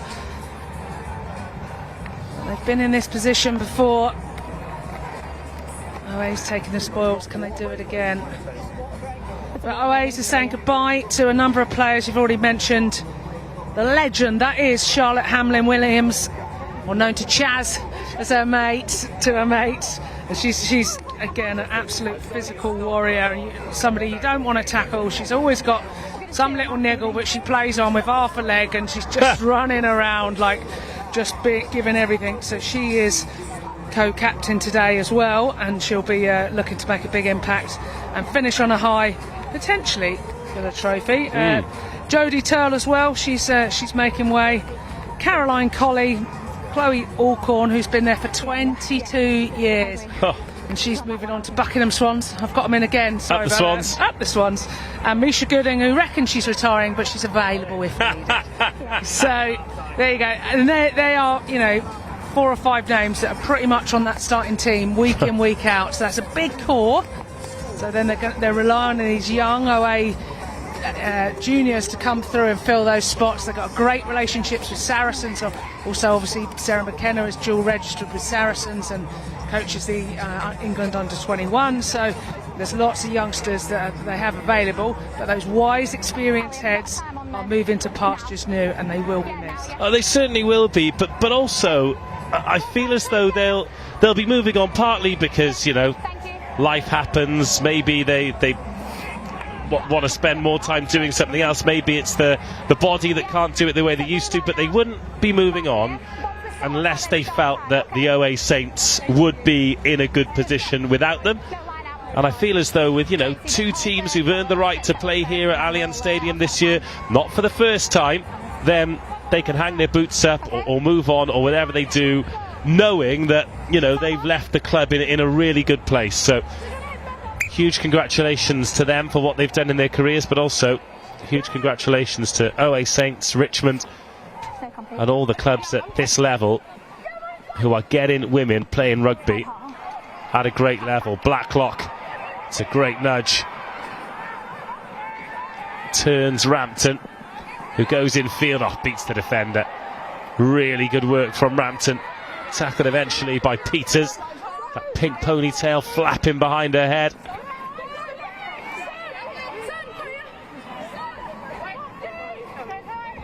And then Chloe Broom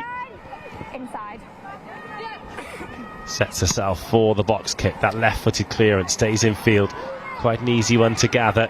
Probably needs a little bit more from the box kick. McKenna had to get down low to catch that one, but quick ball now. Blacklock, that's a nice nudge, and then Biggs chases, gets there first but isn't in full flow.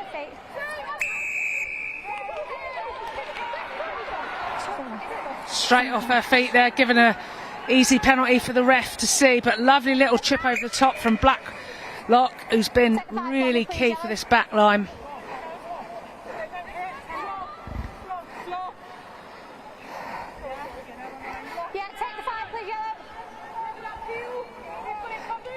Big moment this, Daisy Fitzgerald. Richmond under the pump. Great line out, and then Richmond threw someone up, so OA's cruising their way towards the line. They've got this so quickly, Daisy Fitzgerald didn't even join it. I wonder if they thought about a little swing back play, but because it was moving so fast, they didn't really have to do much. That was brilliant work from OA's set piece there. Henry Walker, Northampton Saints hooker's going to be licking his lips at that maul. Well, Richmond took the gamble and threw someone up, didn't they, which left those defending them all incredibly isolated. And OA Saints 17-7 up.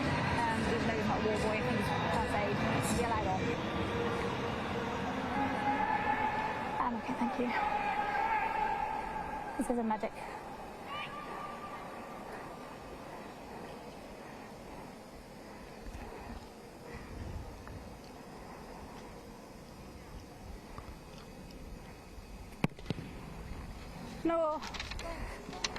No extras added by Colley.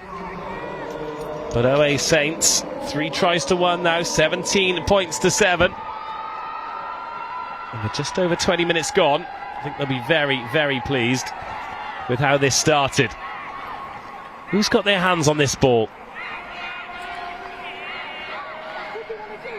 Look at this, it's moving forward so quickly. You can see Daisy Fitzgerald there, like, hang on, this is meant to be me.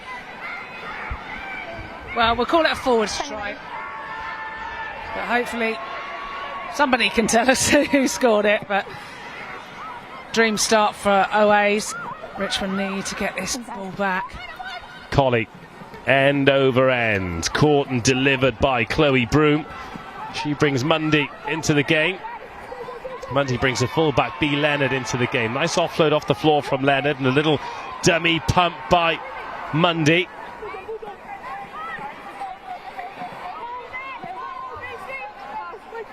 Richmond need a response here. OA's having their way with them.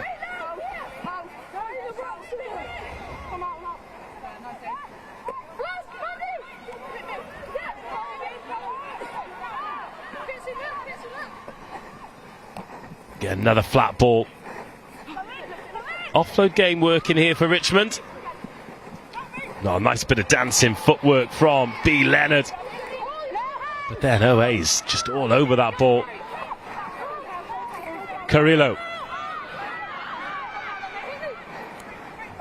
OA's just sneaking up defensively there, but doing well to stay onside. That ball fumbled and gathered. Just as OA's are looking to drive it towards touch, then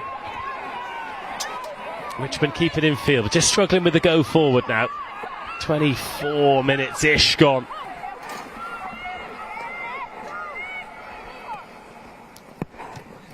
That kick crossfield. McKenna waits underneath it. Chased by Makeda Lewis, who makes a good tackle, and then McKenna just gets back to her feet, buys herself an extra second. Johnston finds a flanker, Delea. Blacklock. Just having those two kick-in options, absolutely huge for OA Saints, and size of the boots on Blacklock as well. Oh, but now a show and a go, and Lucy Biggs called into defensive action. The outside centre had to make that tackle, and these long periods with the ball in play, torture on the legs and the lungs of all the players out there. There will be gaps, there will be holes. Which team can exploit them?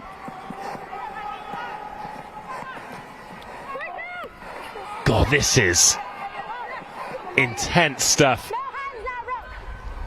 Referee not awarding the jackal attempt here from OA Saints, and this a lot better from Richmond. Oh, smart pass, and into the 22 they go. Just waiting for the defender to commit and then throwing the ball around the back. This is the best period of play for Richmond for some time, pretty much since Makeda Lewis scored.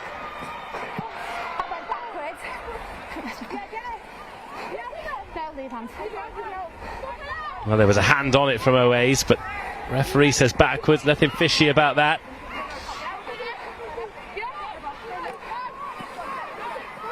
It's a big defensive effort here from OA's, but Richmond still in the ascendancy. Crossfield for Makeda Lewis, but Colley, well, catches, but then doesn't call for the mark. Oh, some clear out illegally, says the referee, and Richmond are off. ROA's back 10. No arm out from the referee. It might not matter. Richmond, it's got to go to the right. Oh, and it's been knocked on.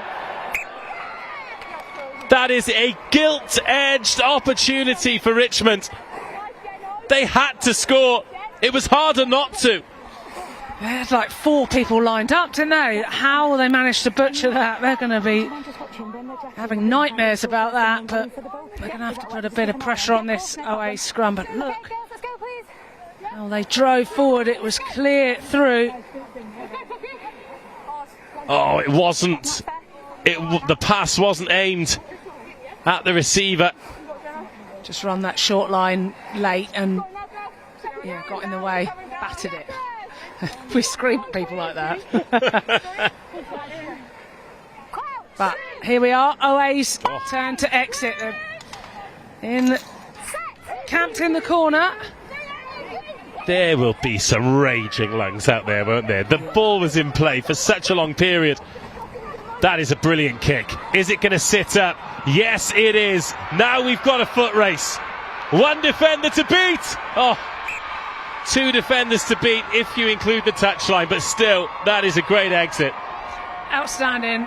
I know I've waxed lyrical about McKenna, but that vision to see that crossfield was on. I think you got a job you have to stay in there. Like, you have to just use your footwork or your fend to try and buy yourself time. A bit criminal to go into touch, if I'm honest. Yeah, I mean, you wonder if, because it's a great pick-up here and you've got one defender to beat, why not drop it on the toe? Yeah. I mean, if it's me, it's off my shin and backwards. Doesn't matter, it'd be close enough to your toe. Here we go. But also, what would you be doing out there in the first place, Rock? I'll be with my oxygen tank. But the vision of McKenna releasing the OA Saints. And again, criminal or not, they'd have certainly taken this as an exit. Richmond, though, nice line-out ball. 2 scores down, 17-7 here. OA Saints, having been defeated twice by their London opponents, got themselves in a good spot here, but a nice carry from Emma Mundy, vice-captain of Richmond today. Another little snipe from Broome.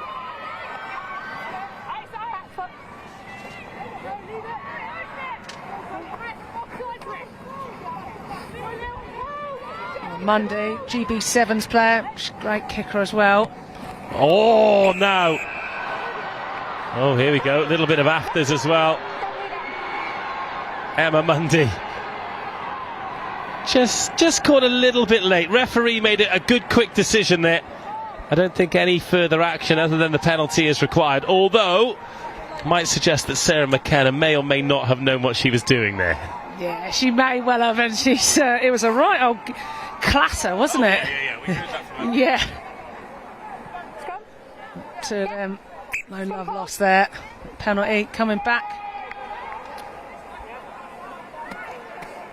Yeah, they're going to go for the scrum here. Try and get backs on backs. Just see the thumb up from Makeda Lewis there. So perhaps she is very much in the plans of Richmond off this first phase, and why wouldn't she be?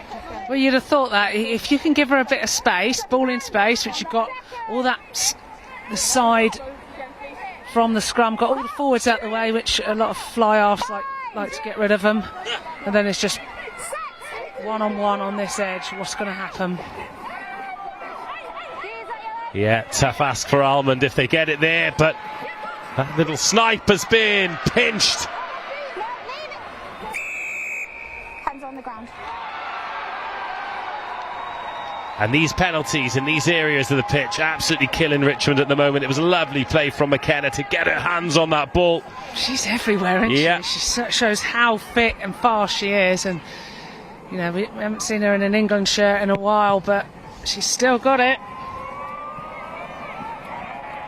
Absolutely high quality operator all around the back line as well. She's here at 10 today, but I've seen her wear a number of different hats. She's great. She's great 15, great 12, 13, does her job at 9, obviously brilliant at 10. Maverick at 10, in fact. So having absorbed a bit of pressure, OA Saints going on the attack here. The pace of Almond. Mashed into touch by Lewis, just as there was a suggestion she might get away. Almond didn't like that, did she? She threw a little boot out there as Makeda Lewis had come over.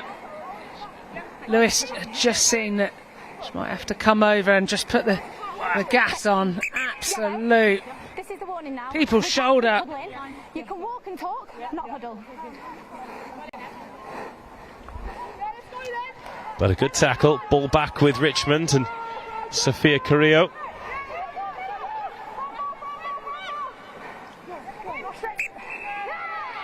Oh, not straight. And not straight. All that dancing and then a not straight.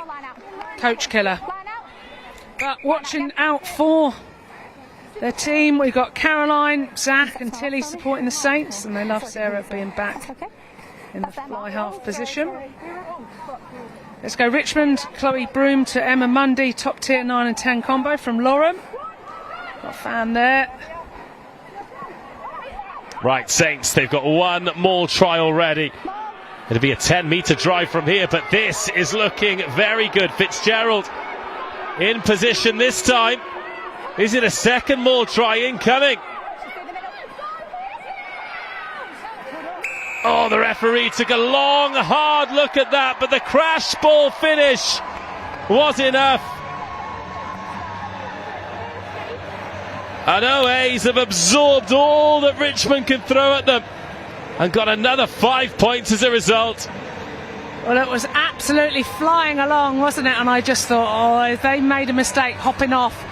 But Peters went over, saw the space, but it was in Daisy Fitzgerald's hands for a while.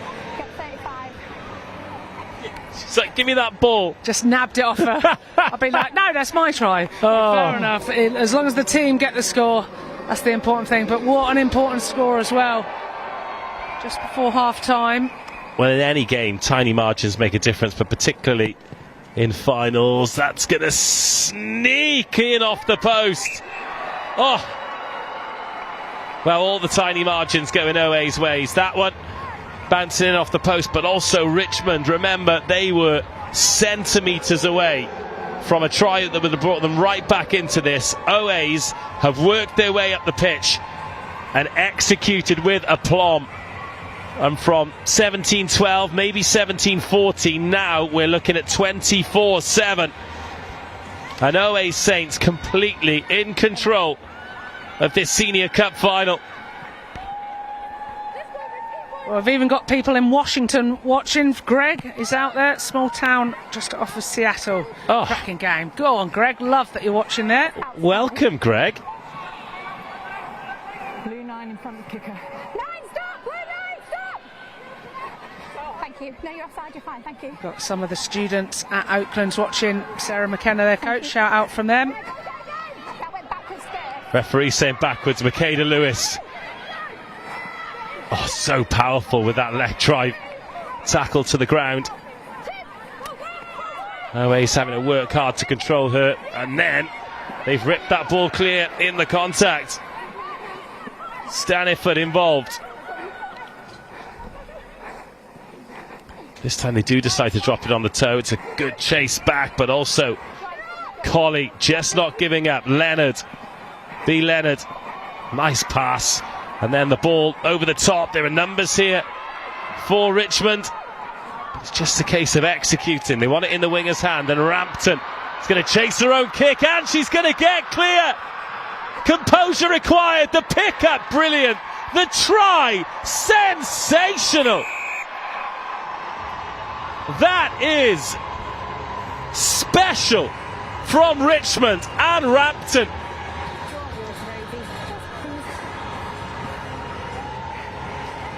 Oh, Rocky Clark, that was delightful. Absolutely incredible try there, and just dropping on the toe in the chase. Brilliant, real gas. There's a number of the OA's players that weren't chasing across, and then just Richmond executed, got it to the edge, got it to the speedster, off that right foot, and then brilliant. Look at the gas that she's got. High knee drive, and just the composure to pick it up. I'd have probably spooned that into the stand, so I'm very, very impressed. Well, we've seen those knocked on, haven't we? We've also had a successful conversion in that time. So 24-14.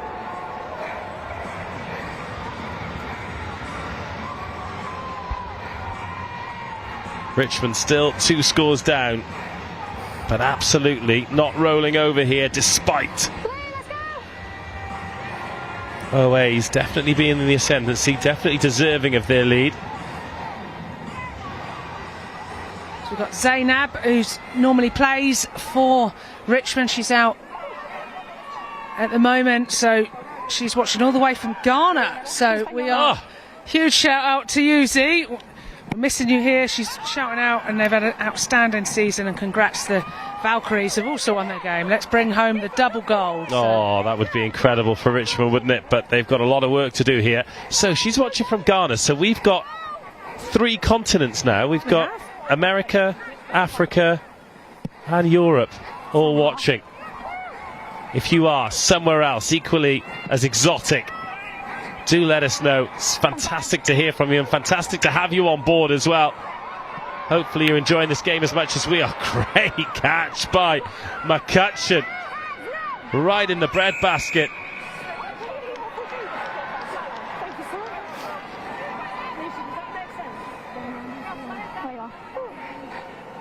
I mean,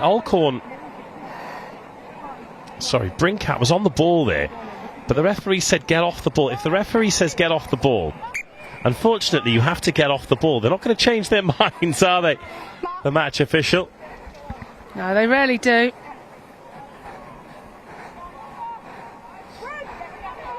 Some Stockwood Park players watching as well.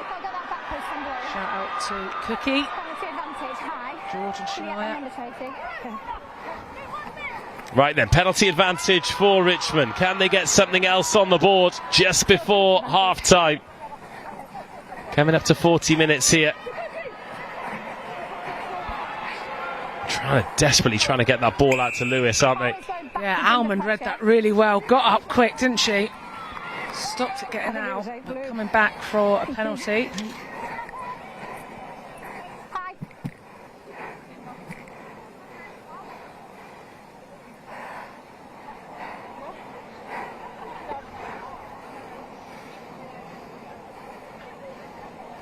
Mundy with the touch finder. And Richmond with one last go at it before half-time. Just under a minute. Yeah, just on the white ball. As confirmed by our match official, just under a minute of this half to go.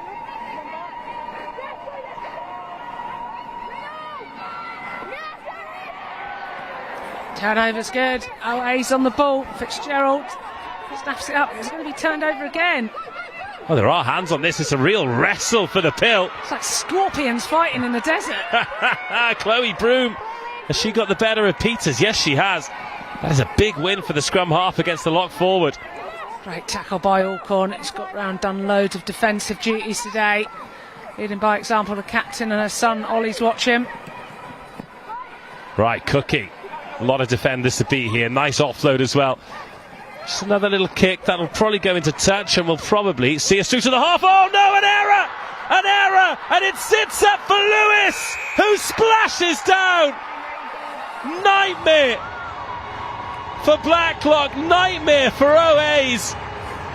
And Lewis with his second try closes the gap with the clock in the red. Well, Cup final rugby never ever ceases to amaze.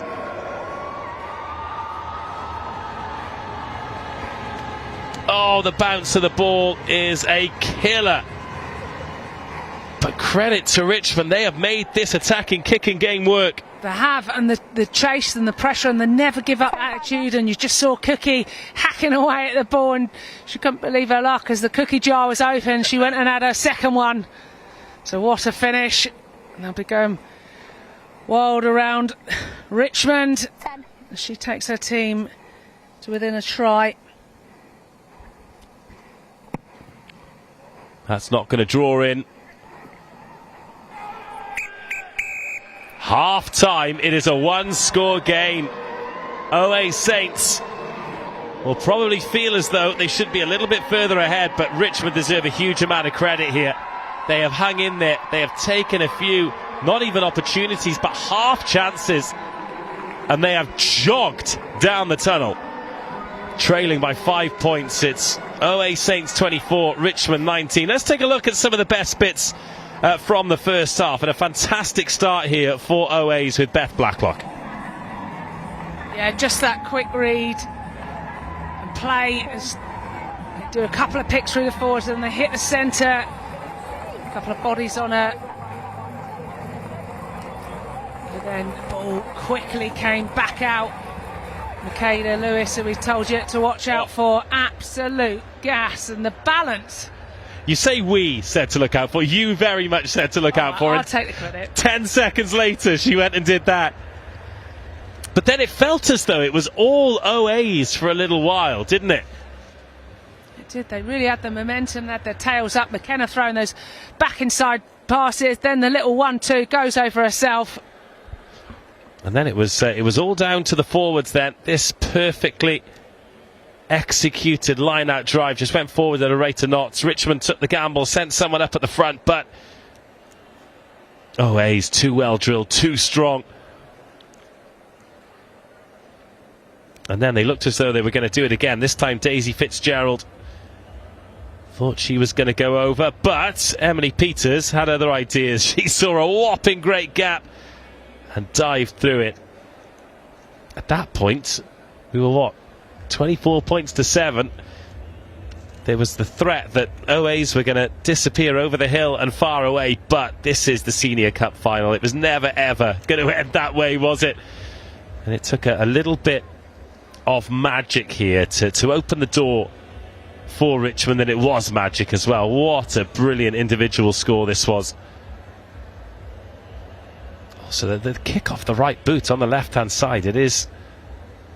And that pick-up as well. Oh, absolutely beautiful. Outstanding. So that got them to within 2 scores. And then just before the half, they got the ball into Cookie's hands. This was a nice little kick. Thought that it might bounce into touch, and that would have taken us to the half. Instead, chaos, carnage, and a Cookie try.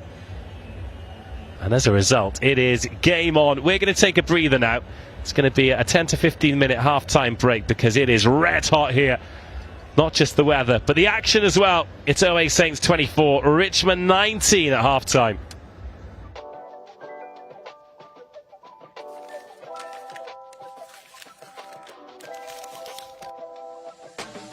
I'm Lindsay Posey. I have played here at Cranbrook Ladies for 9 years, and now I'm looking to get a girls section up and running so we can have that link running straight through the club. I really want to get the girls going and really build this section, not just have the women's team, have it right through from the under-6s all the way up. So girls have got somewhere to go because we want to offer that opportunity of the fun, the team, the ethic, game time, all that kind of stuff, and then ultimately feed up into the ladies as well. Cranbrook has always been my home when it comes to rugby. I started here when I was 14 and then I came back and I've been playing for the senior team since I was 17. Honestly, there's a lovely bunch of people here and they just make you feel so welcome. Would you say that Lindsay's been quite influential? Yeah, she's my rugby mum. That's what I consider Lindsay as. She's my rugby mum. She's always there when you need her, and seeing her like boss the pitch is just brilliant. She's just a massive inspiration for any girls that come through here.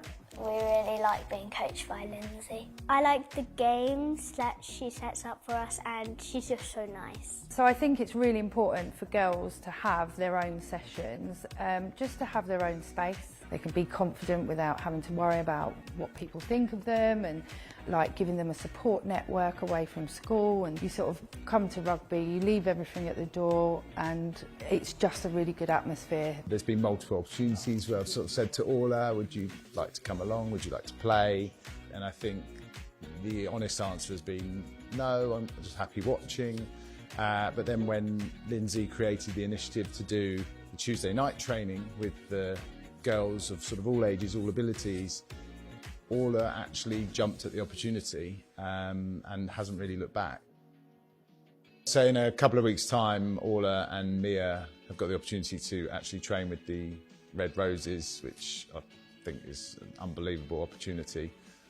Quite jealous myself. You know, bringing them into the professional level of the sport just shows how far they can potentially take their rugby from playing and having a bit of fun on a Tuesday night to wherever they feel they want to take it, basically.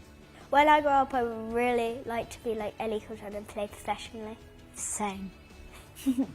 The aim for women and girls at Cranbrook is to have lots of girls coming up through the mini. So we have that pathway right from under 6s all the way up to 100 years old if they want to be playing till they're 100. Whether you're male or female, it should be an environment that's open to everybody.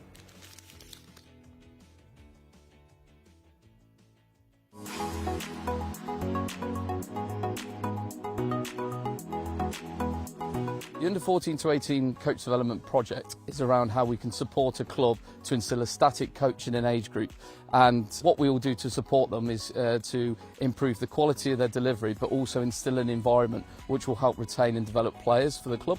The reason we set it up was by supporting our players. They can develop better core skills. That core skill delivery allows them to be better prepared for that transition from the junior section of the club, that youth section, into the adult section. So what is our mantra coming off the defensive line?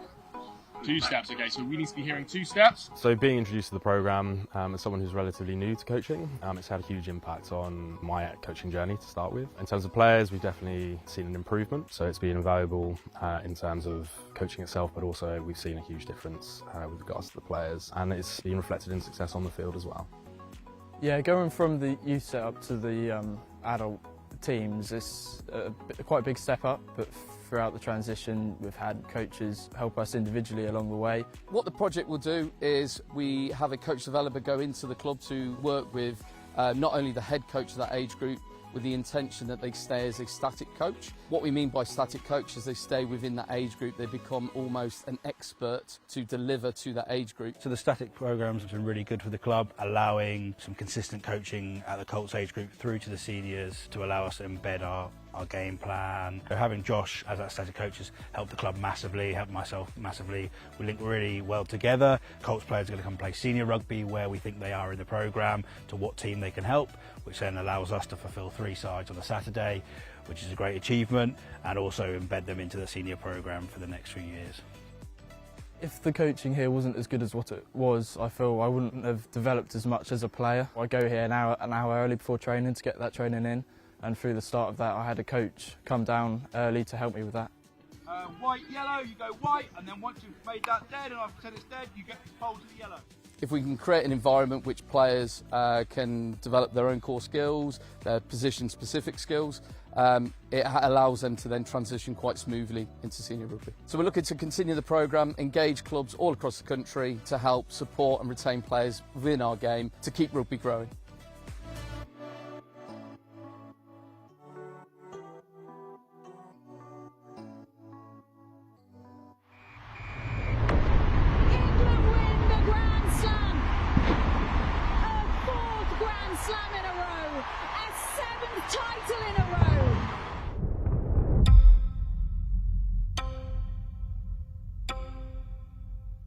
Welcome to the 2026 Women's Six Nations. A chance to see Europe's finest women clash once again. It's the start of a new 4-year cycle. I wonder how easy is it, or otherwise, to reset and go again?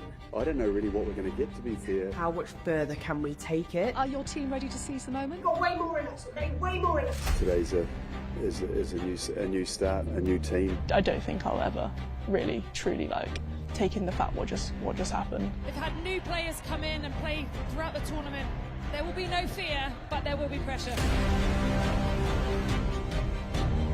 When you're wearing this rose, we look after every single person in here. It has to be relentless. We have to keep going. Pressure's on them. And England's Red Roses are in town, the world champions who've not lost a game in the championship for over 8 years.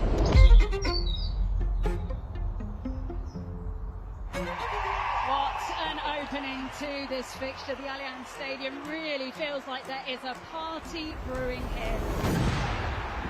Allianz, 19 years old, onto the field.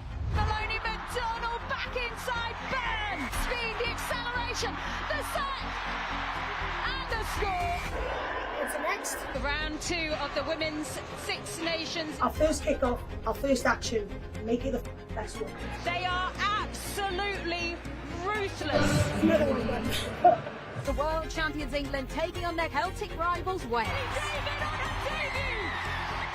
That will be one to savour and remember. Rose on red! Red! The 4th round of the Guinness Women's Six Nations begins here in Parma. It's Marley Packer, Marley Packer, Marley Packer, Marley Packer! Yes, I mean. The 2026 Guinness Women's Six Nations Grand Slam decider in the Bordeaux sunshine. Pauline Bordeaux-Sansus to score an end-to-end try and it's the England skipper with a bit of football who hacks it on as Ellie Kildun goes in for the score to give the Red Roses the lead in the match for the first time. Just breaks for the corner. England have their third, and it's Rowland winding it up for Ellie Kildun to score. At half-time in Bordeaux in the Grand Slam decider, it's France 7, England 26. Felayou, Rousset, and it's in! Anaïs Grandot! Bordeaux Sansus will score!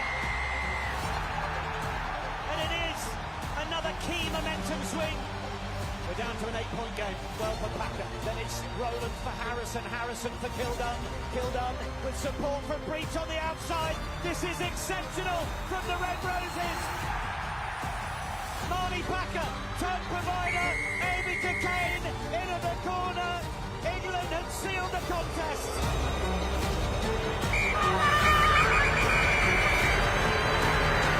Come on! Yes! England are the Guinness Women's Six Nations Grand Slam champions for a 5th time in a row.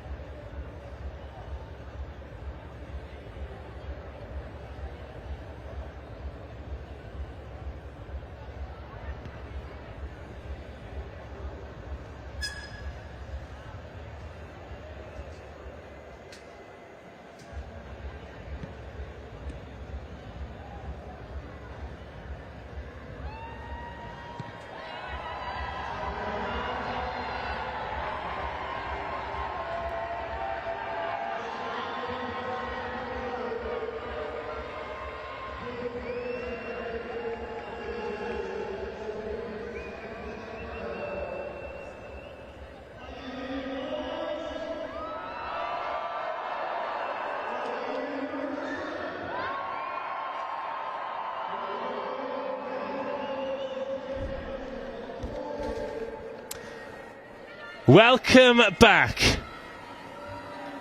It is heating up here in every possible sense of the word. The final is on a knife edge.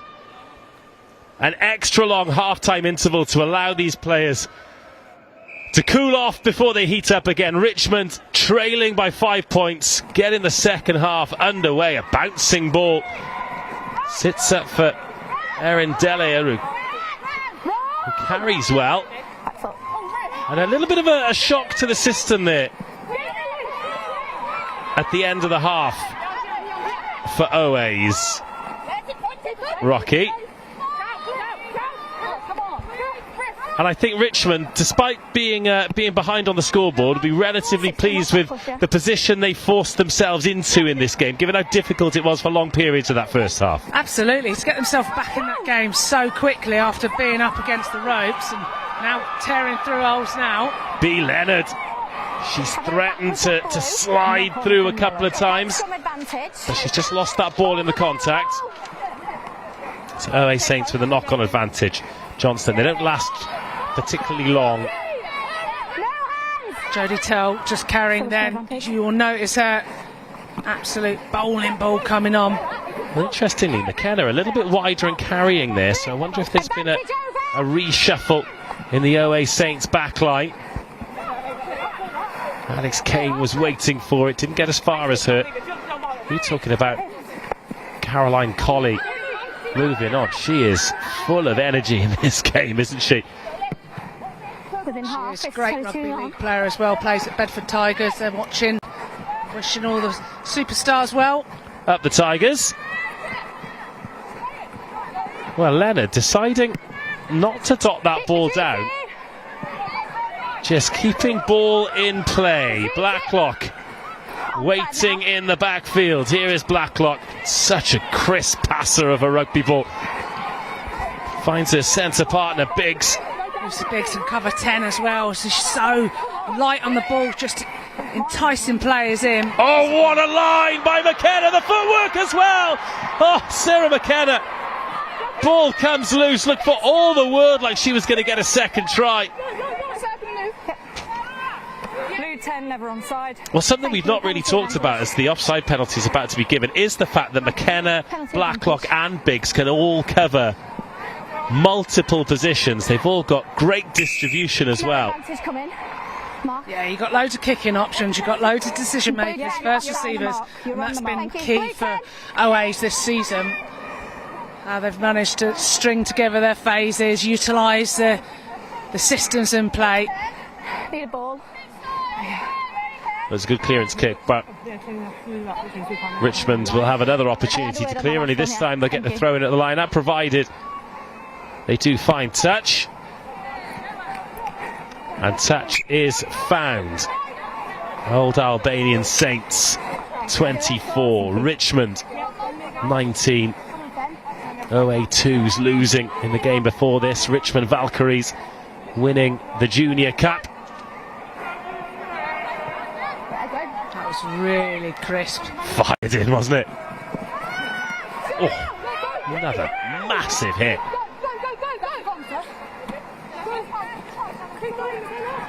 Double shot, Alcorn and Staniford tag team him. Rampton, well, Rampton, so dangerous, got that try to get Richmond back into it, drifting round the outside. Jasmine Rampton. And not getting beaten by the touchline either. But a few wingers today were fallen foul of running out of space. Now, Makeda Lewis on a hat-trick. Oh, darts back in, well ushered by Olivia Almond. Turns into a real wrestle for the rugby ball as well. Half a gap opening up, the offload, a good one. No gap on the ball. Mr. Garston Webb.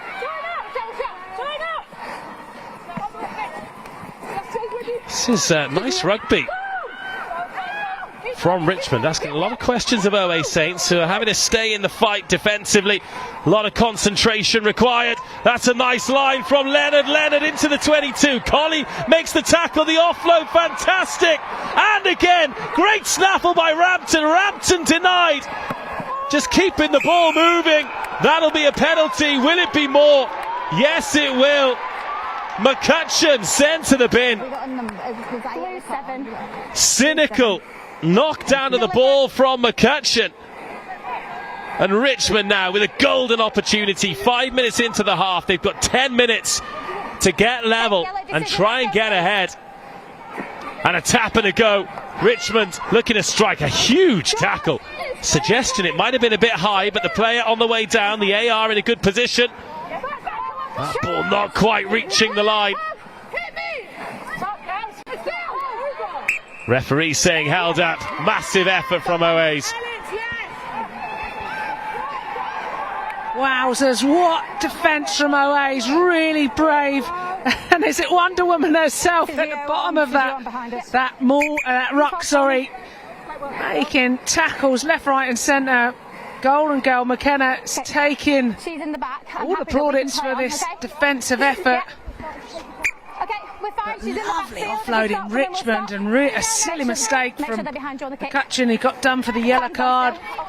Or that knock on. There is, still have to be behind you. It's only for rucks. Oh, now was Becky de Gaston-Webb the captain. Did she get a bit of white line fever there? I'm not sure that was really on. But they'll get another chance here, Richmond, or will they? Oh, that is best case scenario for OAs. Wilkinson underneath it, knocks it on. And OAs, they'll be without a flanker in the scrum, but they will have the put in. Sweet relief. Just wonder whether they'll chuck an extra body in just so they win the scrum. They're locked in at the moment without blindside flanker. I mean, they have a strong scrum. They've got Misha Gooding in there and Jodie Toll, who can play across all of the front row. And that's brilliant when you can get a player like Jodie Toll. Makes such a difference. But Misha Gooding here, mum's watching in Tenerife, and she's saying, awesome game, come on the Saints. I tell you what, if it's as hot in Tenerife as it is here in London, I hope you are undercover. Well, a couple more shout-outs while we get the scrum formed. We've got Spencer from Elite Rugby Academy, and he's been coached by Chloe Alcorn, and says, come on OA, so he's watching coach. Hello, Spence.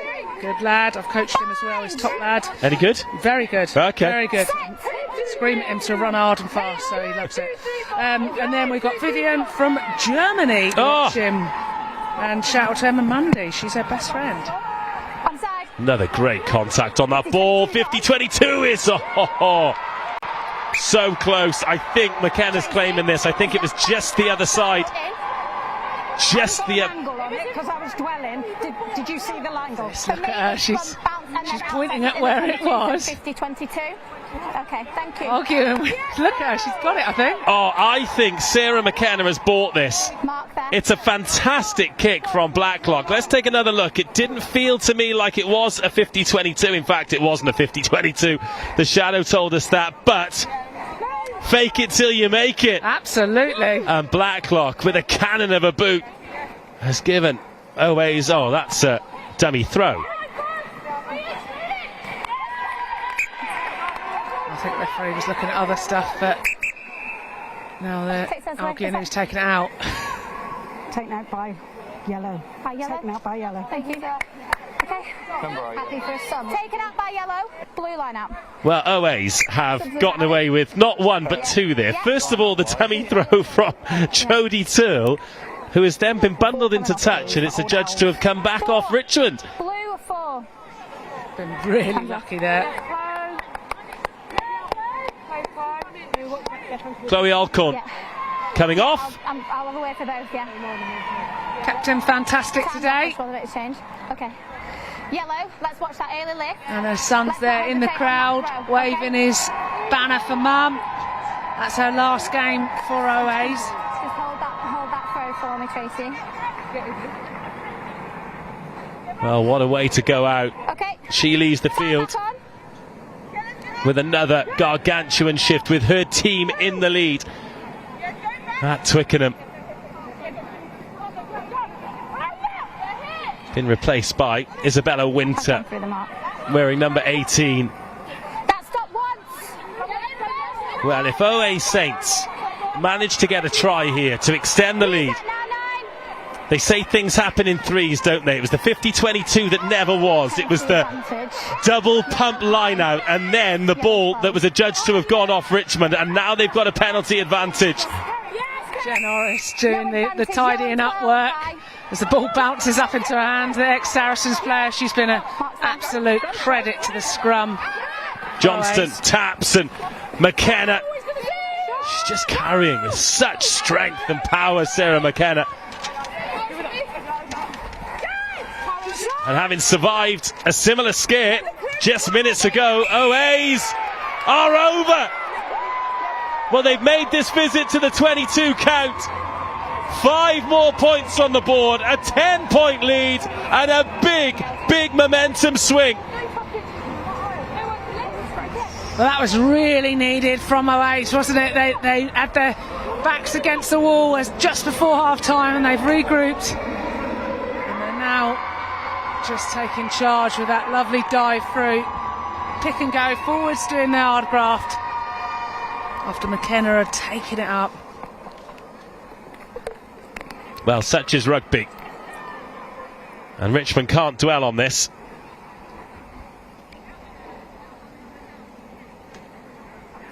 Colley. Yes. Easy work, great strike. 31-19.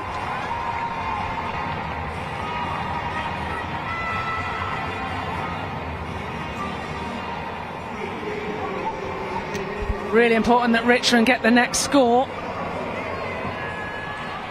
They've got every right to feel a little bit hard done by there, haven't they?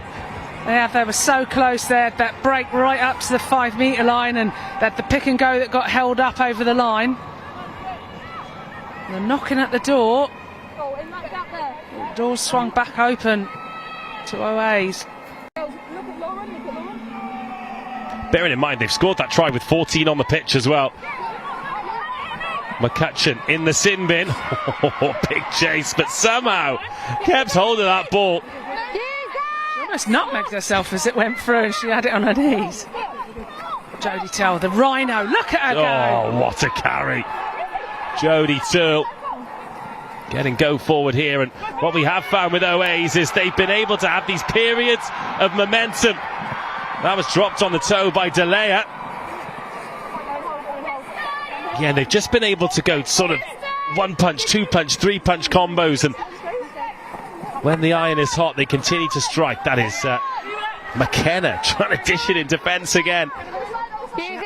Flew up against the forwards. She's not going to die wondering today, is she? She's not. She's going to be absolutely battered, but she has potential to win at Twickenham. Blacklock waiting in the backfield. Colley. And Johnston drifting across. Big fen from Peters. And they managed to get away from Lewis on the far side, OAs. Oh, McKenna looked at a shade forward there. Not that Wright Haley matters. Oh, and then into the passing channel. And Richmond survive.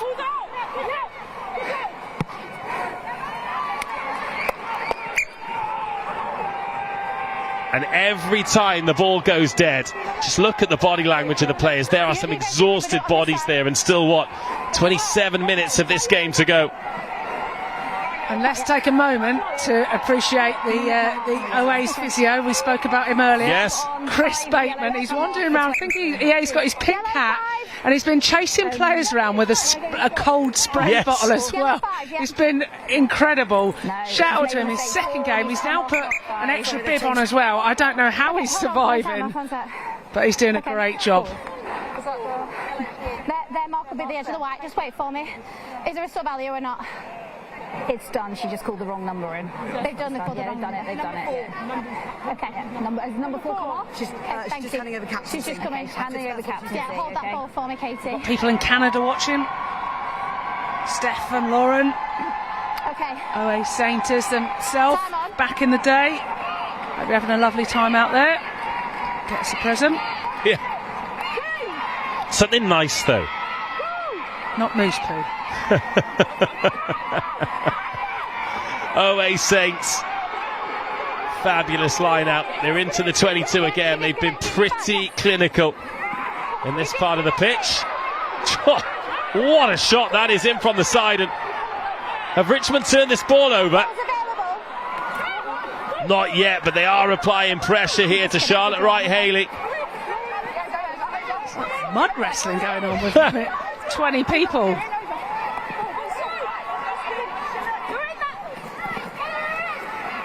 McKenna again. Richmond just can't get their hands on this ball. OA's in the 22.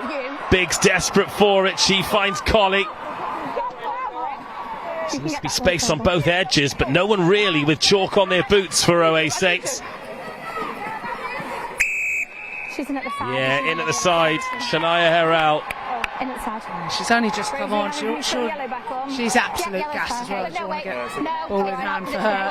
Yeah, I need to wait. Yeah, that's fine. Just in at the side.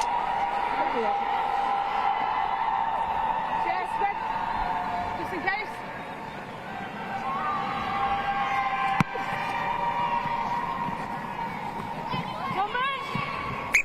Okay, now they can bring on Just the wonder other. when Okay, we've got Charlotte 17 Hamlin coming on for Williams, three, so Acker, three coming off for Old Chazzy's Girls going to and come 7 on. coming Is off that for 9. Blue 3, blue yet? 7. But she's Blue 3, blue 7, and then 7 ready for to 3 go. for She's made a big Richmond, impact 1 in the, for 2, and 1 in the for semi. 2, 19 for Misha's 14, made way. She's had a 19 for cracking 14. game, So got which ones are coming off? on that front foot, scrummaged well, and 3, 2 great and 14 coming off for Richmond.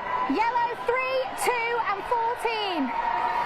So Cookie, 3, 2 and 14. 2 tries. She's being replaced. They're making a couple of changes in the front row as well. Richmond, Graham and Carrillo going off. 14.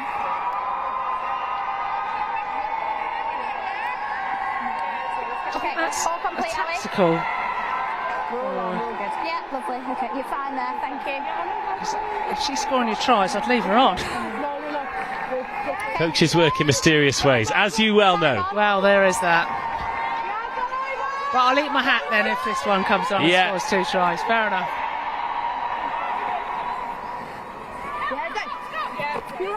Again, good line out ball and a gap to attack here for Richmond. The pass on the shoulder, a good one. Richmond in behind, but plenty of OA Saints bodies back to defend. They've got a penalty advantage here, Richmond. Playing against the 14 of OA Saints, the dummy thrown. But the defenders come across. They've been so resilient. Little nudge in behind with the penalty advantage. In line with me. Thank you. Sydney Mead will carry them with a big fend. Bowled through people. Just to play it. Really, really good back row.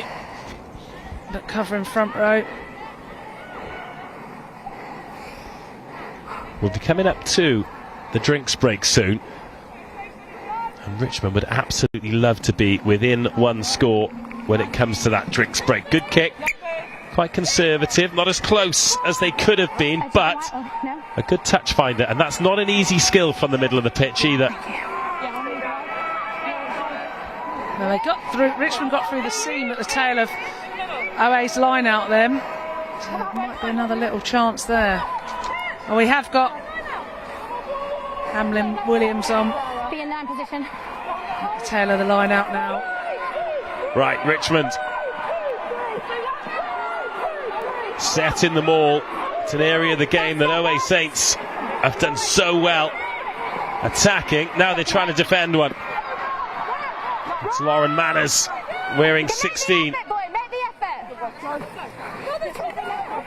Another heavy carry. Thank you, Tim. And Richmond keeping it narrow, trying to create the gaps. Oh, what a shot! Stopped in the tracks. On your feet. Well, if Richmond so desire, they've got so many numbers out on the right hand side. Well, that's just short. Agonisingly close here for Richmond, but now it is on and it is down. Richmond are over. Patience and perseverance. Treco on the edge. 24-31. This game will just not go away. 18 on the clock, Rosie. Do you want to do the water break now? Standing work from Treco, the rugby league player, London Broncos. Plays 15 as well, but it's come on. Got that do you want to just let them know? speed round the outside. Great little passes back inside. And just found the space. It was a great shot initially as the pick and go went, but they just spun the ball out wide. Numbers over. Little miss pass dotted down. Well, it's on like Donkey Kong, isn't it? Isn't it just?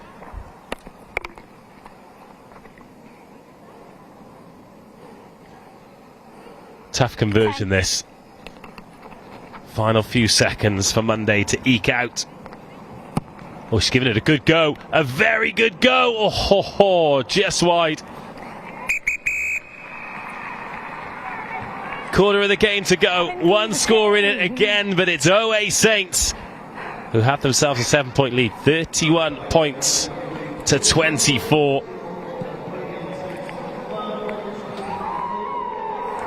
Well, what have we seen? What have we seen that you've liked in this 60 minutes of rugby, Rocky? Loads of it. It's been a cracking final. We saw OAs start to take the lead and left Richmond in the wake, but then Richmond rolled their sleeves up, got back into it. Lewis, who came back, scored that little sort of charge down, awkward boot through, and then just took him in within a score at half time. The same again as Treco comes to the corner, but there's been some massive hits going in. The work rate of these guys on here is absolutely phenomenal. We're loving it, everybody else around the world is loving it, and there's still 20 minutes left, only a try in it. Well, that's it, and interestingly as well, Richmond, well, they're going to have to overtake OAs because Beth Blacklock got the first try. So if Richmond scored and then converted, we'd be on 5 tries each, we'd be on level number of kicks, so it would go back to the first try scorer. So Richmond need to win this game outright. So even though they're within 1 score, it's effectively a 2-score game. Felt better. Lots of pressure on Richmond, but they have shown what they can do up against it. One of the supporters shouting loud for Lauren Manners. Sarah's in Sardinia enjoying the sun. Tell you what, some people in some lovely locations, isn't there? What, this is global. I know. Hi guys, have you had a fabulous time? You ever been to Sardinia? I have, it's beautiful. Have you? Yeah, well, I cycled there, so it's horrific. Oh my God. But the hills are absolutely horrendous. I thought I might be living on a rock for the next 30 years, but I made it back and somehow through those awful hills, but it was a lot of fun. Why did you do that? I don't know, I do a lot of stuff for charity, don't I? And I'm not a cyclist, I'm not a natural cyclist in any way, shape or form. I'm like a potato on a bike, but somehow, I mean, it's good for going downhill. Yeah, I was going to say downhill's a lot more fun than uphill. Yeah, like a checky potato on a bike. It's all good fun. But we march on and still play a little bit of rugby, cycle a lot, do silly things, and I get to spend days in the sun like this with you. We're lucky, aren't we? We are lucky. Made of. And I feel as though everyone will consider themselves lucky to be watching this game. 2 great clubs full of great players and great stories putting on a show. You mentioned Charlotte Hamlin-Williams there, who's on to hopefully see this one out. In her 40s now, 2 kids later, didn't take up the game until she was at Loughborough University just over 20 years ago. It's a golden era for Loughborough then, the sort of Sarah Hunter days. But from Faulkner Eggington Hall to a PhD, Dr. Charlotte Hamlin-Williams to you. She has left a massive impact on this club. You're going left? Yeah, I'm sorry, I gave you a round. Commutes from Leicestershire as well. Honestly, the commitment she has, and like that is why she's such a good leader as well. Like she's a brute when it comes to carrying and putting big hits in, but just her commitment, her passion, her leadership. She's a brilliant player. I guarantee this won't be her last game. Not necessarily for OA Saints. You never know, but she's got one in the tank, isn't she? But hey, we'll give her a bow. No, you win. Thank you. Well, you've got to respect anybody who plays rugby at any level, but when you've got, like all of these players, and like you know throughout your career as well, when you've got to do other things as well, when you've got to find a job, when you've got to raise kids, when you've got to have a family, when you've got to fit a life in around your sport, I think anybody who does that, and everybody on the pitch here is doing that. They deserve a huge amount of credit and a huge amount of respect for being able to deliver rugby at this level. Are you kidding me? It's amazing, isn't it? They're not paid for this. They're committed. They're professional in everything that they do, apart from getting paid for it. So it's brilliant. The skill set and everything that's on show. So Leonard just about keeps that ball in. Oh, another great offload. She's had a really good game, B. Leonard, and that's a great pickup now. Little ball inside might do it here, and we've got a race for the line. McKenna covering across and makes the tackle. She is here, she is there, she is everywhere, McKenna. But this ball being revved up to the left-hand side. Little step inside, another try saver. Harrell makes it. Richmond rampant. Can Oaze hold on here? Richmond exploded out of the break. Will the left side be the strong side? Yes, it will. Dotted down in the corner, tries either side of the drinks break for Richmond. Game well and truly on. In the middle. I'm happy for you to just... Brilliant stuff from Richmond as they absolutely claw their way back. Outstanding work, but just some of these last-ditch tackles. Outstanding from Shania Harrell. But then that lovely little offload from Rampton sees the support from Howe. Just that quick ball back across to Charlotte de Haloon. She's done brilliantly.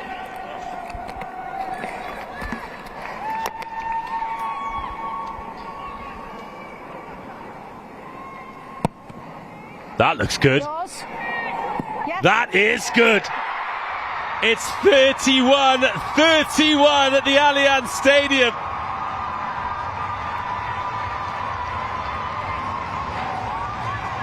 Shows you absolute class that has unfolded in front of us. Remember, Richmond have beaten Oaze twice this season. Minimal margins. These guys go toe-to-toe. Richmond have taken the spoils. Richmond have clawed their way back by 3 tries at one stage, and now they're all level. What a showing from Richmond. What a game. What a game.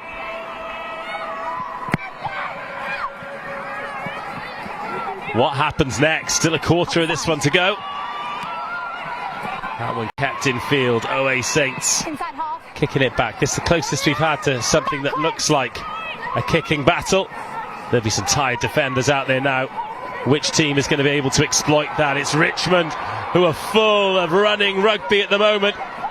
Oh, a little kick might have worked there. Just one sweeper back for OA Saints.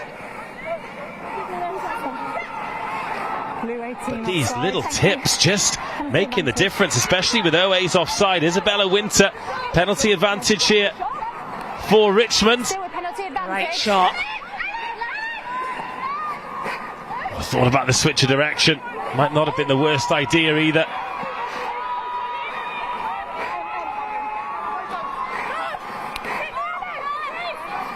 Just feels as though Going backwards under pressure. both of these teams are on their last legs, but it's just finding ways to pull themselves up off the canvas and off the ropes. There's still 15 minutes to go. I think that'd be the worst thing for me, is going, oh my God, there's still 15 minutes, but that's 15 minutes to win it for your team. This is neck and neck, and we knew that Richmond had some big subs to come on. They've really made an impact. Webb, Mead, de Haloon, who just went in at the corner. Then you look at the subs. Winter's already made an impact. Number 1 to come off. Chazzy. And Richmond's number 19. Blue 1, yellow 13. Stitch tackles. Blue 1, yellow 13. Just hold that ball for me, Tracy. But it's Richmond. Blue captain. Hold on, captain. Who's captain? Blue captain. Captain. Who are in the ascendancy here. Richmond, who are in the 22. Richmond, who are 24-7 down. In this area, let's be tidy with discipline, please, okay? It needs to be tidy. Great, haven't they? Thank But you. now we've seen Hold that. Jen Orris go off. Okay. And Daisy Fitzgerald comes across. Back on. It means that Turl will go to prop. Harrison. Oh, under a bit of pressure. That's really well done by OA's. Just sending a jumper up at the front. And they've got the scrum advantage. Visit to the red zone for Richmond. Leads to nothing. McKenna. Advantage over. Couple of players in the deep for Richmond. Leonard and Mundy. 2 danger players, and Mundy goes back the other way. She goes away from Leonard. She's got Harrison there. Harrison offers the go forward. Should have sidestepped the ref as well.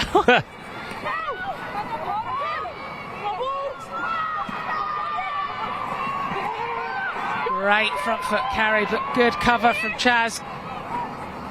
Well, OA Saints feels like they just need to weather this storm, just need to ride this out and wait for their opportunity. Back foot, thank you. 31-31, phenomenal contest here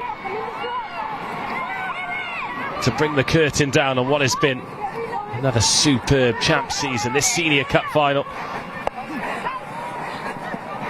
What a day this could be for Richmond if they could turn this around, both the first team and the Valkyries. Oh, little knock on, just as Richmond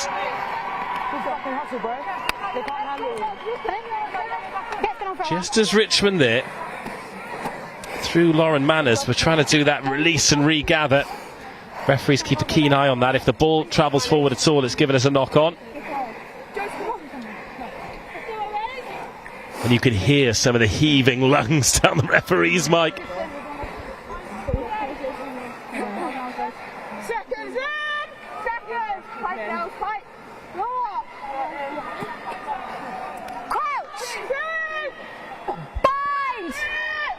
But if the full-time whistle were to go now, OA Saints would be lifting the Senior Cup by virtue of the fact that Beth Blacklock got the first try, but it feels like there are more scores in this game and both teams dangerous enough to deliver them. Oh, forward pass.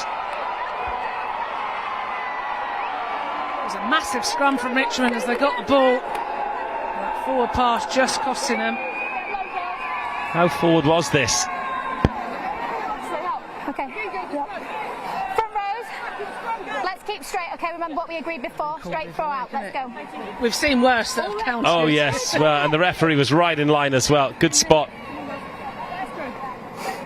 from our official, as nearly half the pitch is in shade now, and I'm sure those stood on the OA's left and Richmond right in that shade will be absolutely delighted. The scrum's got a lot lighter for OAs now.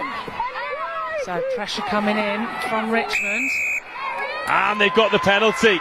And a big decision to be made here, because points, 3 points, would give them the lead.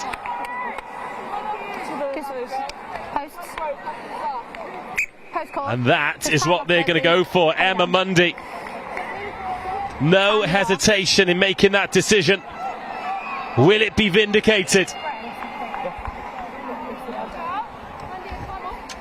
Richmond haven't led since 7-5. Are you happy for water to come on, Rosie? No, just leave them. Probably about 4 shades of my skin lighter. Yes. I'll be mauve by the time I come out of here, I think. Despite the umbrellas. Okay, time back on.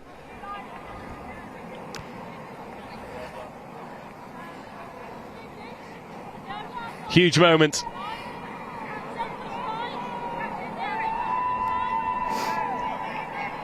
Trailed 24-7 in the first half. Trailed 24-19 at half-time. They fought their way back in. Now will Richmond have the lead going into the last 10 minutes? Oh, it's drifted wide. And OAs haven't touched this ball down. They're chipping this one into space. So Cookie's back on. She's missed that ball. Oh, and then she's got it at the second attempt. She's on the left wing now, Makeda Lewis. Scrappy ball. Chance has gone. Mundy just trying a little bit hard, so she hooked it to the left of the goal. But it feels like a little while since OAs have had any territory, any possession, any threat to Richmond. Yeah, you can see Richmond got their tails up, they're carrying harder. OAs are getting up a little bit slower. They've worked really hard. Oh, a dummy and a show and a go, and this is the moment here. Oh, she had to give it. It had to go. It's still with Richmond. That could have been the chance to take the lead outright. But it's still with the gold and red and black. And Richmond closing in on a try that would put OA Saints behind. Another dummy. Just OA's players getting in the passing lane, doing everything they can, and winning the penalty. Well, two phenomenal opportunities for Richmond to take the lead. Firstly off the tee, secondly Mundy got in behind. She had to give that ball, Rocky Clark. It had to go. Yeah, that was a criminal moment that should have gone. Could have been under the sticks, but somehow OA's have got it back, but it hasn't gone. Oh, what a catch. Cookie is getting a run up.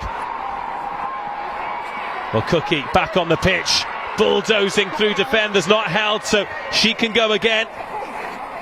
She finds an offload again. OA's over the ball, but not well enough to force the turnover. It is all Richmond. How much longer can OA Saints resist what feels like the inevitable Richmond attack?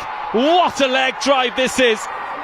OA's 1 metre away from their own try line again. The turn, the burn, the try. Richmond are ahead, and they're 7 minutes from glory.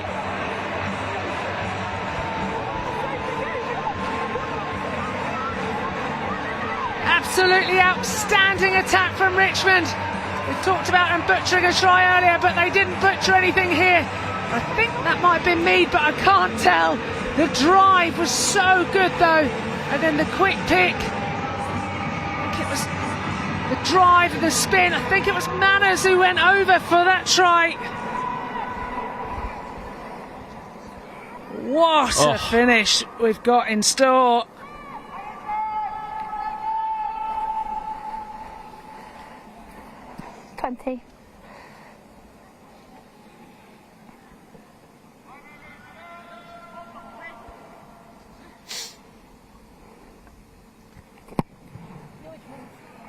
Yes. 38-31. OA Saints need a converted try. A converted try 12 on those kicks. will win it. We need to keep the game moving. Well, that just shows you that she was going for the kick. Nobody was trying to put pressure on the kick as well. You know, normally you get a couple of people chasing it to get in the eye line. They need something special from OA's here. I'll be really disappointed, but Richmond could have the double today. Just see the difference in energy on that kick chase as well from OA Saints. They are tired and they are dropping off tackles. They need to summon something from deep here, OA Saints, to come back. No impact on play. Referee says play on. No impact on play. God, you find yourself in some compromising positions with the whistle, don't you? But look at this from Richmond. Where are they summoning this energy from? Oh, it's in behind Cookie. Little let off there for OA Saints, and just a little bit of possession No. inside the Richmond half, and opportunities have been so few and far between. Take it away. Not having this conversation now. Well, McKenna just trying to draw the penalty there. Cookie was stopping the quick throw in. She obviously needs to be back 5. Referees deemed it's fine. It's going to be a OA's attack here. They need to absolutely nail this and give it to threatening runners. But I need a moment of magic here. Fitzgerald, line-up's been pretty consistent from the OA's number 2. Finds a good ball there, and that's launched by Herbert to McKenna. Richmond saying knock on. The assistants Okay, thank you. disagreeing, as does the referee. So OA Saints can build here. Penalty advantage. 4 minutes to save the season, and they've got a penalty advantage as well. Still a penalty advantage. Oh, this is incredible drama. Absolutely incredible drama. Not fair. I'm always going to point to the mark. I've said this before. Chloe Alcorn's back on, trying to get that quick tap. She scored in the corner, maybe a couple of tries, I think, for County before at Twickenham. So knows her way round. Blacklock finds touch. 3.5 minutes left on our clock. Just remember, we are close, but we're not linked in with the referee's watch. Listen out, because the ref has been letting us know how long is left. How long have Richmond got to hold on? How long have OA Saints got to rescue this game? McKenna helps it on its way. Blacklock, Colley, Will it be one of these players who's leaving the OA's jersey who could be the hero? Shania Harrell, not seen enough of her in attacking positions, but Richmond turn it over. Yellow, we're not delaying, let's go. And it's a game that has been full of so much drama, so much emotion as well. We've talked about the players who are going to be leaving at the end of this. This is their last hurrah and their last opportunity to do something heroic, whether it's for OA Saints or for Richmond. But to turn a 17-point deficit into a 7-point lead, incredible credit due here to Richmond. Will it be a double on the day in terms of trophies, a treble in the season in terms of wins against the OA Saints? Oh wow, McKenna so close to picking the pocket. There was a knock on just from Blue in the ruck, just a scrum. Knock on. Well, the clock very much OA's enemy now, especially with a set scrum. Richmond will not be in a hurry here at all. Yeah, all good? No surprise, a few little niggles coming in, trying to wind the clock down. Is that penalty? Let's go now. That's a little bit fast. I've got 3.5. 3.5. 3.5, says the referee. 3.5 minutes to go. Yes, stand on. 3.5 minutes. Richmond on the ball. They've got 3 attackers to the right of the scrum, 3 attackers to the left of the scrum. Big decision to be made here defensively from Maisie Herbert. For OA's the scrum half, which way does she go? Does she commit? Does she follow the ball? And as for Richmond, they've just got to keep playing. You can't sit on the ball for 3 minutes.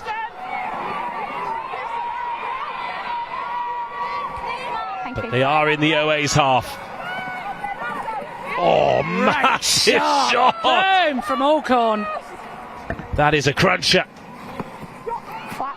Good take. Now Richmond, that's nice, quick ball.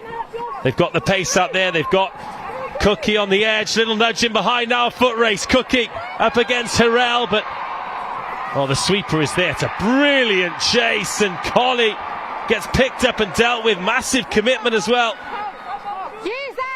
from Rampton, who's back on wearing number 11. And for Richmond now, they've just got to stay squeaky clean in defence. No penalties here and no easy exits. If OA's are going to do it, they're going to have to do it the hard way. That helps though. Charlotte Wright-Haley, fantastic carry from her. Oh! McKenna cut in half. I think she was trying to draw a penalty because there's an offside player, but referees just let her get cut in half for getting nothing for it. Shania Harrell pops a shoulder in touch, and Richmond one step closer. I'll let you know when there's 30 left, okay? How about that? Box there? Yeah. Thank you. Numbers? Say numbers, please. Okay. We got better, but let's not do it again, okay?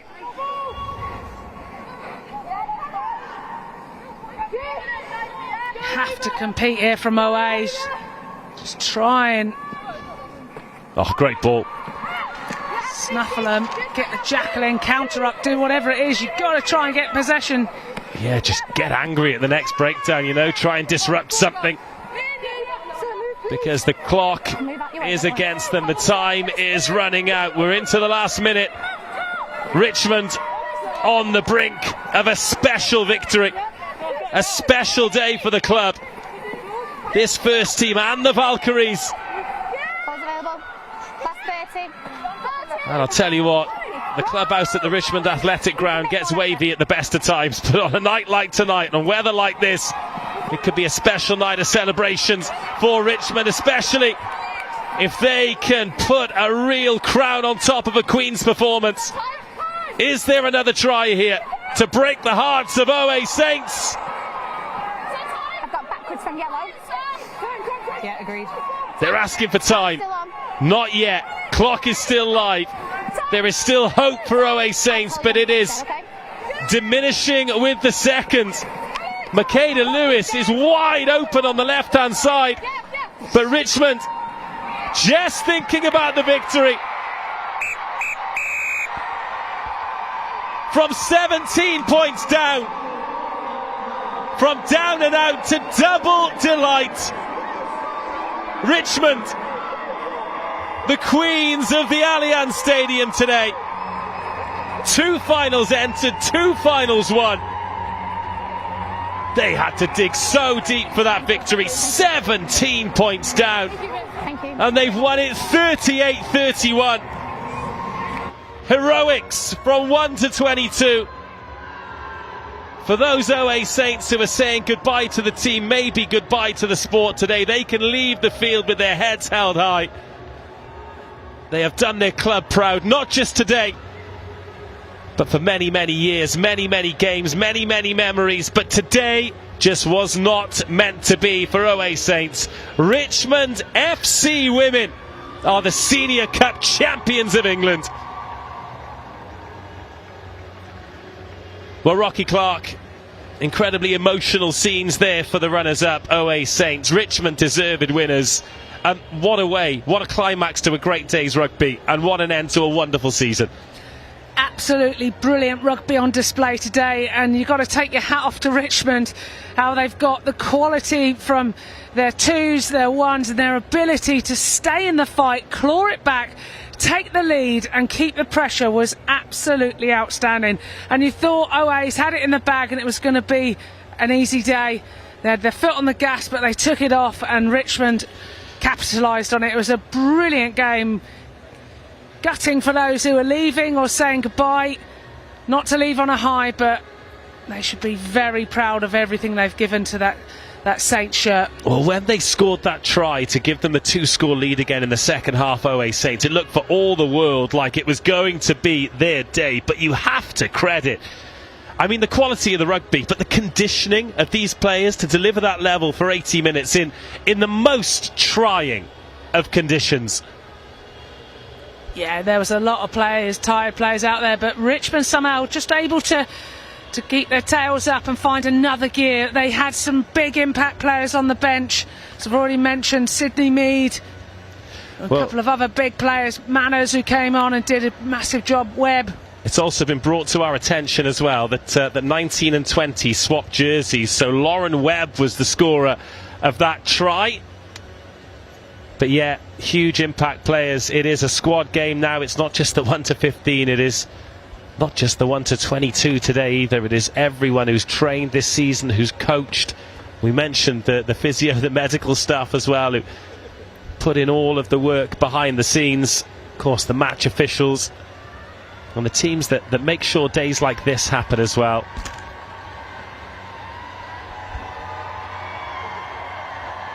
Well, as you might expect with two teams who know each other so well, a lot of respect through the tunnel. Silver medals around the necks of OA Saints today. Gold medals around the necks of Richmond. They have not got too far to go home to celebrate either. Just down the A316 to the rag. And some lovely moments there. Players leaving arms in arm. And just to think, maybe, just maybe, the last time they ever do it in this jersey. Maybe the last time they ever do it full stop.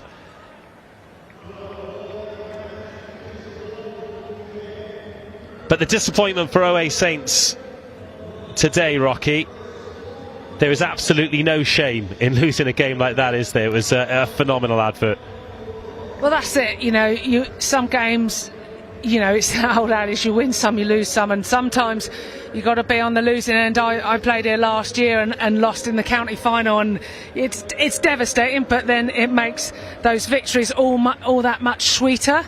And yeah, it's so much heart, love has gone into this pride for today and what they've given to the shirt, both sides, and everyone in support and people watching at home and all your messages and everybody involved. We thank you for bringing such a wonderful game to light. Oh, 100%. 100%. Two great clubs. And of course, they've had their fun in the sun today. Women's Six Nations has just finished, but we've got the end of the PWR season still to come.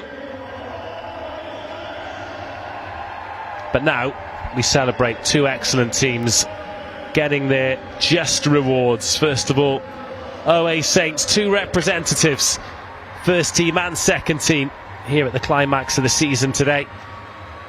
Unfortunately for them, neither able to leave with the trophy and the gold medals that go with it, but rugby pyramids are built from the bottom up, not the top down, so the fact that they are bringing so many players into the game, keeping so many players in the game, whether it is the likes of Charlotte Hamlin-Williams, who is hanging them up after 20 years, or the likes of Beth Blacklock and Sarah McKenna, who've played at the very, very top level of the game. International Rugby won the Premiership with Saracens. They are doing something right there in St Albans. Incredible club, men's and women's. And they have done that club proud today. 31 points on this perfect track at the Allianz Stadium. Took the lead, just couldn't quite do enough to keep it today. But they will be back. Of that, there is very, very little doubt. But runners-up today in the Senior Cup final. Old Albanian Saints.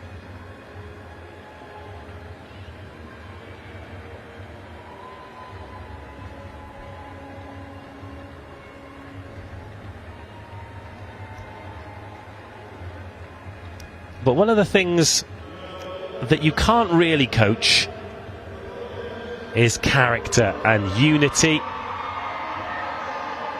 and that unspoken bond that brings some teams together.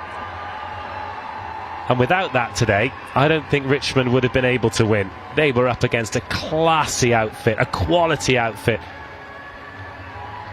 and they were 24 points to 7 down. They were 2 scores down in the second half under the baking hot southwest London sunshine. But they found a way. They dug deep. They found the second wind. They executed. And as a result, they are leaving today with all the marbles, the gold medals, the glory, and the Senior Cup trophy. We've talked about OAs being a brilliant club, but Richmond, a fantastic club as well. Also with 2 teams here today. They won the Junior Cup first up. Feels like a long time ago now. 3 games back to back. And they won the Senior Cup as well. The men's first team have survived in the Champ, the second tier of men's rugby. But a thriving junior section, a buzzing clubhouse. They really are a wonderful advert for what rugby can be, perhaps what rugby should be. A lovely blend of club players, elite performance, community rugby. And today, they become champions. They worked hard and they got their just rewards. Richmond FC women are presented the trophy. OA Saints, watch on. This will fuel them, and this is a rivalry that will run and run and run, as it should. 2 great clubs today, but 1 winner.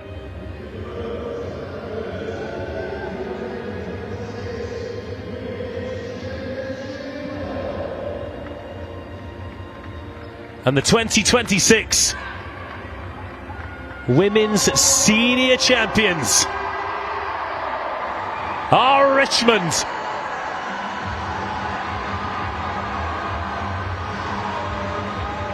Well, magical moments that many great players will go their entire career and never feel anything like that. Congratulations to Richmond Valkyries, to Richmond. A perfect day for a great club. All 6 teams that have played here today have really done themselves proud. Thank you for your company, Rocky Clark. Thank you for your company wherever you've been watching around the world. And Lord knows you have been watching around the world. plenty more live rugby to come in the women's season, and we look forward to you joining us next time. But until then, goodbye.